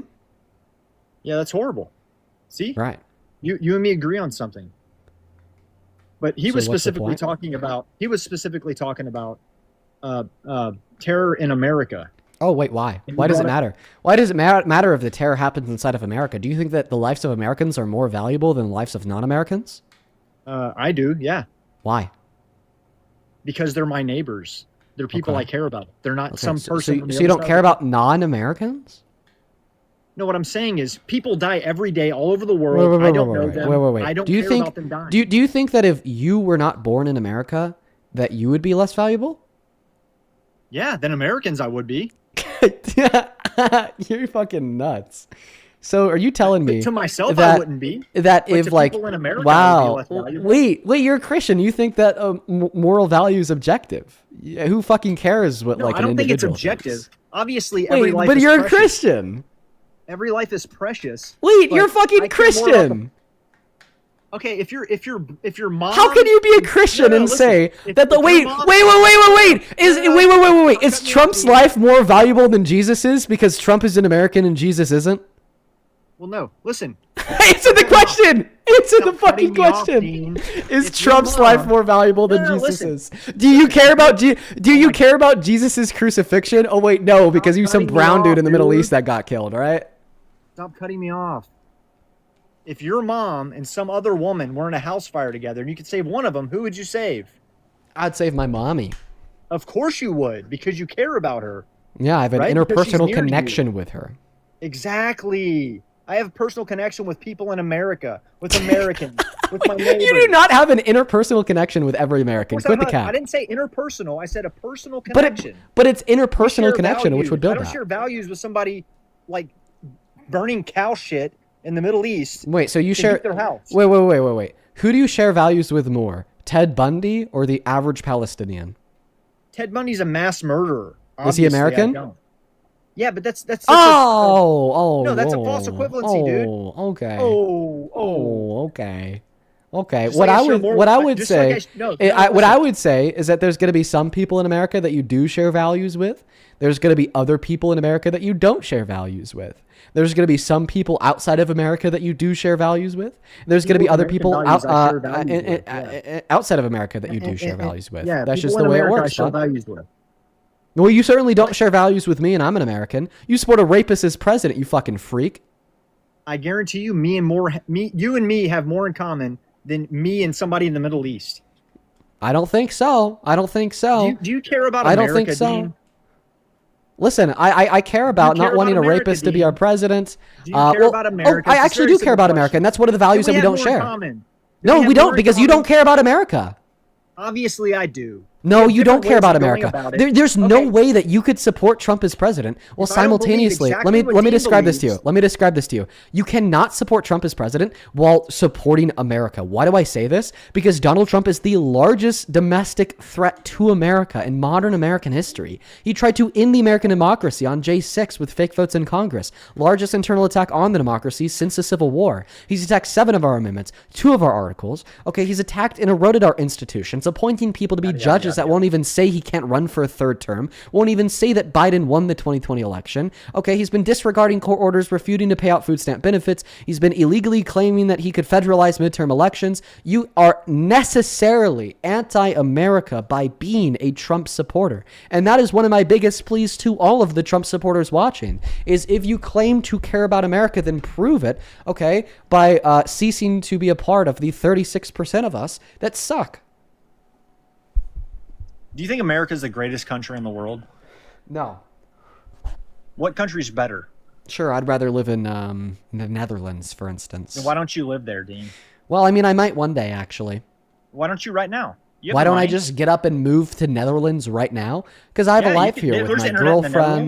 Netherlands. My grandparents are sure here. your girlfriend would my mom is here. My dad is here. My So why don't you girlfriend's move there? sister and fiance, because of everything I Honestly, just described. Well, honestly, you could move all those people. You have the money to do that. I Why don't you have do the that? money. Well, A, I don't have the money to move all of Come these on, dude. people. And You B, make not all of $1,000 these a day. people want to move. Okay, so if America's not the greatest country in the world, do you care more about the Netherlands than you do America? Why would that follow? I'm confused. Okay, how about this? If you move to the Netherlands, will you care more about the Netherlands than you do America? When you say I'd care more about the Netherlands than America, what do you mean? I mean, do you care more about Like, the well-being of the country of Netherlands? Care more about the well-being of the people in the nation? Yeah, I just think that's a fundamental difference between you and me. Like, clearly, I'm going to be placing a preface here on, like, the American well-being, because that's a country that I live in, and I could only do so much with my time, and I choose to spend that time advocating against Trump as president. But still, yeah, one moment. But this doesn't mean that I care less about humans that live anywhere else around the globe. You just said that you would care more about the people of Netherlands than you would anywhere else, which is exactly what I was just saying. No, I did not say Me a that. bigot I did not say that. I did not say that. That's exactly what you just said. No. That is exactly I'll try what to you just repeat said. myself. If I moved to the Netherlands, I would not care about the people that live in the Netherlands compared to people that don't live in the Netherlands. I would probably spend more of my time focusing on politics in the Netherlands, because that's what would personally impact my life. And I'm actually fine with you saying that you're going to spend more of your time focusing on politics in America because it's more and personally impactful towards the life of you and your family. But that claim is different and unique and definitely not identical to you saying that you literally care about the American people more. Okay, I know you have the way of right, but could you please respond to the argument that I gave you? Because legitimately, I did give you an argument, and I want you to respond to it. Okay, because you said that you care about America, and I gave you an argument to demonstrate that you don't because you're a Trump supporter. Could you please respond to that? Can you roll back the live to where you were talking about if you were in the Netherlands, would you care more about the Netherlands or America? Yeah, sure. After you respond to the argument that I gave you before you asked that. Come on, Dean. No. I gave you this argument before you even brought up the Netherlands. I'm not going to let you pivot. I'm not going to let you pivot. Dude, listen, buddy. You've been crying the whole time you've been on live. You cried about Islam. You cried about Christianity. Now you're crying about the Netherlands. But actually, we've spent close to no time on this live talking about why you support Trump as president. So not only am I requesting that you respond to the argument I gave you insofar as why you're anti-American for supporting Trump first, just because I happened to say that and then you pivoted to talking about the Netherlands, but also that's supposed to be the topic of the live. So yeah, buddy, I'm going to have you respond to that argument at this point. I understand that you're scared to because you know that you're not as smart as me and that everything I said is true. You just reject it because you're crazy. But, try your best, buddy. I could hold your hand a little bit here. Like, for instance, if you need me to repeat any of the reasons that I gave you, feel free to ask and I will. I don't have the means to roll back the live myself. You do, Dean, and you won't do it because you know it proves me right. I won't do it because you use the Netherlands as a pivot away from the reasons that I gave you. Of the Netherlands, which proves my point. No, I won't. Let me be clear. I won't roll back. No, you're just trying to superimpose your own bullshit onto me because you know that you're in the wrong. No, I won't roll back the VOD because I don't want to pivot. Oh, you won't roll back the VOD. Because I don't want to pivot. Because I don't want to pivot. Because I don't want to pivot. Wait, you just asked me why I don't want to roll back the VOD. Here's the answer. Because I don't want to pivot. I gave you an argument that Donald Trump is anti-American and so are you for supporting him. The topic of the live stream is literally, how do you still support Trump as president? After I gave you this argument, you randomly brought up the Netherlands. And I, being the airhead I was, momentarily engaged in your pivot and answered your question. But I want you to respond to the argument I gave you why you're anti-American for supporting Trump as president, please and thank you. Okay, I sure will. Good boy. But you brought up the Netherlands. I didn't. Well, you asked me if there's anywhere I'd prefer to move, or i.e. any other countries that you and thought then were I better asked than you if you would America. care more about the Netherlands if you moved there than you would America, and you I would care more about the people of the politics. Netherlands. No, not the people, the politics, because it's what No, personally you didn't say that. You said the people. Roll back the VOD. Okay. I'm not going to roll back the VOD until you Why respond not? to the argument I gave you, insofar as why Trump is anti-American and you are too for supporting him. I didn't say Trump was anti-American. I did. That's the argument I gave you. You said that you were pro-America, and I described to you how you're anti-American because you're a Trump supporter. Just because you don't agree with the tactics he's using doesn't mean he doesn't have the best outcome in mind for America. It does. No, actually. Yes. Do you think Trump's anti-American? You think he hates America, the country that made him Yeah, billions of I think dollars? that he's anti-American. Yes, absolutely. I think he hates what makes us America. He hates the institutions of our democracy. He hates our democracy in of itself. He hates the Constitution. He hates the rule of law. He hates checks and balances, and he hates the separation of powers. Absolutely. Okay, I answered the question. Now roll back the VOD. Dude, you can't even give a counter argument. You're so fucking weak. You're so fucking weak. Wait. Is this a concession? Wait. No. You're not gonna do the same, dude. Listen, I had somebody try to do this yesterday too. You fuckers are getting so scared of even debating about Trump. It's wild. You want to pivot your little fucking heart out to things that have nothing to do with Trump whatsoever, like where Dean would preferably live outside of America. Dean, I'm actually not gonna respond to your argument about why Trump is bad. Dean, I'm actually not going to concede or give a counter argumentation how I'm anti-American for supporting Trump. Dean, you know what? We need to talk about the Netherlands right now. Listen, this is going to be effortlessly successful at exposing you to be a fraud. Earlier, you're right. I did say that I'd care more about the people in Netherlands, and I misspoke. What I meant to say is that I would care more about the politics in Netherlands because they'd personally impact my life. Now that we've weeded our way out of this, well, I guess attempted pivot from me for the last 2 minutes because of how scared I was, I would prefer you to now respond to the argument that I gave you. You didn't misspeak, Dean. You said that intentionally because obviously you care about the people that live around you more than you would somebody 1,000 miles away. Okay. Well, I mean, I disagree with you. I guess there's nothing we could do about that. Can you please respond to the argument I gave you to show that you're anti-American for supporting Trump? Oh, I'm not anti-American. I love America. Okay, but I gave an argument to describe and demonstrate how you're anti-American for supporting Trump. Could you respond to that argument? Do you need me to repeat it, buddy? Go for it. Okay, perfect. You're anti-American for supporting Trump because Trump is anti-American. The reason why Donald Trump is anti-American is because he's attacked the foundation of what America is, such as our Constitution, the rule of law, the separation of powers, and its democracy. Then why haven't the 25th Amendment in?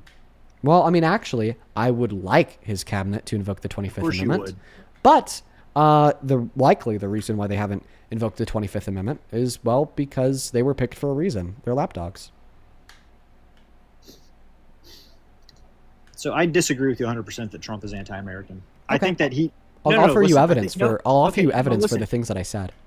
Listen, just wait. I think that Trump is pro-America, but that you disagree with the methods he's using to further the cause of America. Would it make a president anti-American to intentionally and belligerently infringe on the Constitution and to call for the termination of it at that? How can you say intentionally? How can I say intentionally? Intentionally? If I'm driving down the road and the speed limit's 45 and I'm not paying attention, I go 46. Am I intentionally breaking the speed limit? You literally posited in that example that you're doing so unintentionally. If I'm wearing red shoes, am I wearing blue shoes? That's not at all what I said. Yes, it is. If I'm not paying attention, right, and I'm going which is 46 a synonym for unintentionally, am I breaking the law intentionally? If I wear blue shoes, am I wearing red shoes? So you're not going to answer my question? Dude, it's self-prescribed in your hypothetical that you're doing so unintentionally. What the fuck are we talking about? Okay, so how can you prescribe intention to Trump for what he's doing? Sure, because there's two options. I don't even agree that he's doing something unconstitutional. But even if he is, how can you prescribe that he's intentionally doing it? Because it's either that he's doing it intentionally or he can't read. And as much as I hate Trump, I think he could kind of read. He could read enough to read the 14th Amendment, right? So therefore, he's doing it intentionally. Don't lie. Oh no, definitely not smart. Oh, okay. But that's why I think he's got more money than you. So. Because I think that Trump can read, at least to a sufficient level to understand the nature of the 14th Amendment. I think he infringed on it intentionally. Tell me how. By passing an executive order geared to take birthright citizenship away from the children born to undocumented immigrants on American soil. Could you read for me the 14th Amendment? Sure.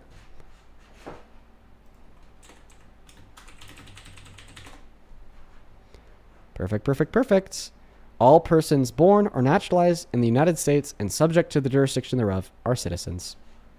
When was that put into place? 1868. Okay. In 1868, were there millions of people flooding the border? Nope. No. Why not? Why not? Because I don't think that millions of enough people even existed to justify immigration to the extent of millions per year. Like, I don't But why think wouldn't they flood there the weren't border? enough people to like alive at that point. What does this have to do with anything? Well, there's a point. There's a point behind it. Why wouldn't they flood the border? Because I don't think that there's enough people alive to oversee the like transaction of millions of immigrants on an annualized basis between multiple countries. Like there just wasn't enough people alive then? There wasn't billions of people alive in the 1800s. Yeah, I don't think so. No. There weren't billions of people alive in the 1800s.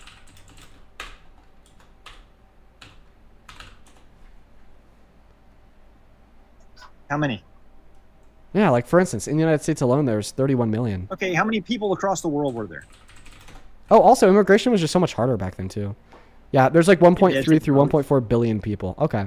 Yeah, well, so immigration was billions of much more difficult then. You couldn't just like hop on a plane for 2 hours. Like, yeah, you couldn't drive a car. But they could take boats. The people that came here wanted to be here, right? They had a Yeah. they had a You vested could take a interest boat in for months. becoming What does any of this have to do with the nature of the 14th Amendment? My point is, everything you just stated, it wasn't as easy to get here, right? People that Okay. came here had a vested interest in becoming American and making the country a better place. People now don't have a vested interest in doing that. People come here now. So is this like a legal argument that is wasn't unconstitutional? Let me finish. People that come here now want to exploit the system, get everything they can out of it, suck it dry, and ship it back home. That's what Okay. people today are doing. Can you explain how anything that you just said, even if it were to be true, which it certainly isn't, would make Donald Trump's EO legal? What's the net benefit? The net negative? What benefit do we get from MAGA? No, Constitutional law is not measured in net benefits or net negatives. Okay. Do illegal immigrants contribute to the country, or are they a net negative to the country? They contribute to the country, but this also has nothing to do with How? constitutional Give me some law. numbers. Give me some studies, Dean. I mean, how do they benefit to the country? Like, yeah, I could mention that. How do they financially benefit? Sure, to the like I country? could mention the fact that the IRS says that they pay over $100 billion per year in taxes on the federal, state, and local level. I could mention the fact that the American Immigration Council tells us that they contribute $1.1 through $1.7 trillion to the GDP annually. I could mention the fact that there's a Khalil Institute done on all immigrants, including undocumented immigrants, that describe them as generating a $14.3 trillion surplus over the course of the last 30 years. But none of this has anything to do with the Constitution. If undocumented immigrants paid nothing in taxes, contributed zero to the GDP growth, and generated not a $14 trillion surplus, but rather a $14 trillion deficit over the course of the last 30 years, the nature of the Constitution would still yet be unchanged, because the constitutional law has nothing to do with net benefits or net negatives. It all has to do with the interpretation of the text on paper. My point is, when the SCOTUS's amendment was ruling written, of the text on paper. my point is, when the amendment was written, the people that were coming to America and having kids in America wanted to become Americans. They wanted to benefit then you're just America. saying that from your perspective, we need to change the amendment. Doesn't mean that Donald Trump's executive order was not illegal. Okay, yeah. I'm not saying that it's not illegal. Obviously, it's an executive order, but it had to get cleared. It doesn't just like you don't just sign a piece of paper and that goes into law. Funny enough, you do. Yes, for EOs, you sign a piece of paper, then that goes into order. Yes. Oh, okay. And there's no method to get that taken back. To get the EO rescinded? Yeah, we do have a method Yes. for that. It's called the courts. Exactly. So why isn't it happening? What actually already has. Oh, then what are you talking about? Well, I mean, that it was illegal. I feel like that point only further demonstrates that I'm telling the truth. The fact that it was struck down by federal judges. Yeah, like, hello? That's more evidence for me. That's more. Hit me with that anyway. You try to like act like that was some like type of like defeater to my argument. No, it's actually a defeater against your argument. It just gives me more evidence. The fact that federal judges ruled it as unconstitutional probably helps me in my argument that Donald Trump's executive order was unconstitutional. You fucking nut. What are we doing here? You're doofus. You're a fucking moron, bro. Oh, thanks, Dean. What I was saying is that people that came here in the 1800s wanted to become Americans, make America great. People that come here today wave the flags of their country and steal all the money they can from America before fleeing. So what does it say? Where does it say in the 14th Amendment that if you wave a flag of another country before you give birth, then your child's not a citizen? Oh, okay, it doesn't say that. Oh, got it. It doesn't say that. Perfect. Thank you. So I just want to know. At the end of the day, are you conceding or still yet refuting the notion that Donald Trump's executive order was unconstitutional? Tell me. No, I'm not. No. What I'm saying is right. So then I'm successful with my point. Donald Trump has infringed on the Constitution, right? How? We just agreed that EO number 14160 infringed on the Constitution. We just agreed on that. We didn't agree on that. Oh, okay. So you don't think that his EO infringed on the Constitution? Okay. So tell me, there are two pre-qualifications that ought be possessed in accordance with the 14th Amendment in order to be a natural U.S.-born citizen. I'll tell you what they are. The first one is to be born here. The second one is to be subject to our jurisdiction. Now, if you want to argue that the children born to undocumented immigrants here, okay, are not U.S.-born citizens in accordance with the 14th Amendment, you're either going to have to deny that they're born here, which would be redundant, self-refuting. Yes, they are. Or you'd have to deny that they're subject to the jurisdiction of the U.S. So do you think that the children born to undocumented immigrants on American soil are subject to the jurisdiction of the U.S.? Yes. Then you do think that they have a legitimate constitutional claim to birthright citizenship. Because if they're born here and they're subject to the jurisdiction thereof, then they are U.S. citizens. Therefore, you think that Donald Trump's executive order infringed on the 14th Amendment. So you do actually agree with me that Donald Trump's EO was unconstitutional. I still don't agree that it's unconstitutional. Okay, well, that's impossible. You wrote it and it got rescinded, so that's it doesn't really matter. That's impossible. You cannot argue that it was not unconstitutional. You've already agreed. Did Joe Biden? Listen. One moment. You've already agreed. You've already agreed that they have birthright citizenship. So if the Constitution says that they have birthright citizenship, and Donald Trump's executive order says that they don't have birthright citizenship, who's right and who's wrong? Can you tell me? Do you know enough about the structure of American policy to answer this question?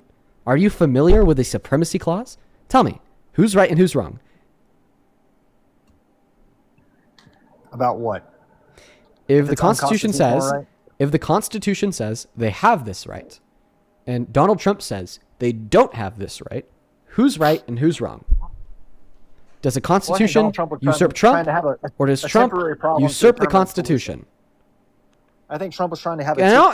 Does the Constitution usurp Trump, or does Trump usurp the Constitution? Obviously, the Constitution usurps Trump. Okay, so Trump infringed on the Constitution. He didn't infringe on it. Did it affect anybody?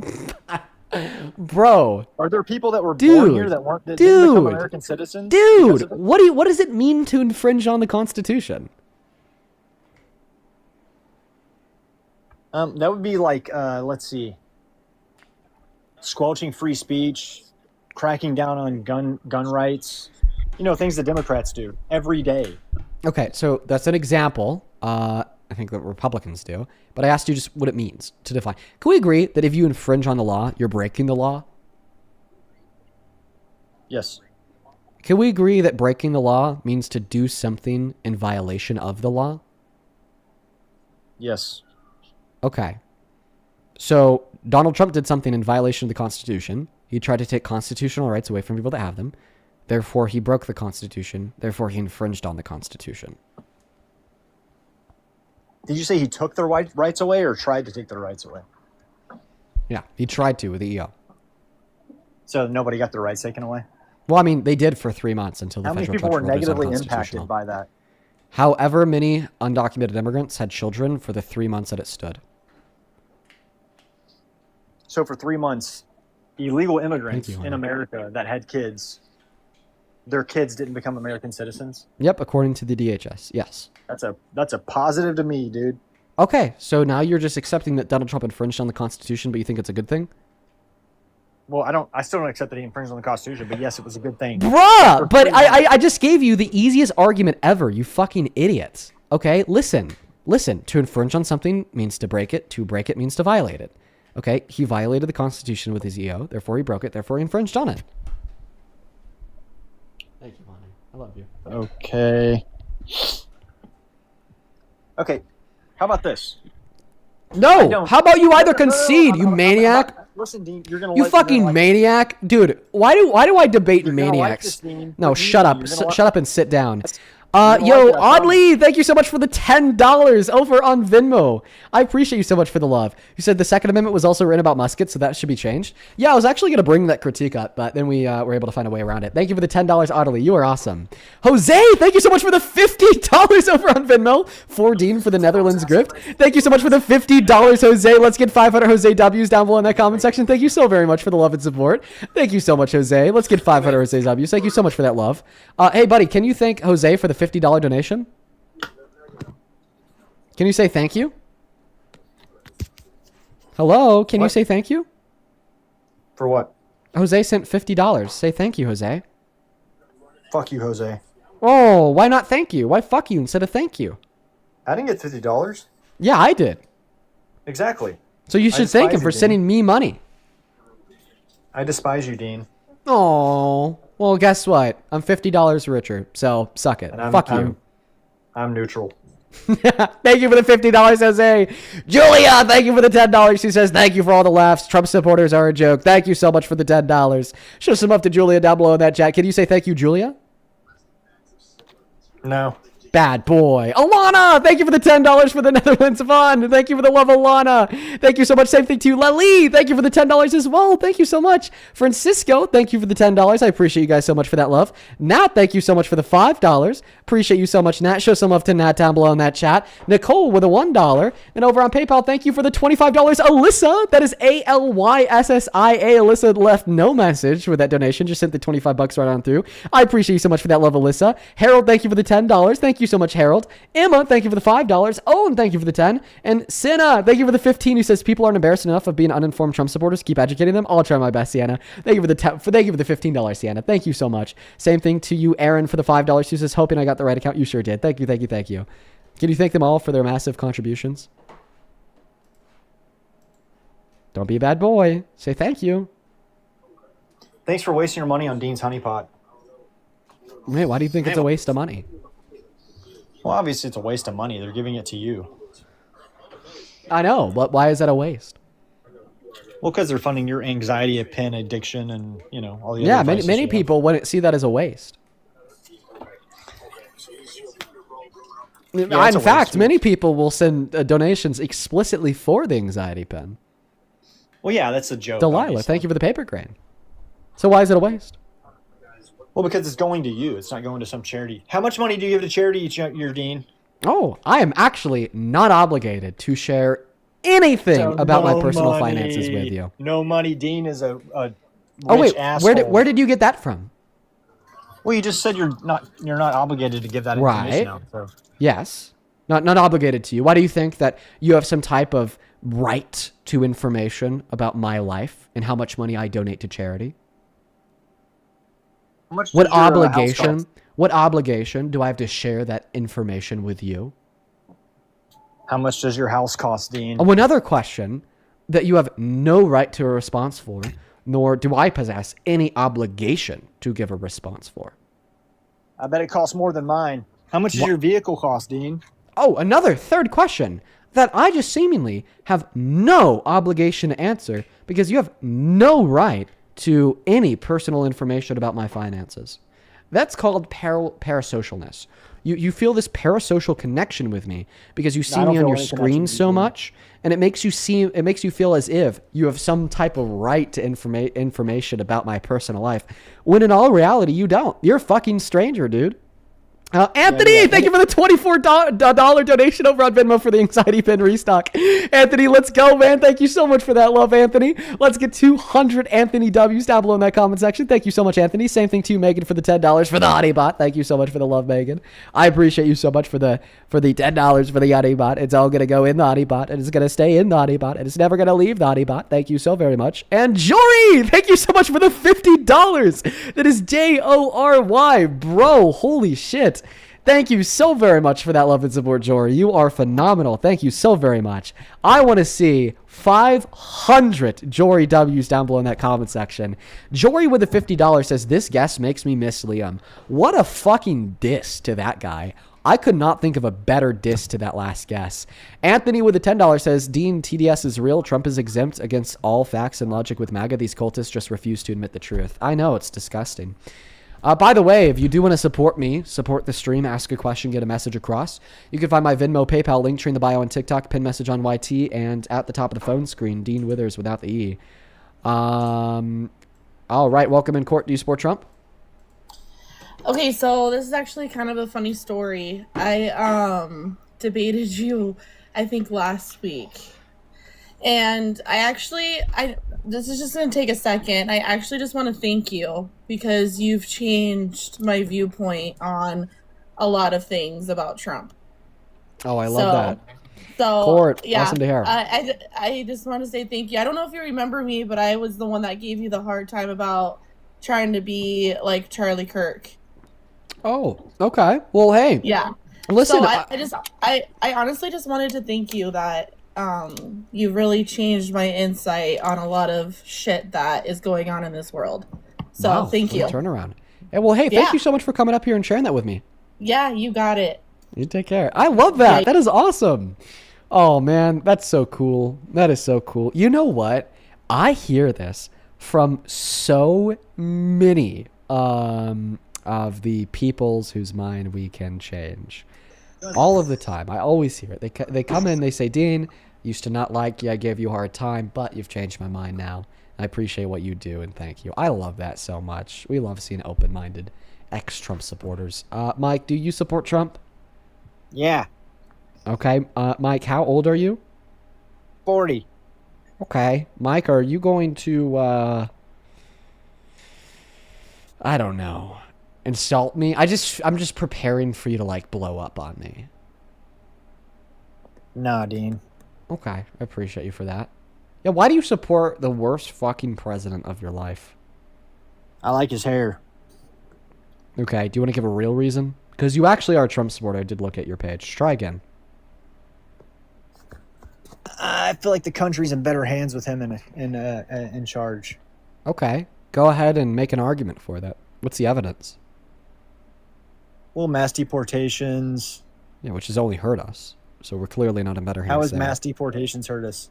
Yeah, it destroys the economy, refocuses our agencies away from undocumented immigrants with violent crimes in their records to focusing on, like, I don't know, unaccompanied minors, leaving those violent criminals to roam free another day. You know, 300,000 minors were left unaccounted for during Biden's term. Do you know that's a lie? How's that a lie?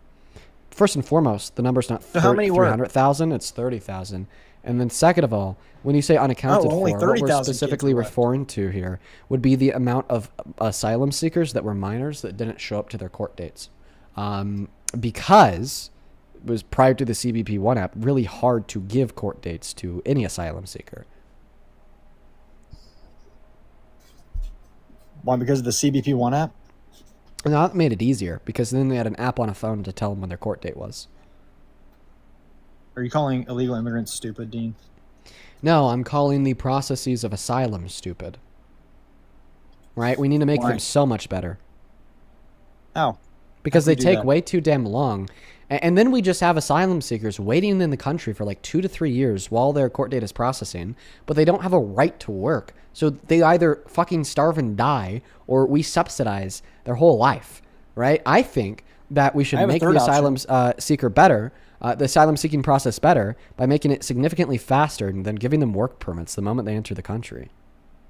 I have a third option. What is that? Completely stop the asylum process? No, send them back to their country of origin. Okay. Well, they were facing political and social persecution in their country of origin. So you want to send people to be persecuted?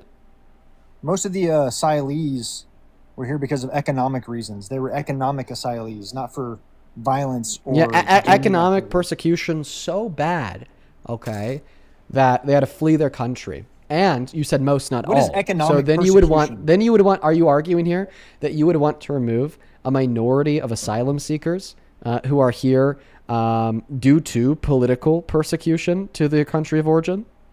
How about we take out the economic persecution portion? How about that? Okay. All right. Well, is that what Trump is doing? I didn't make enough money in my home country, so I'm going to move to America. Is that what Trump is doing? No, that's not what he's doing. Okay, so then you're not giving an argument for why you support Trump. Okay, well, why don't you make an argument to refute mine? Well, why don't they take that off, Dean? Sure. Well, give me an example of economic. Yeah, because I believe that A, immigration is good for the country, and B, we should be willing to allow individuals who are seeking refuge to find it here. But you haven't given me an argument why you think Trump is a good president, because this apparently has nothing to do with Trump. So try again, buddy. How many illegal immigrants? How many No, immigrants? I don't want a is question. enough? I want an argument. How many immigrants is enough? You didn't give me an answer. So why should I Okay, give do you an answer? promise if I answer this question, you will give an argument why you think that Trump is How a good many is president? enough? If I Give answer me this a question, number. if I Yes, answer this question, yes. will you answer why you think that 100%. Trump is a good president? 100%. Around 2 to 3% population growth per year. Now, why do you think Trump is a good president? Well, I already gave you that answer. Which is? His mass deportations, and you say they Okay. hurt America. I disagree. Okay. Can you name one positive quantifiable outcome of mass deportation on this country? Yeah, less illegal immigrants in the country. Yeah, that wouldn't be the positive quantifiable outcome. If, from your perspective, that'd be the cause of a positive quantifiable outcome, but that wouldn't be the positive quantifiable outcome in of itself. So what positive quantifiable outcome does that cause? You're right. We need our slave labor here in America, Dean. All those strawberry farmers need their slaves to work slave wages. Okay. They can't pay American wages. They need to pay slave wages. You're right. Yeah, I'll happily respond to that after you answer the question, but you're using it as a pivot, so I'm going to refuse to engage in it for now. Go ahead, restate the question. What is one positive quantifiable outcome of mass deportation on this country? How about less rapists and murderers and drug dealers and human less crime. traffickers? Less crime. Perfect. So I'm actually led to believe that that's not true. I think that we will only Why? have more crime if we do mass deportation. A, undocumented immigrants are 2.5 times less likely to engage in any and all violent crimes compared How to do we know U.S.-born that? citizens. PNAS, How? it was a study of the arrest statistics done in Texas and across the country. There you go. But how do you know what percentage that is if we don't have any illegal immigrants are in the country? Yeah. How do you know well, what percentage that is? The claim is that we do know the percentage. What is that? I think that the American Immigration Institute, for instance, places it at 13 million. Illegal immigrants in the country? Yeah. And that's not too many? Well, yeah, I think it is way too many. We should have zero. We should offer them all pathways to residency or citizenship if they're not found guilty of a bad crime. But I mean, What if now they we're are? getting off topic. What if they are? Throw them in jail or deport them. What if crossing the border illegal is a crime? Well, it's not a violent crime, buddy. Okay, so what if they're blue? Or what if they're white collar crimes? What if Like- they work at a bank and take a little off the top? Well, I mean, if it's a Is that bad crime, they should? Okay, is If it- that more? So those people should be in the country. if it's a bad crime, they should be deported. I don't know. I think that there are definitely a lot of white collar What's a crimes bad that are crime, bad. Dean? Come on, quantifiable. You want me to Give me a quantify what number. a bad crime is? No, quantify how much money they can steal before they're deported. Well, I don't know. Maybe $1 or $2. Maybe 10, maybe 50, 500, something Okay, like well, a that. while ago you were saying violent crime. So I said, so the statement I is guess I've violent moved you in and, my and or direction, bad. so. No, you said violent crime, but either Okay. way.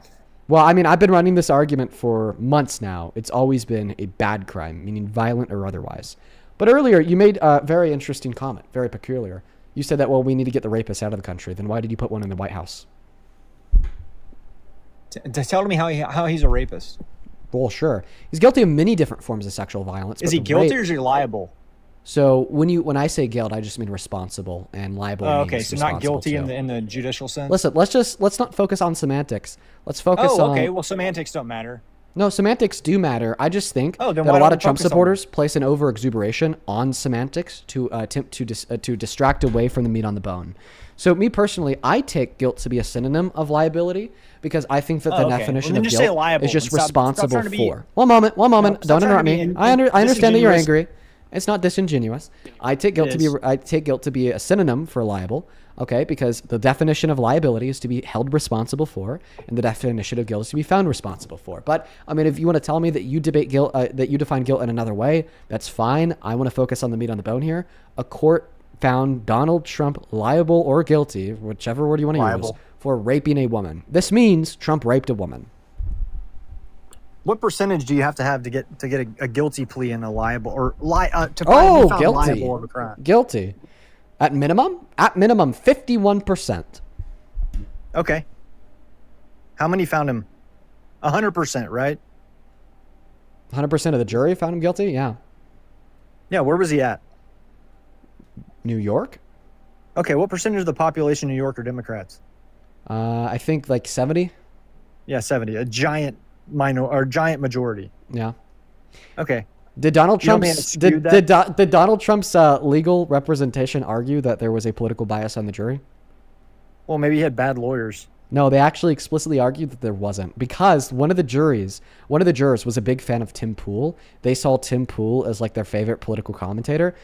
Tim Pool is a MAGA freak. Yeah, and because of that, E. Jean Carroll's lawyer then responded by saying that we should eject this juror from the jury pool because they very clearly have a far-right bias. All right? But then in response, Donald Trump's legal representation argued that the jury had no bias. Do you believe E. Jean Carroll? Yes. You do? Do you know that her entire story that she made up is off an episode of Law and Order SVU? Says who? Verbatim. Says you? No, look it up. Says Law and Order, yes, SVU. There's an episode. With a similar plot. With a similar plot. No, with Got a it. very, very similar plot. Okay, where somebody got it. raped a woman in the So dressing room. therefore, Donald Trump's assassination attempt was staged because they have the same assassination attempt style in an episode of Limitless, a TV show. I'm not even joking. In the Limitless TV show, the person running for president, I forget his name now, it's been a while since I watched it, staged an assassination attempt where they had a sniper aiming a gun at their ear. It grazed the president, the would-be soon president's ear, and then he was able to use that to become president. So if E. Jean Carroll faked her story and got it from Law and Order, then Donald Trump faked his assassination attempt and got it from Limitless. What about the fact she said that rape was... some people would think that rape is sexy. They find rape sexy. Yeah, what about it? You don't think that's a little weird for a rape victim to say? No, not at all. Really? Yeah. Why would it be weird? You think if you're somebody wait. Why would that be weird? Why would that be weird? If I was a rape victim, I wouldn't think that other people think rape is sexy because went through the trauma of being raped. The person that raped you thought rape was sexy. Hello? What? You think rapists rape women because they think it's sexy? A lot of rapists do engage in rape for power and control, or because they sexually get off on it, or a combination of both. Is it because of power and control, or because they think that they sexually think it's sexual? The two They think things it's sexy. even work in hand with one another. They're not mutually exclusive. I would say that most rapists are like weirdo psychos that find a woman in a dark alley and do what they will to her. Okay. What does any of this have to do with E. Jean Carroll? Or not. What does any of this have to... Also, when you mention E. Jean Carroll saying that, are you just trying to say that she's a weird person? Is that like the conclusion that you're aiming at? Okay. So yeah, the first thing that I'll say here... So the first thing that I'll say here, this is very simple, is right, even if you were right and that made E. Jean Carroll weird, okay, that would have nothing to do with the rape case? Like, I just don't understand how these two things would relate. But then secondarily here, I mean, what she said is that what happened to her wasn't sexual, it was harmful, it was hurtful. So she was very clearly advocating against people that do sexualize rape. I mean, that's what she said verbatim. I just don't think that most rape victims think that other people think rape is sexy. Okay. I just Have you been raped? That isn't. Well, no, of course I haven't. Okay, so you're not a rape victim. So how would you know? How do you know what rape victims think? How do you know what rape victims think, Dean? Okay, well, because do you I've think been that raped. rape victims think that other people think that rape is sexy? Well, I mean, I do know that a lot of individuals who have been raped are, after being raped, acutely aware to that fact. Okay? How do you know They're this? acutely aware. One moment. I'll share that with you. I mean, you're trying to burden shift onto me. Oh, wait, actually, I'm not going to let you burden shift onto me. I'm going to answer that question after you answer mine. No, I'm not going to let you. I'm not going to let you burden shift. How do you know that most victims of rape would not think that other people think rape is sexy? How do you know that? Because I have a logic and reason. And Okay, use logic and reason to entail that conclusion. What do you mean? Show me how you use logic and reason to come to the conclusion that most rape victims would not think that others may think that rape is sexy. Show me the argument. How about this? We ask your chat. I'm guaranteeing you. No, you're pivoting. You're dodging. Why not, because Dean? because you didn't need to ask my chat to make the claim that you knew that was a thing. You didn't need to ask my chat in order to necessitate the conclusion that most rape victims wouldn't say that some rapists think rape is sexy. Right? By the way, the chat will say, yeah. He didn't say some rapist.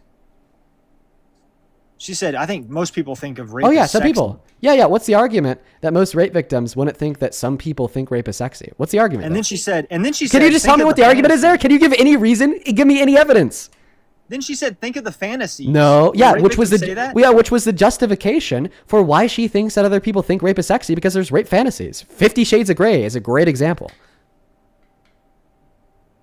Okay, in the chat. Like how many women have been legitimately, raped? 50 And Shades do of you think Grey other is people a think movie rape that is sexy? includes rape fantasies, and we just treat it like it's totally normal and fine. Who? Who does? Society at large. If that was the case, then America would be like countries in the But Middle like, East. where I want women you to get answer raped the question. Why would this be a crazy thing for a rape victim to say? How do you know that most rape victims do not think that other people think rape is sexy? I don't. I don't. Okay, so know then why that. did you say that you knew that? I don't. Okay, I said I don't. Oh, think okay. That All right. that rape victims would think Okay. that other people think that So rape you- is so you sexy just think that after she was going weird through for the saying traumatic that. event of being raped. Well, I mean, actually, going through the traumatic event That's of being pretty raped, logical, I think. going through, well, you know what's more logical is that undergoing the traumatic event of being raped will just make you more acutely aware of those that do sexualize rape. Like, I agree with you. I don't think that 50% plus of our society thinks rape is sexy, but I do think that you build your own version of reality predicated on your own experiences. And when you have undergone such a level of trauma, you are then going to be acutely aware of every single person who does think rape is sexy. Well, Right? Aging Carol, like she named her animals after like female private parts. Yeah, and That's bizarre for a rape victim, wouldn't you say? well, I mean, no, I think that I don't think that's going to be bizarre for a rape victim. Is that a way for her to cope with the trauma? I don't think that what she named her cat likely had anything to do with her being raped, you sick piece of shit. Why are you such an asshole? If I was a Like, dude, you're just like being a I dick. Bro, listen to yourself. Your argument that E. Jean Carroll was raped by Donald Trump has nothing to do with the evidence that she was raped by Donald Trump. You're just being mean to her. Like you're just calling her weird and bizarre. And even if E. Jean Carroll was weird and bizarre, what would this like tell us about the outcome of the court case that determined Donald Trump raped her? Did you know that women who are weird and bizarre are also raped? You don't have to mute me every time you go on a tirade. I'll shut up and let you talk. I don't know. I mean, good to hear that you're gonna take the tirades like a good boy. I appreciate you. Now, do you want to respond to what I said? Well, I'm sorry. What'd you say? Oh, yeah, because you weren't listening. Oh, I understand. I'll repeat it for you since you need the help. So yeah, so specifically what I said is that it seems like your only argumentation here in an attempt to like reason your way to the conclusion that Donald Trump didn't rape E. Jean Carroll is by positing that she's quote unquote weird and bizarre. Okay, so attacking E. Jean's character actually does not dispute the substance of the claim that she was raped by Donald Trump nor the evidence for it. This is by definition an ad hominem fallacy. That's where you attack an interlocutor's character in an attempt to refute the substance of their position. And yeah, this applies to debate. Okay, yeah, you're right. Okay, but it would also the fact apply that she's- to your refutation of her claim that she was raped by Donald the fact Trump. that she's weird and bizarre has nothing to do with the fact whether she could be raped or not. Okay, so then what is your reason to dispute the outcome of the case, little bro? Well, for one, the story that she gave lines up perfectly with a Law and Order SVU episode. Yeah, I've already refuted that because Donald Trump's first assassination attempt lines up perfectly with a Limitless episode. So if we Okay, want well, to use yeah, your but- logic okay. to argue here that E. Jean Carroll made it up, then so did Trump. My logic is the likelihood of Donald Trump having somebody shoot at his head just to false flag it is way less likely than somebody making up an excuse or making up a story to get hundreds You know of what's millions not of less dollars. likely? Just staging something that looks similar with a little bit of blood in hand. Oh, so whoa, are you a conspiracy theorist, Dean? I'm Do you saying not that think according he got to your shot in the logic, I ear? certainly am. Yeah, according to your logic, yes, I am. You don't think he got shot in the ear? No, I do, but according to your logic, I Oh, don't. well, okay. Well, then what are you arguing? I'm arguing against your logic because if I were to assume your logic, I would not think that he was shot in the ear. No. Okay, so somebody in the chat just said Law and Order takes stories and turns them into episodes. She came out after the episode was aired. Yeah, so did Donald Trump. His assassination attempt was after this Limitless episode was aired. Yeah, I was just arguing with the person in the chat. Okay. But So do you accept that Donald Trump's assassination attempt was faked? absolutely not. Wait, why? It is 1-to-1 identical to the assassination attempt that was faked on the president in the show Limitless. Well, because there's evidence. you know. Oh, okay. somebody Just was like there's killed. evidence that Donald Trump was raped. Sorry, Donald Trump raped E. Jean Carroll. There's evidence of that. Donald Trump was raped. And what I meant to say is that there's Jesus. evidence that Trump raped E. Jean Carroll. Yeah, there's evidence of that. Like what? Oh, Give me some like for evidence. instance, of course. Well, I like to start with his character priors. We know that he's the type of man to engage in sexual violence That's not because he has evidence. before. That's It not is. evidence. It is. No, it's not. It absolutely. Evidence, it absolutely like physical is. evidence, like so, DNA like, and do you fingerprints. define evidence? Do you even know what evidence is? That's circumstantial evidence. Give Do me you know what evidence is? Do you know what Not a evidence character is? statement Do you know what about evidence Donald is? Trump. Do you know what evidence is? Evidence for a claim would be a true proposition Physical. in which increases the likelihood that that claim is true. We know, okay, that when you engage in a crime one time, you are significantly more likely to commit again. Therefore, it is true that because Donald Trump has engaged in sexual violence many times in the past and has Sexual admitted violence to like them and what? said that he was proud of them, that this was absolutely increased the likelihood that it's true he raped E. Jean Carroll. What sexual violence did he commit before that? Barging into the dressing rooms of women. How is that violent? Oh, yeah, because it's an unconsensual sexual act. The definition of sexual violence is any unconsensual sexual acts. That's not a sexual act. Yeah, him seeking out the naked bodies of women to laud all over them, then turn around and tell Howard Stern about it absolutely is. In fact, even Trump recognizes this because the question that Howard Stern asked him was, can you tell us about the sexual things that you've done with your beauty pageant contestants? And then Donald Trump says, well, what I can tell you is I'd barge into their dressing room. So even Trump recognized that it was a sexual act. Back off, bud. You're getting owned. Okay, so Donald Trump was on the Howard Stern show, which talks about sex and women, like.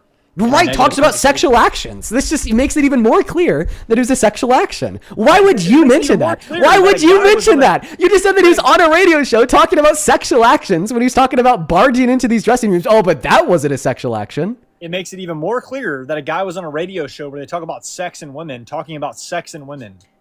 Yeah, it makes it even more clear that it was a sexual action. Therefore, it makes it even more clear that it was sexual violence. So is Donald Trump a liar, or is he like some genius, or what's Ooh. your impression of him? I don't Donald Trump is a understand. big liar. So how do you know he wasn't lying on on Howard Stern show? Good question, good answer, because he had no reason to. People lie for reasons, like No, self-motivated. There's a reason. There's Okay, a reason what was for the him reason? to lie on Howard Stern show. What was the reason? To look like a baller, like a playboy. That's Oh, the see, whole the thing reason. is that when men want to look like ballers by claiming they've slept or got with women, they say that they did so consensually. Why? Because what quote unquote makes a man look like a baller through this shitty view that I don't hold to personally, because I think it's kind of misogynistic, is the fact that some attractive woman wanted to sleep with that man. Okay, so whenever you hear a man boast and gloat and lie about getting with women that in all reality he hasn't, it is assumed or stated that it's done so consensually, because the thing that man is boasting about is saying that that woman wanted him. Donald Trump didn't do that. Donald Trump didn't say that. He said that he'd barge into their dressing rooms and look at them unconsensually. All right? You cannot point me towards an example of a cocky, egotistical man that is falsely claimed to have engaged in sexual violence when in all reality, they were innocent. So on the Howard Stern show, they degrade women, talk about them sexually. They have strippers on the show. They have stripper mud wrestling and stuff like that. That's a misogynistic view of women, right? Yeah. Okay. So why wouldn't Trump say, "Oh yeah, I walked backstage when the girls of the pageant were dressing"? Like, I don't understand Because the it's difference sexual between violence. Can you point That's me not towards... misogynistic. That's a guy saying, "Oh well, I'm." Can you point me towards a singular other example of some cocky, pompous fucker, even if they're incredibly misogynistic, claiming to have engaged in sexual violence when in all reality they were innocent? Could you point me towards one? Well, no, of course I can't. Donald Trump is a So Donald Trump is the only one. Donald Trump is the only man ever that you could think of, okay, that is falsely claimed to have engaged in sexual violence when in all reality he's innocent. You know what, Mike? Cope and seethe. This is the MAGA mind virus, everybody. This man just acknowledged that every other time in his life that he's heard a man admit to sexual violence, he believed that they were guilty. But as soon as that man is Trump, he thinks they're innocent. See, even you know that this is some bullshit. Listen. No, I went to school with a guy that actually talked about that. And he was a pariah. Nobody wanted to talk to him. Oh, okay. Prove it. What's the difference? Wait, how do you know that this man that claimed to have engaged in sexual violence didn't do it? Because it sounds Because like you're saying that nobody came out saying that he did it. Oh, wait. So you're arguing that someone would have to come out and say that they did it in order for you to affirm that it was true. Okay, well, that has happened to Trump. That has happened to Trump. That has happened to Trump. I would say that there's a very bigger likelihood of somebody coming out in a small town in Texas saying, hey, this happened to me and this guy did it, than there is for somebody to make up a story about Donald Trump. So chances are hundreds of millions of dollars. So when this person told you that they raped somebody, you made a police report, right? I was like 14. Okay, like you had a 14-year-old tell you that they raped somebody? No, it was an older guy. How old was he? I don't remember. He was like a senior in high school. So you're like an 18-year-old telling you a 14-year-old that they raped someone. Why are you focusing on this story instead of the whole Trump Chances raping are, buddy, chances are they weren't lying to you. Okay, so E.G. Carroll, Oh my Carroll God. went on a podcast talking about how she was going to spend the money she made from ripping off Trump. Jesus. Oh my God, I would too. If I was raped and then I sued them and I won millions, oh, I'd be going shopping and I'd be telling the world about it too. Oh Hey, Dean, my I'm not goodness. bowing out. Hey, I'm Oh not bowing my out, but God. I've got to get off. Oh, I've you're gotta get bowing off out. here, It's dude. fine. You could buy No, out. I'm not bowing out. That's Don't what call me. you're doing. Don't call me. I'm sorry, I am. I'm gonna No, do it. I've got to go. My It's wife inevitable. hates me debating you, and she just pulled up. It's the inevitable. I'm gonna No, say my that wife you're hates me running. debating you, and she just pulled up. Got to go. You're a fucker. Running. Can't stand you, Dean. Running. You're a white knight loser. Running. Not running. Gotta Yeah. go. I'm sorry, it's inevitable. I'm not gonna sit here and say that you're not running. You're running. Oh, shut up. Bro, Of just course run. You're gonna say that. Just do it You already. just want me to get in trouble with my wife, Dean. Just rip the Band-Aid off, bruh. You want my wife to be upset with me. You want me to Well, suffer. Well, Well. I want to be mad. I want to be mad. Of course you wouldn't. You're a hateful, evil bigot. Wow. Yeah, says a guy that wants a rapist to be president. Hateful, evil bigot. Shut up. You didn't prove that he was a rapist. Okay, well, yeah, we were talking about that, but then you said that you gotta run. Okay, it's fine. Run. Of course I gotta run. What? It's fine. All right. Well, I gotta go. I really gotta go. Okay. All right. Bye. Love you, Dean. Run. Bye. Run. Run. I can actually hear the wife in the background. I think he's telling the truth. What a weirdo. Man, these fuckers are so weird. Nicole, thank you so much for the $15 over on Venmo. I appreciate you. Who says bro's being obnoxiously obtuse. Dude, like every guest we have is obnoxiously obtuse. I appreciate you for the $15, Nicole. Z, thank you for the $5. And Taylor, thank you for the $5. Same thing to you, Ben. Thank you for the $5. Who says, did you know that Law & Order SVU came out in 1999? That's years after the event occurred. Yup. And Camille, thank you so much for the $25. Who says, thank you for protecting your chat from not answering if we don't want to. Yeah, that was a weird request of his. Thank you so much, Camille, for the $25. Let's get 250 Camille W's down below. That is CAMILLE. Thank you so much. Same thing to Bethany. Thank you for the $5. Jesse, thank you for the $10. Who says, the man who did it to me thought it was sexy. Yeah, I've been hating the dialogue about that today, Jesse, and I'm sorry to hear that that happened to you, man. You know I care about you. I appreciate you for the $10. Same thing to Oddly. Thank you for the $25. Who says, if a jury found a Mexican guilty of the same crime as Trump, would he be okay with him being in the country?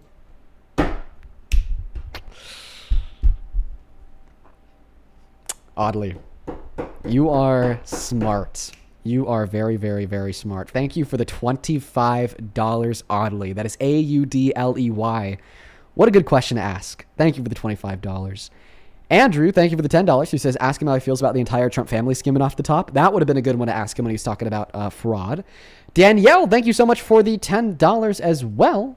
I appreciate you so much for that, Danielle. And Patsy, thank you so much for the $30 donation. He says, hey, Dean, keep cooking. We all know you're amazing. Keep voicing. You'll do what we all can't do. Voice. Thank you, Patsy. Patsy, I know that you're always watching. I hope that you enjoyed the stream today. And thank you for the $30 as always. Thank you so very much for the love and support, Patsy. Huge shout out to you. I appreciate you. On PayPal, thank you so much, Kathy, for the $100 donation. Oh my God. Thank you, Kathy. I hope that you're doing all right. Kathy, Queen Kathy is in the building. Let's get 1,000 Kathy W's down below in that chat. And that is Kathy with a C. Kathy with the $100 says, this guest is disgusting. It's been a while dealing with a dying parent. You make it feel a little bit more bearable. Thank you, Kathy. I'm so fucking sorry to hear that you're dealing with that. I cannot think of many things that would be more difficult. All my thoughts and love are with you. Damn, man. I wish you the best of luck, Kathy. And thank you for the $100. Oh, my. I just, yeah.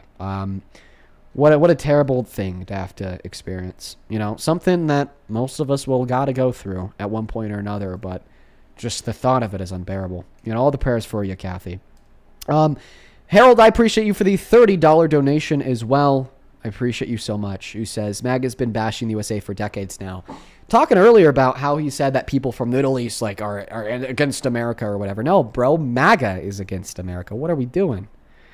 And folks, with that, we are all caught up. It has been a wild, wild stream today. At least we had debates.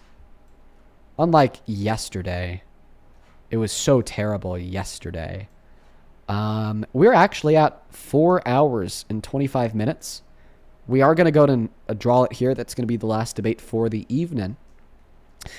For everybody who tuned in, I appreciate you guys so much for showing up and showing out. I'll be here tomorrow, so I'll see you then.